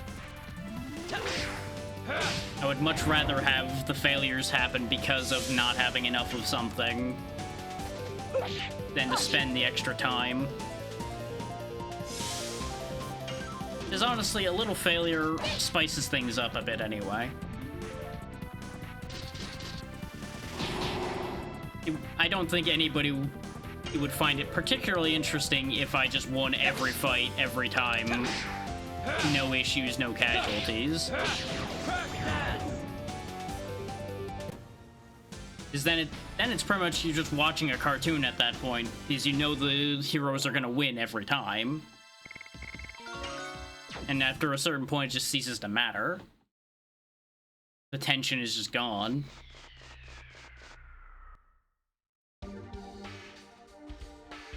On that note,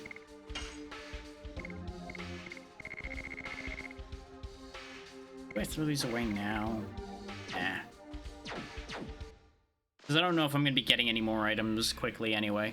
Welcome back. I was just pointing out the fact that it wouldn't really matter if I, you know, it wouldn't have the same interest if I won every fight without any casualties, was the main point I was on a moment ago.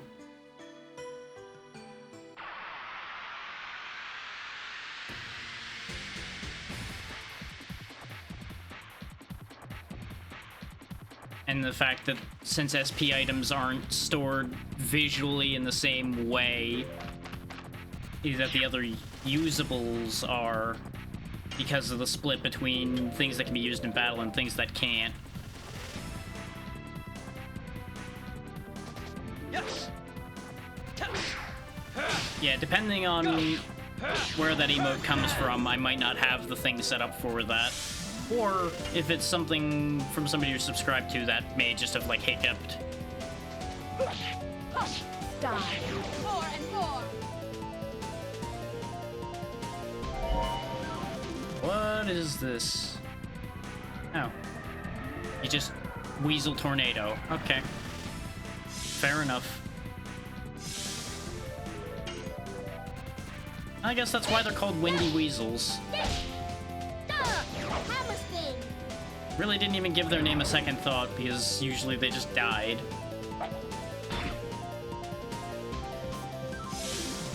And I suppose it's better than the other option for the windy part of a windy weasel. More and more.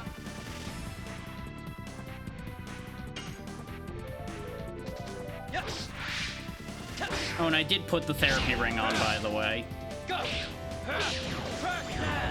As one other bit of context, he is still using the Soul Eater, but he has the therapy ring now, since that would have been missed because of the ad.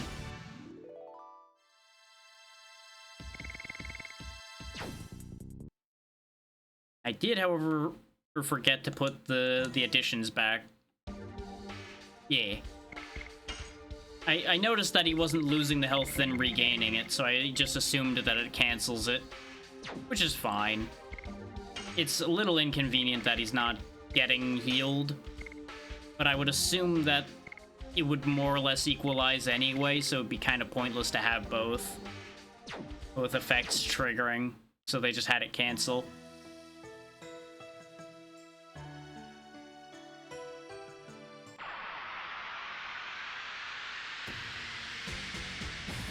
Not to mention there probably would have been edge cases where he would somehow die if he's at low health from it still damaging him.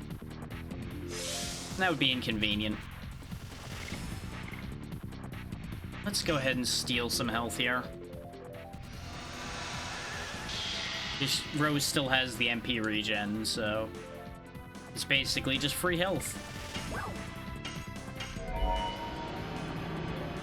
I may start jealously holding on to my items until I know whether I'm getting more before the next problem comes up.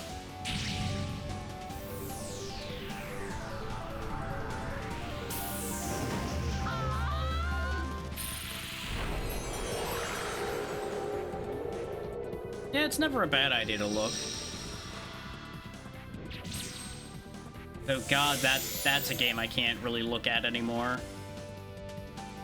I have played it in the past, and I probably will never do that again.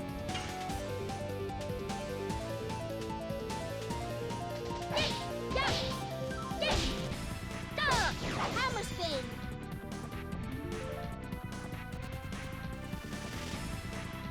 That's fair.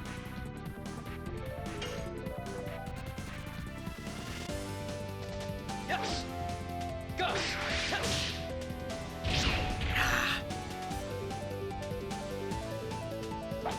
That remains such an awkward timing to try to get past a counter with. This will still do the damage, yeah, because it won't do much damage to Mr. Bones. We established that before. Astral Blade. Because it doesn't matter how much health the enemy has, it's how much damage is dealt, so this should still work.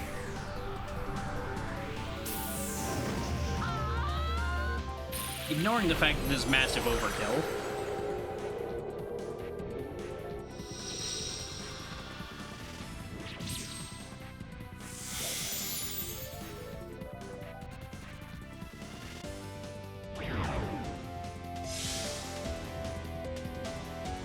Now everybody's in a bit better shape. Obviously, Dark could still use more, but he'll be okay.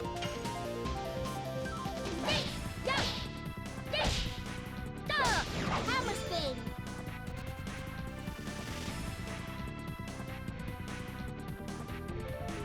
And I think if nothing else, I'll keep Meru on Hammer Spin until she gains a Dragoon level, and then we'll consider Cool Boogie again. Because, like, her current Dragoon level is just too damn low for what she's trying to be used for. Or, rather, what I'm trying to use her for. Because if she's meant to be a caster and she doesn't have the MP to cast consistently, then, you know, there's a problem there.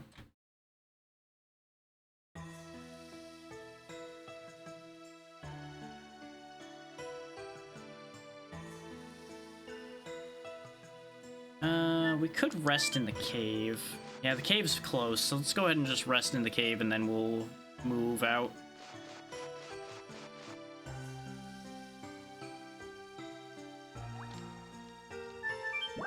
Yeah. Just take a nap in the hole where there's just a fire perpetually burning for some reason. Because we haven't made that fire. We never see them make that fire. It's just always there.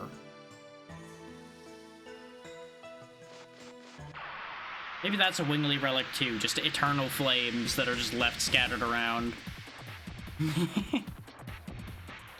There is an emote for that.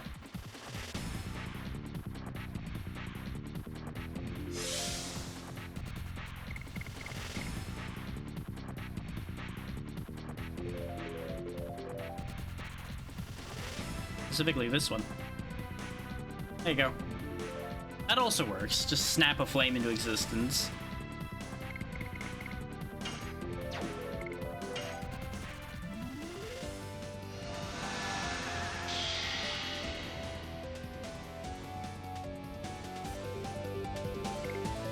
I know that these wild men have low magic resist, so I can drain a lot of health off them. I don't have to at this point, but I'm gonna do it anyway because it gets rid of him in one turn.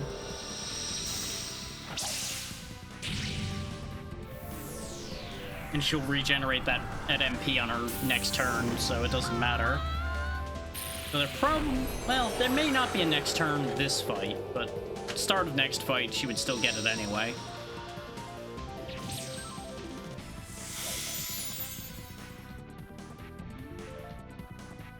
Now, if only I could get more of these MP regenerating rings, that would be great. And maybe there is another one somewhere. Who knows?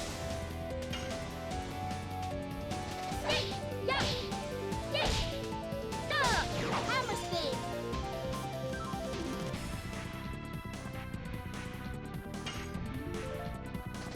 Yes. Go. Dang it. Well, of course you knows.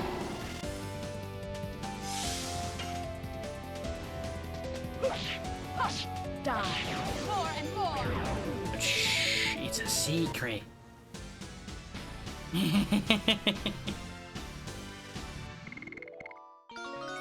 There we go. Ooh, Rose got a Dark Dragon now. Thought she got a regular level. Turns out it was a Dragoon level, which that's also fine. More MP for Rose is a good thing too. And I'm sure Dark Dragon will do good things. Once we're out on the overworld map, I'll save again so I don't have to run back out of this place. Just in case horrible things happen at any point. Because that really doesn't look like a town up ahead, so I'm concerned about not being able to get any healing anymore. Then again, they've been pretty good about having random peddlers just conveniently around. Yeah. We can address that later on. Capital Velweb.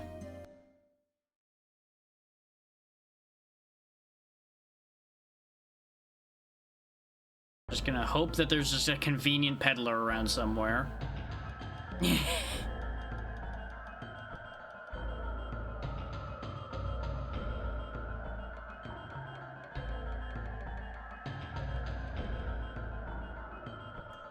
So where's Diaz then?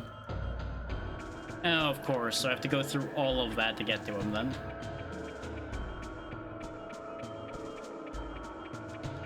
I mean, it doesn't look great. At the very least, I see another weird area over there to the right.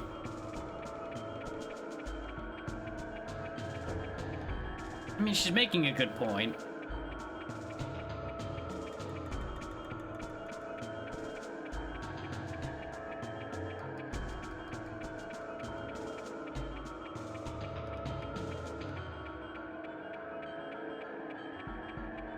The past does nothing but inform you not to do the same thing they did.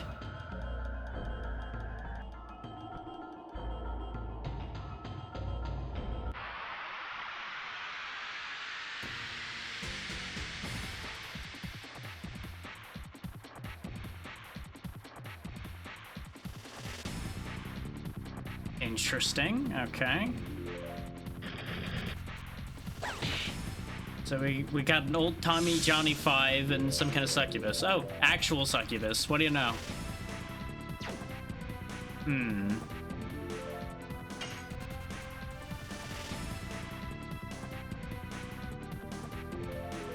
Well, the pinwheel guy didn't really do a lot, so let's get rid of you before you can do whatever it is you're gonna do.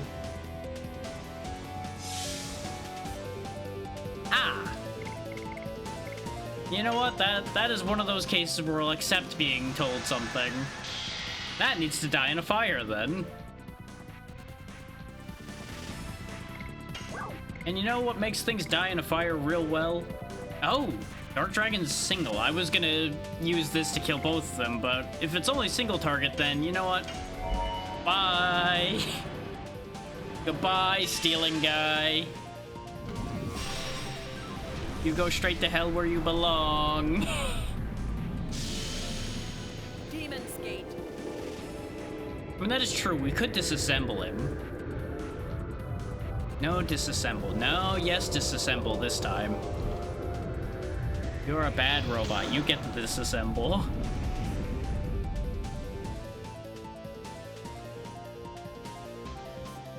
So anyway, that took care of that problem.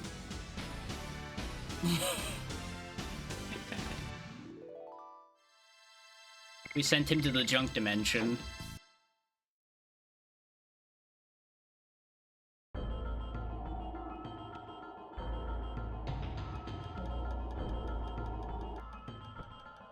Ooh, an item.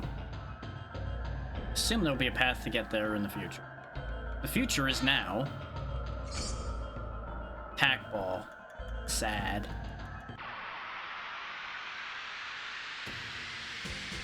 Oh, I'm gonna guess that path continues on past there, probably. We'll figure that out in a second. Hello, Big McFrankenstein. Maximum Volt. You know what? You're maximum something, that's for sure.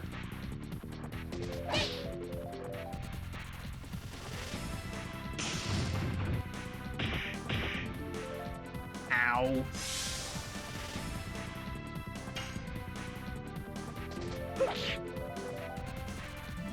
Yeah, I'm really just losing it, I guess, at this point. Because I swear that one was timed right, too. I can swear that all I want, it won't matter. Yes. Go. Test. We are approaching the 5-hour mark, so I may just be just tired enough that it's not quite hitting anymore. And I appreciate that, Solus.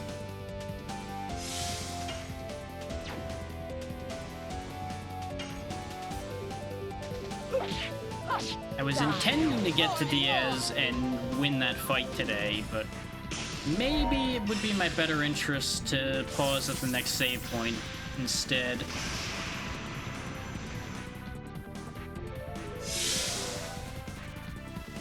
Because I would assume I'm gonna have to fight Diaz. And he's gonna be a rough one. Yeah. That's what I was assuming. I had mentioned, I think before you got here, that I was assuming dealing with Diaz was gonna be the end of the disc.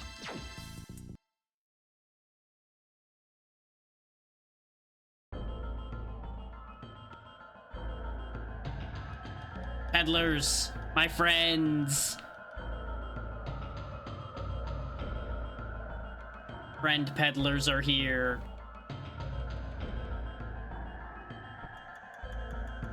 The day is saved. The peddlers are here.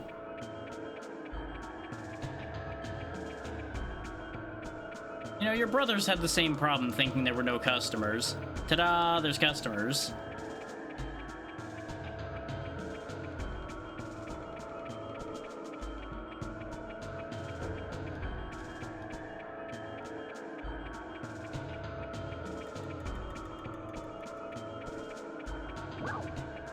What weapons do you have? I would certainly hope he believes when there's literally evidence standing in front of him. Well, that's neat. 50% more SP for Hashel's pretty nice. Ooh, Giganto rings. That literally everyone can wear. I'll buy at least one of these. I don't know if I'm going to commit to using that, but I'm going to buy that. And you get your girdle, because that boosted power is nice.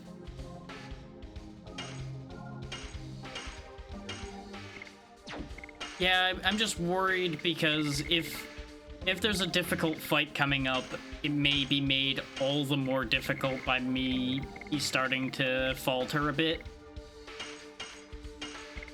And that's where the debate has to come from. Because I do think to a certain degree my experience with the Divine Dragon was soured a little bit by fatigue. Even though I didn't acknowledge it at the time, I do think that there was a layer of that to that situation. That's where I need to, like, make decisions from. I'm gonna hang on to the Mind Crush for now, in case I do actually decide to take the Soul Eater sword off of him for one particular fight or another. I don't think we really need just these basic bravery amulets, or at least not two of them.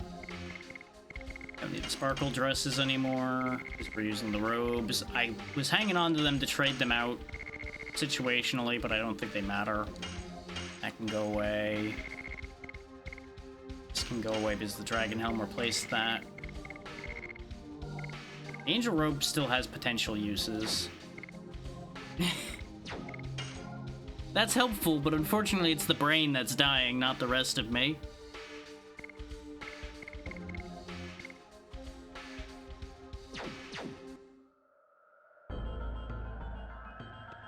Yeah, we already found the other two Peddler brothers. You know what? That might just work.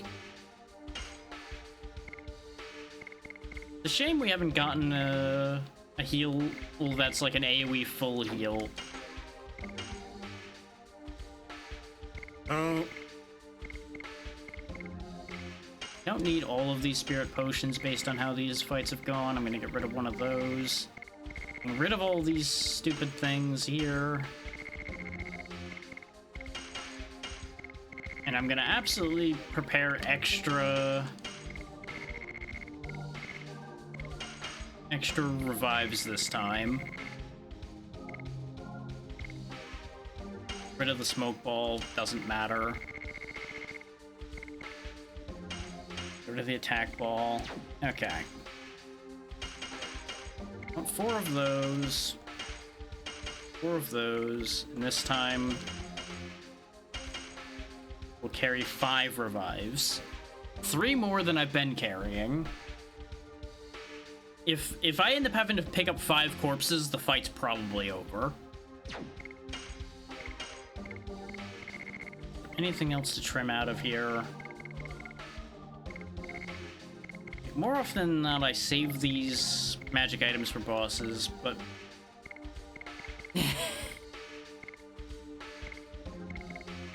That's one time where the numbers don't need to go up, though. When they're 5 of my own corpses, I'm not interested in having more of those.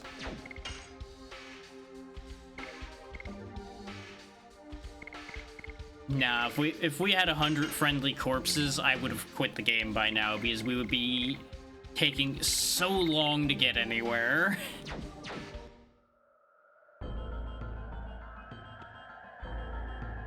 Oh, I appear to be stuck in Peddler Hell.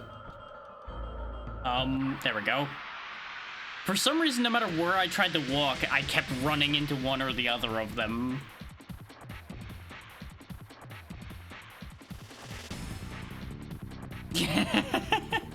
See, some people out there have the patience for that. I don't. Also, I really should just buy an extra heal and heal Rose. I completely forgot that she was still injured. Hammer spin.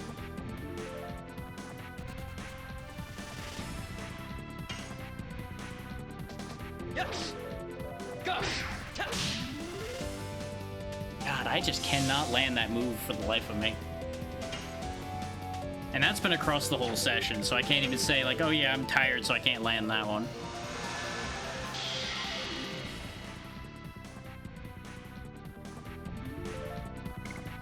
Since you're saying that, I will ask one specific question. Is it incredibly out of the way to get? Astral Ray.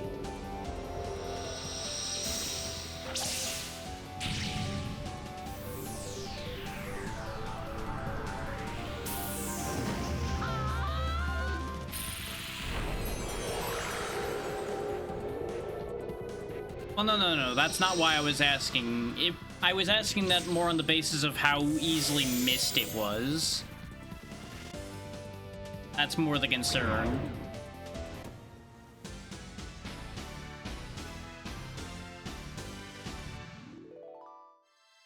I wasn't worried about how far to get to it in terms of whether...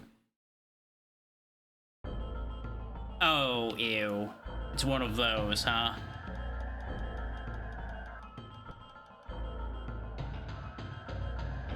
I really hate it when they do things like that. 'Cause I'm assuming you're saying that as a case of, if you don't go the right way, you miss it entirely and it's gone.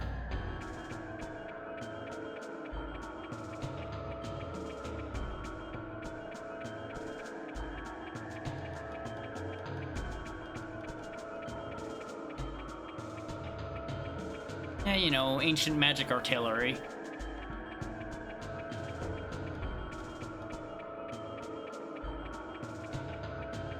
The veneer is starting to fall off as far as what Rose is revealing here.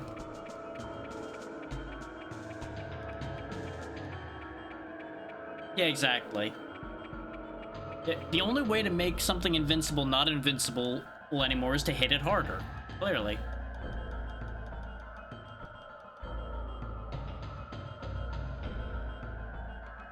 Yes, a hero. It's pretty big, yeah.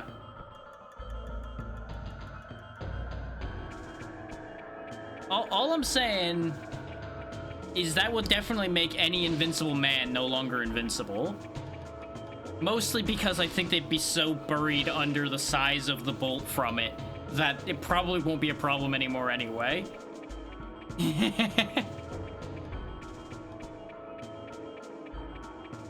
Been a while since we've seen Shirley.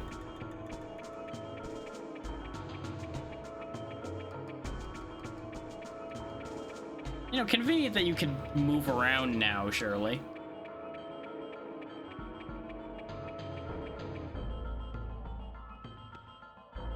Yeah, that makes sense.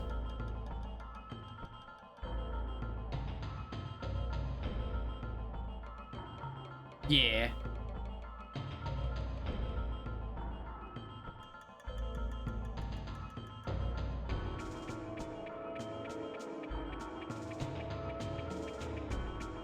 Oh, good.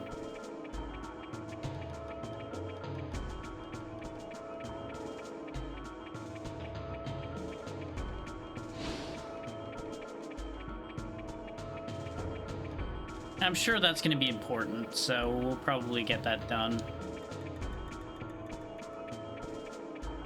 Save point.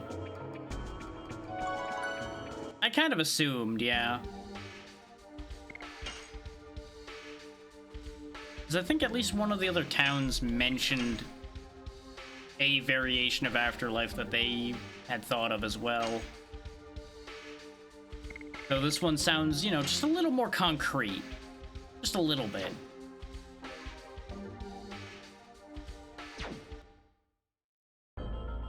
Huh. So which way?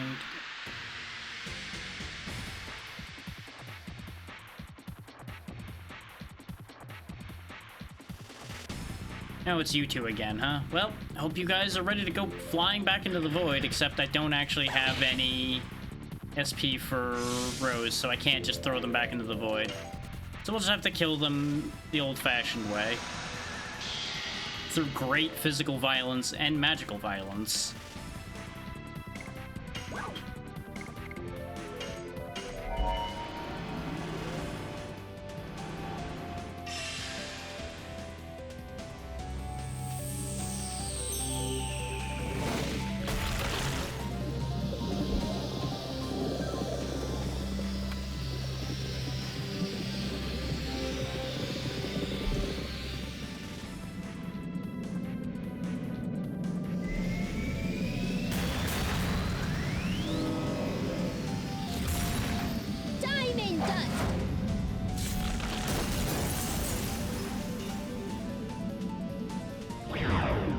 That might have been slight overkill. It's always good when people can get away with doing ridiculous setups.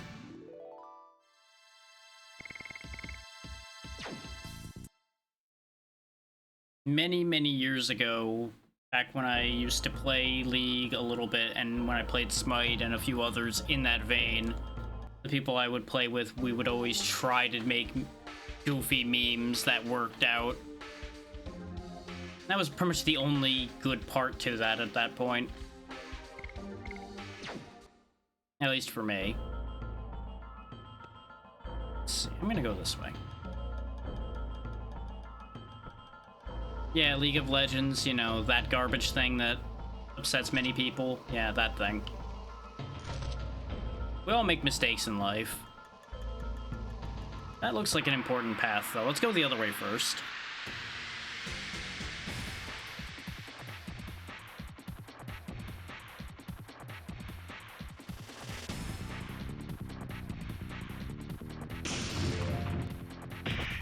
Yeah, it's one of those things where it's free, you try, because you know people that really love the thing. Yeah.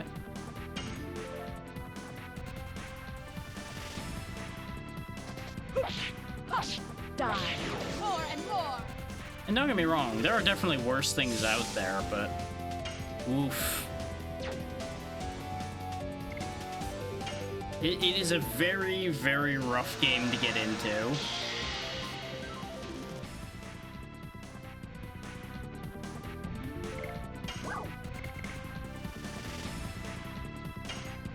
Yeah, that's the thing.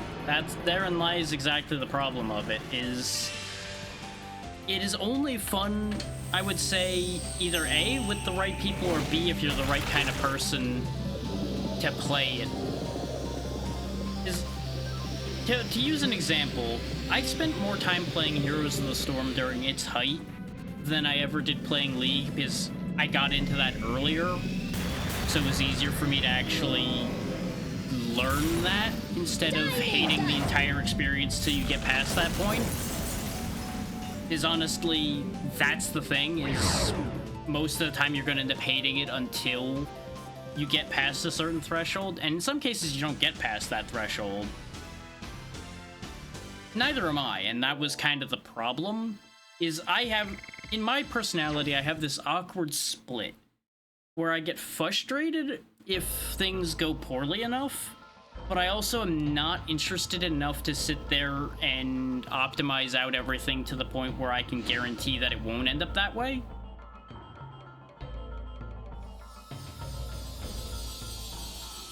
If that makes sense. So I end up in a perpetual catch-22 in scenarios like that, where I just spend most of the time annoyed. As in the one I'm in now, or the one I was heading towards before? Because I assumed that the other one was the towers. So looking at this is the towers. Okay.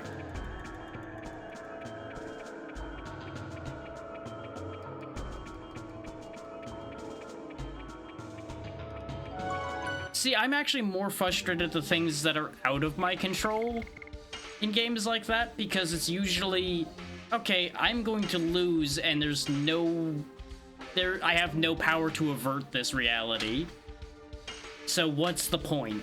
And then the frustration sets in. It's like, well, I'm wasting my time now.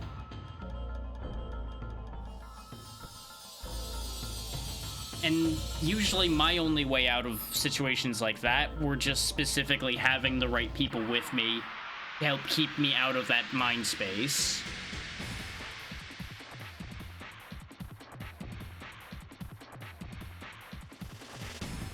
Well, at the end of the day, the important question is, did you enjoy any part of it? Because if you enjoyed any part of it, then no, that time wasn't wasted.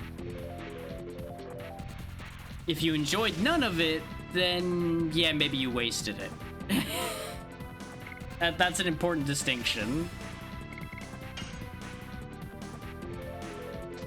Yes. Go. Go. Okay, the last hit's a stab.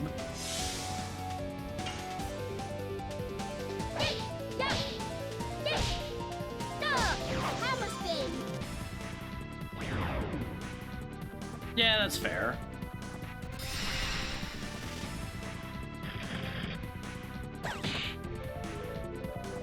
I found it very hard to enjoy League specifically from a gameplay aspect, just because I got into that so late that it felt very...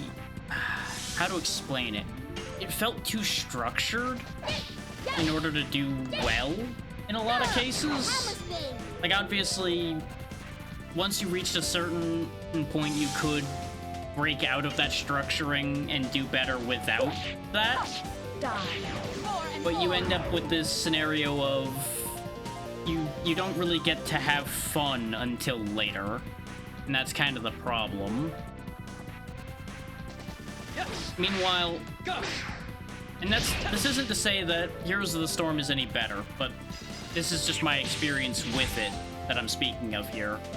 Because I got into that much earlier on, it was much more of a... everybody was just doing things for a good long while. So there really wasn't that already established structure that I felt like I was getting stuck into. So I had a much better learning experience with that because I could just fuck around and everybody was already doing the same thing, fucking around, so it didn't matter as much. You weren't as punished when you're learning.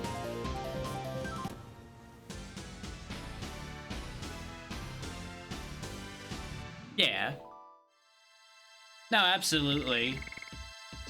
I just wanted to roll that out there because I know that's something that I haven't spoken on much. Specifically, the fact that I have actually had decent experience in in that genre. It's just an experience I have no interest in repeating. But there's your little tidbit for the day. I actually spent 2 or 3 years playing Heroes of the Storm, and we almost made a competitive team for it.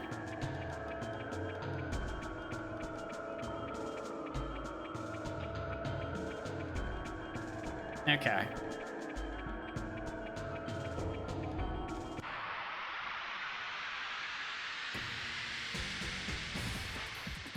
I was already anti-PvP before getting into that, but at least... And that's a funny thing.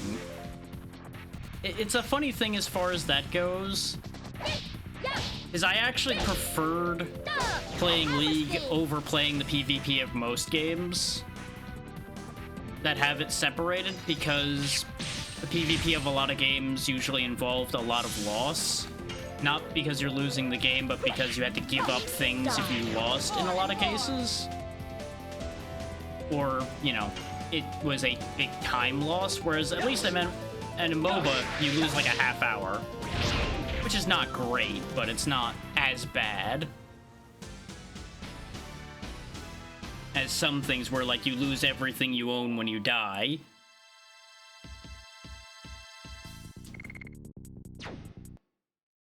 Yeah, no, that's just the baseline of it. MOBAs aren't for everyone. No matter how many times companies may try to make MOBAs that are for everyone, they're absolutely not for everyone.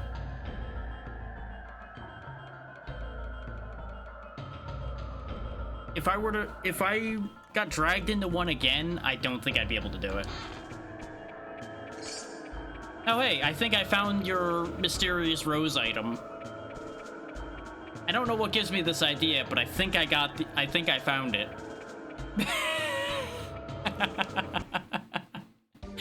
Okay, that was not anywhere near as bad to find as I thought it was going to be.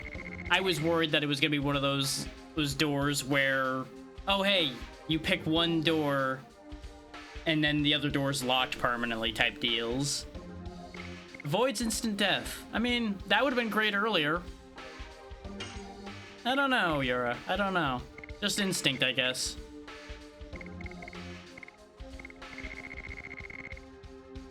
I mean, I guess I could give you the Phoenix Plume instead now. Because you do kind of need that magic defense. Yeah. There you go. Is I don't want to take the Dragon Helm off Meru, because Meru needs the health. Okay.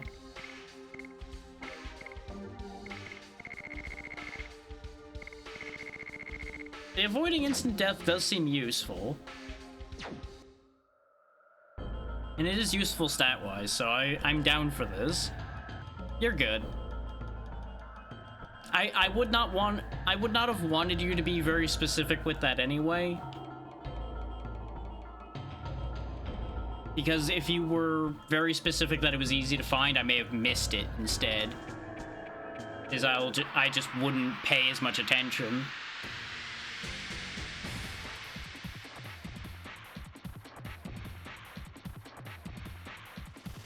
Though I did admittedly think it was going to be a lot further away from the save point than that. We didn't get very far before we found that. Very true.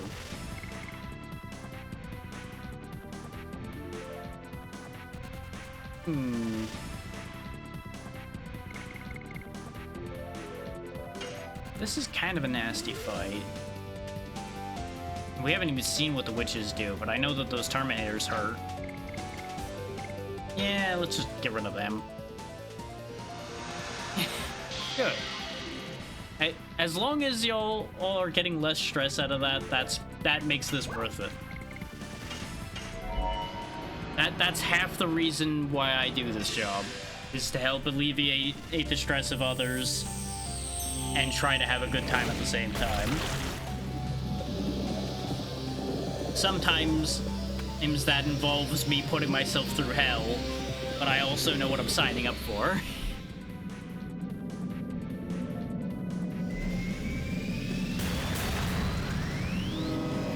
Like when I did what was it, 5 games in an archipelago? Oh, solo. In that marathon I did a couple months ago. I think it was 5 games. It was, I think, my next 2, Secret of Evermore. God, I'm already forgetting what else was going on with that. Oh, I really did forget that entire thing for the most part. I remember that it happened, and I don't remember what else was in there anymore.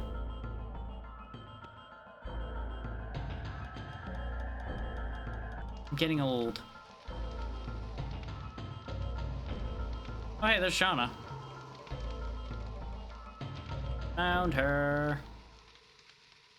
I'm sure nothing bad's gonna happen. No. So he's just right here, huh?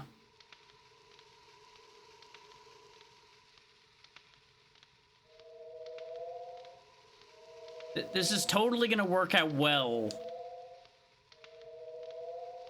Prisoner exchanges like this usually go flawlessly. He's gonna totally hold up his end of the bargain that wasn't even a bargain. 'Cause I don't think it was ever explicitly stated that he was gonna release Shauna. Oh, no. There we go.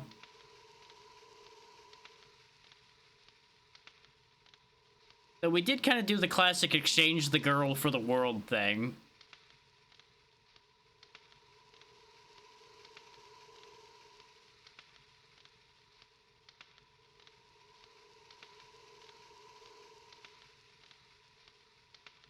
There we go. There's the proof of the statement. Total destruction.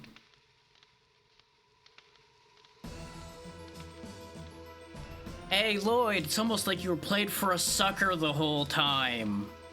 It's almost like we told you the truth, but you believed the guy who kept telling you the same thing over and over again.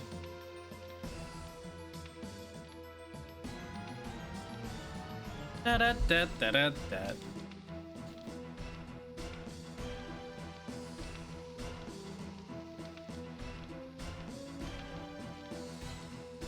Yeah, it was a tilted version of the statement to make it sound better, more or less. And now the bigger details come out.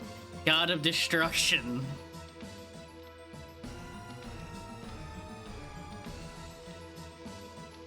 The slate has to be wiped clean before a utopia can exist. That classic line.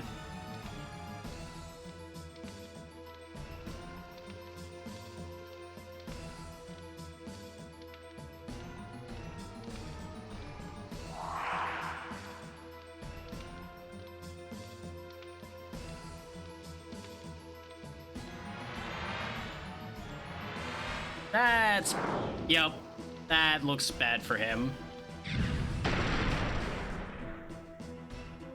Well, that didn't last long. Well, he was thinking he didn't need Lloyd anymore and had a convenient way to get rid of him thanks to just a little bit of stone in the way. Though that stone apparently wasn't much of a problem. Just kind of put him right through it.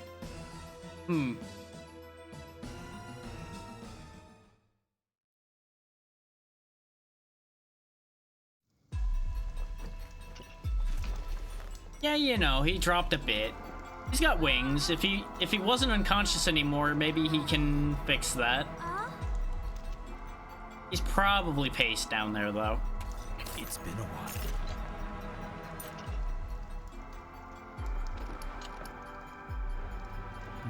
Rose. Dun dun dun. Father?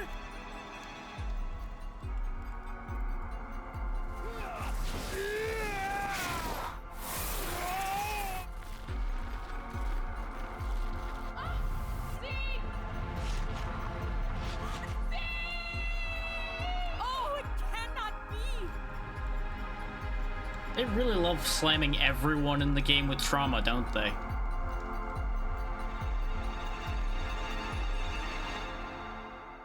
Now a lot of things suddenly all make sense that were not exactly that hidden from the word go.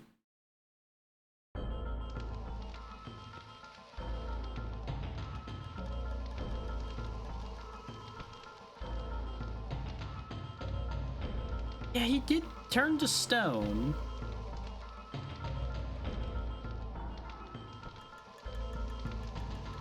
Time for plot dump.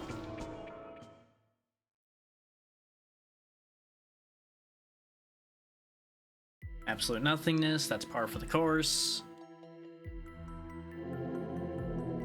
I'm gonna assume this is gonna be similar to the story we were told before about the creator creating the world, but there's gonna be details changed. Specifically, there's gonna be a lot more details, presumably.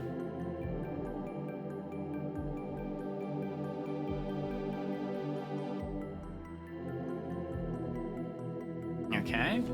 Fruit fell down, made life. Gigantos from the 97th fruit. Wow, they've been around for a while then. And if they're at least 10 fruit before the Winglies. Minitos from the 99th. I don't think we've seen any of those. Except like maybe one or two that may be Minitos? Dragons from the 105th. We've seen plenty of those. Okay, so that was a Minito. Okay. That's what I was saying, is there were a couple characters that kind of looked like what was shown there, but I wasn't sure. And obviously, you know, humans were 106th. We were told that already. Winglies being 107. We knew that.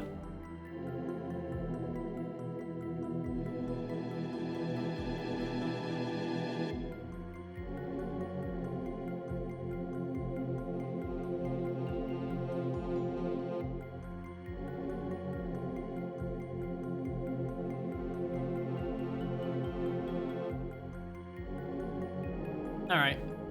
I'm sure this is going to go on for a bit anyway. So the Winglies averted disaster by sealing the 108th fruit.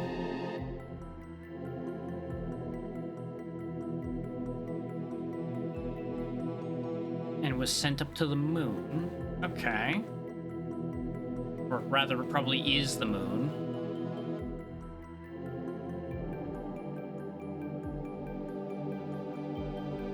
Ah, of course. Infinite magic power.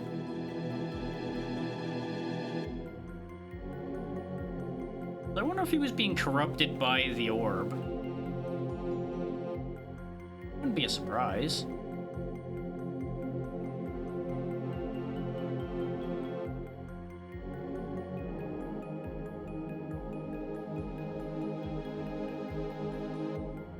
How did you become unpetrified, though? That's the thing that... Oh. Literally just, he waited long enough and he stopped being stone. I see. I mean, I guess that works, because that means he gets to live a lot longer.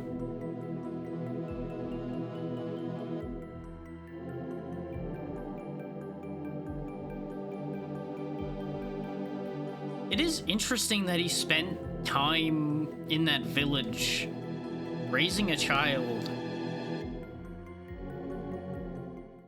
and then here he is gonna blow up the world.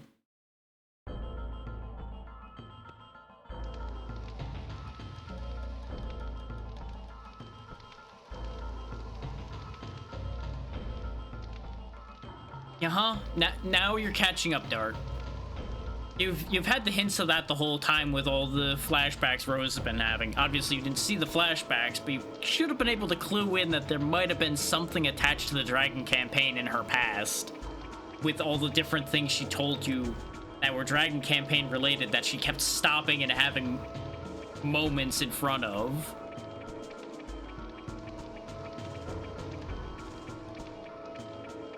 Humans make a lot of mistakes. Which one are you talking about? Oh, they broke the crystal sphere. And they... Oh.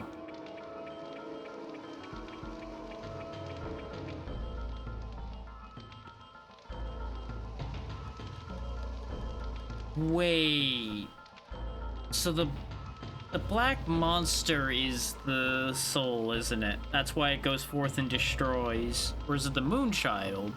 One of the two. Presumably.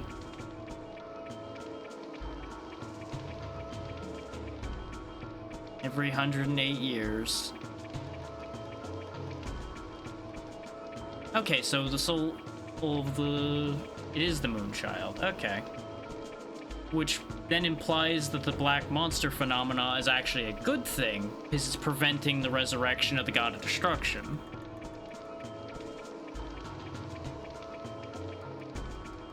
So the theory I was pointing out before about it possibly not actually being a negative is actually on a similar correct track.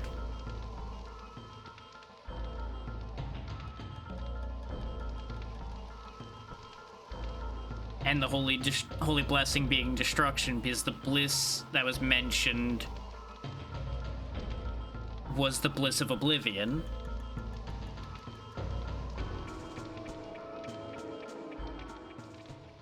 I've said it before and I'll say it again. I hate being right.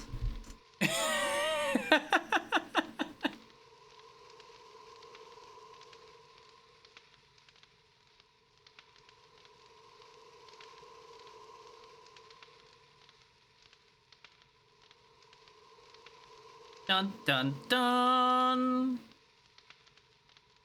Remember when I had pointed out that the black monster had Dragoon wings? Yeah.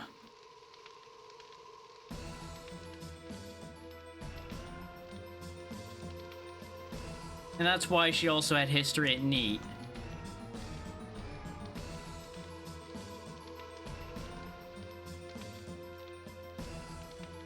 It's interesting that she didn't recognize Dart's father as Zeke, but I guess she may have just ignored the resemblance. Similar to how she was questioning but not really fully accepting the resemblance Dart had.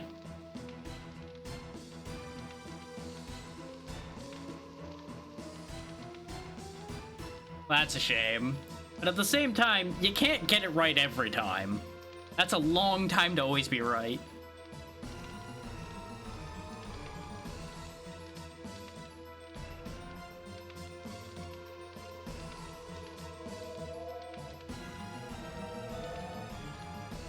What are you gonna do, drop her too?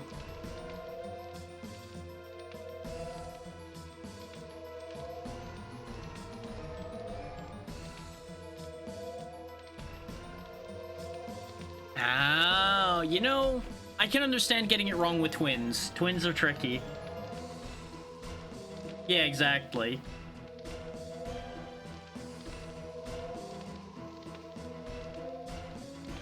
And that's why she had the connection with the Virage that we ran into every time. And why she's been having these moments where she loses control and all of these other things. And that protection she had earlier. It all makes sense.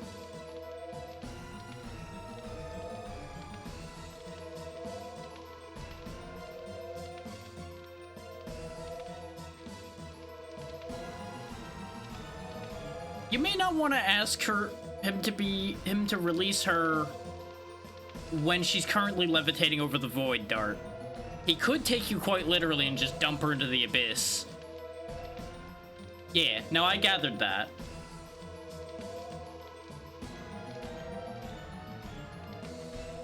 That's also, again, why it would take control of her, is because basically the two minds were conflicting.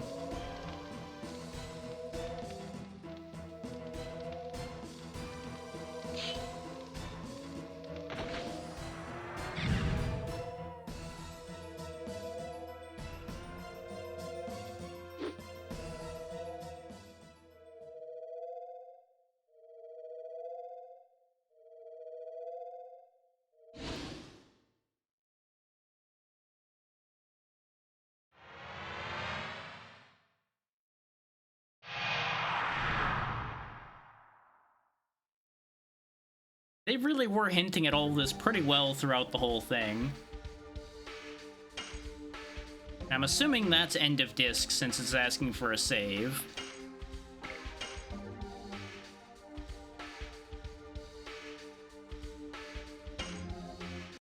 Yep, chapter 4. Yeah, because I assume disc 4 is mostly just finale and a handful of things along the way. That's an oversimplification, of course, but that's the main points.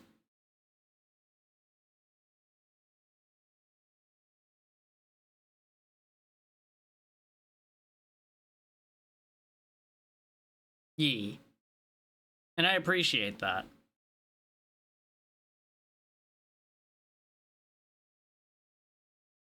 I'm not gonna lie, I had inklings of it. I did not entirely go for it, which is why I never spoke it aloud completely. But like I said, there were hints at all of the above the entire time.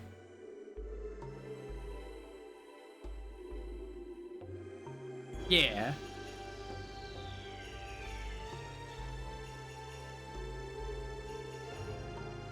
And the fact that you have a character along your side that uses dark magic, which is usually considered, you know, negative, kind of gives you a hint that there's something off with her background.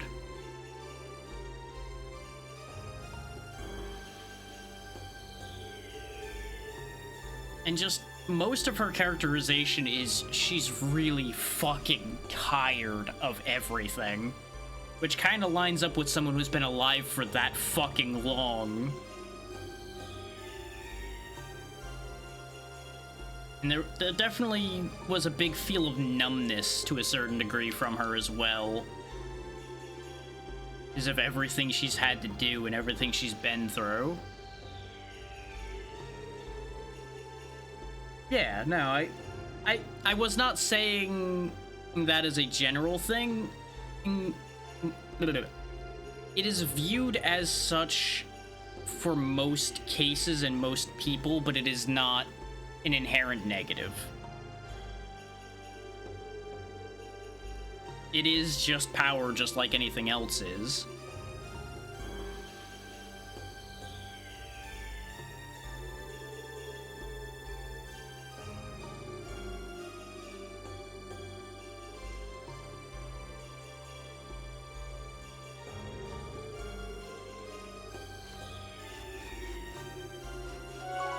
Okay, good, there's a save point. Now, it seems a little silly to have yet another save point be right here after the disc change save point, but it's handy. Because I need to make a decision. Do I keep going? Oh hey, Death Frontier, we heard about this before.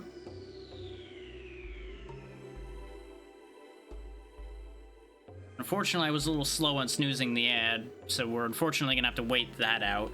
I was originally going to snooze the ad and have a conversation before we ended. And I still very well may have that conversation, so we'll just hang out for a couple minutes here.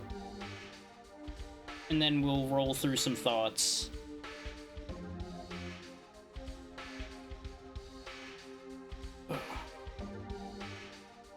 I feel like this is important to have everybody present for, instead of having probably most people not able to hear me. I would be willing to bet the majority of people are not subscribed. And that's fine. But I don't think it will be a good idea for me to try to trek my way through the Death Frontier today. Like I had mentioned, I am tired. And I feel like a tired brain going through a maze is going to be miserable. So we're just not doing that. But it's interesting to a certain degree that we're at the 35-hour mark. And we're in the 4th disc. So I'm wondering, and this is part of why I'm waiting for the ads to be done, is I feel like Solus can give me some input on that. How we're going to end up with that many more hours happening when we're on the last disc. I would assume, and I might be assuming incorrectly, that there's 5 to 10 hours left, with it being the last disc. Because each disc has been on an average about 10 hours. There you go. Yeah, I was just theorizing, Solus, that this last disc here is, what, gonna be another 5 to 10 hours of content, just as a ballpark? So it would be another session or two, basically, to finish this. No sir as in shorter, or no sir as in longer?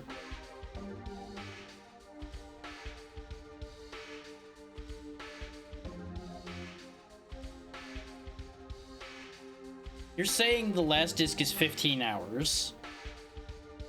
15 to 25. Why did they put that much in just the last disc?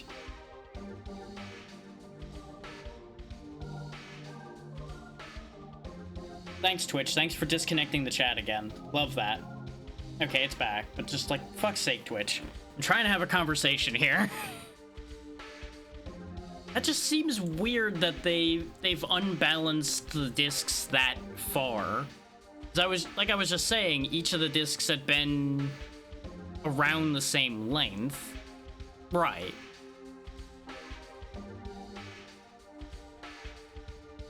Huh. I mean, I'm not gonna disbelieve you, it just seems weird. Well, if it's not so at first playthrough, then it's not balanced. I hate to break it to you, but if it needs to be based on experience, it is not in fact balanced.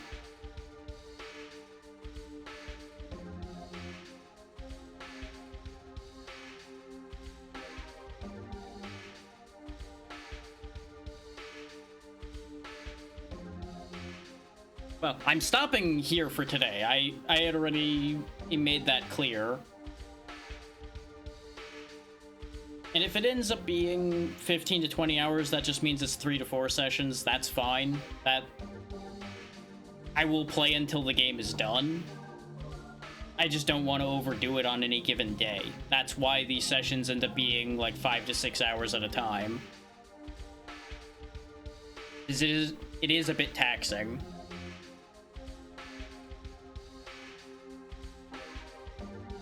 Because especially if this area is going to be a maze, I don't want to have a foggy brain trying to go through it, because that will be a nightmare. And I do think the end of a disc is a very good cutting point.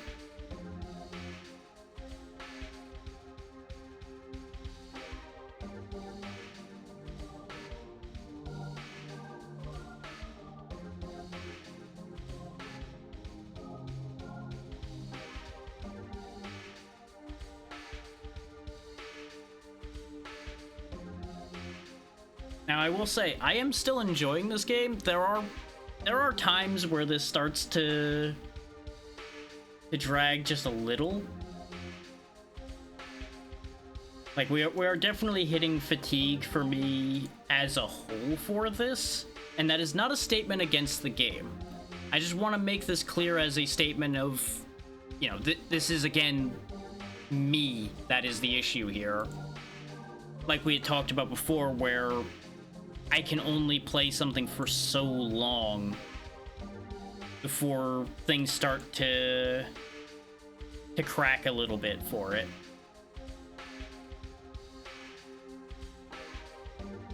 And this is another reason why I keep these sessions the lengths that they are, to hopefully alleviate that. And I have no idea if this entirely makes sense, but this is just a thing.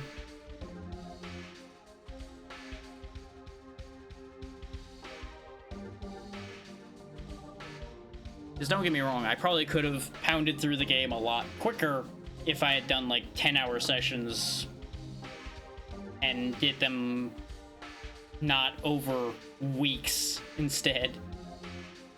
But I would have almost certainly put the game down by then. I would have thrown that whole thing out the window probably by the end of that second session.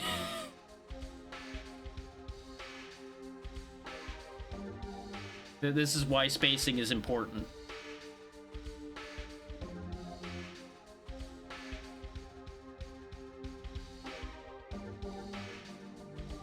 I will say that this game does a very good job for the most part with its plot.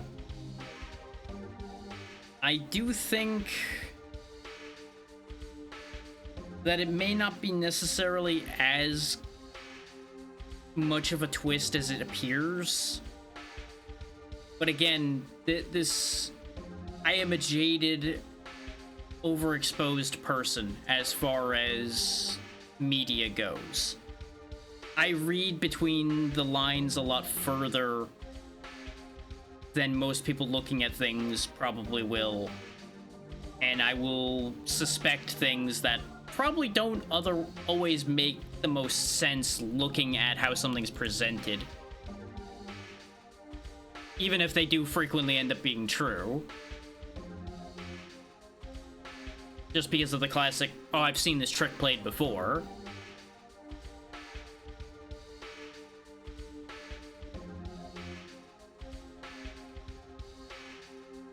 And I'm totally not just having this conversation to buy time for picking a raid target at all, no. This is actually partially because I want to have this conversation. But part of it is also to buy time, absolutely.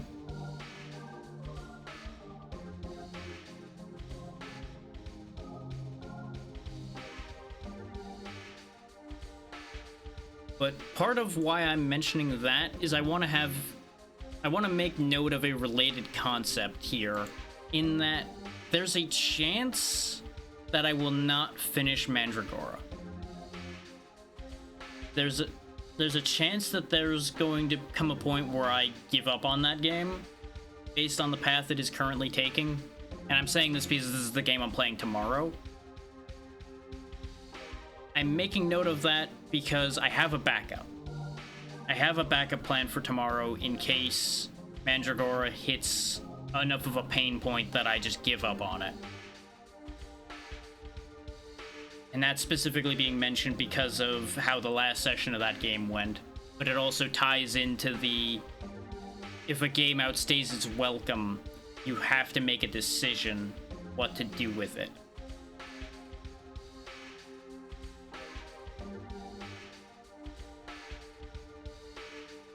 As it currently stands, I have every intention of finishing it. But if it has too many more questionable decisions that happen, that may pivot. And of course, Thursday's gonna be another repo lobby with a couple new faces, as well as a decent amount of the old crowd. Friday, I don't have an immediate plan for. It's probably going to be the other Lurk It game that I skipped last week. Just so I make sure to get that done before I run out of time for it. And then Saturday, I don't have anything planned for at this exact moment. I meant to talk to people about Saturday yesterday, and I forgot. So Saturday may end up being a I pull something out of my ass and hope for the best type deal this week. I'm still occasionally having organization issues. Yeah, I'm not the biggest fan of not having a plan, but sometimes I just don't have a choice because I get distracted by too many other things I'm doing, or I just can't get a hold of people to have a discussion to make a plan.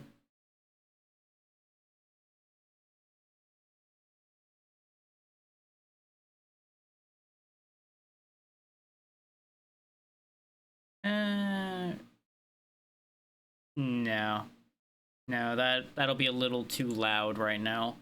I was debating one of my target choices because somebody recently came back to streaming, but no, we will leave that one off because tired me is not going to handle people screaming very well right now. We will do a good for them in the future. How long has it been since I visited you?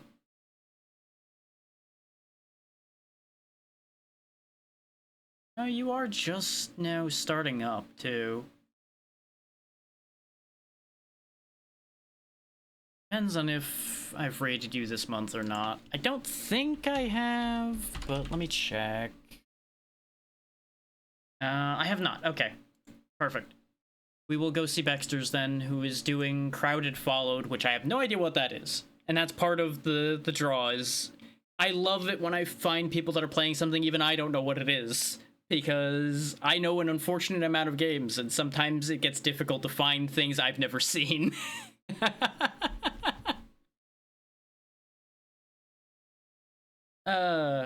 Which that may sound arrogant, but it's just facts. I have spent the majority of my life in this sphere, so I have found many things and experienced many things, for good or ill, as far as that goes. But yeah, we'll get that timer started. Dexter's is wonderful, so y'all should have a good time over there. And as always, thank you all for taking the time to be here. I know at times it probably is hard to get through some of these sessions, especially when I start getting into it about how something's designed, or times like this where I'm just rambling on about game design, or plot design in this case. And I know I probably haven't been giving this game as much respect and reverence as people may have hoped. But part of why I didn't do all the dialogue reading was so that I could actually have these conversations without overloading. Yeah, I'm gonna stop rambling and send y'all on your way. Hopefully y'all have a good night and have a good time over with Baxter's. I'll see you tomorrow, hopefully. Good night.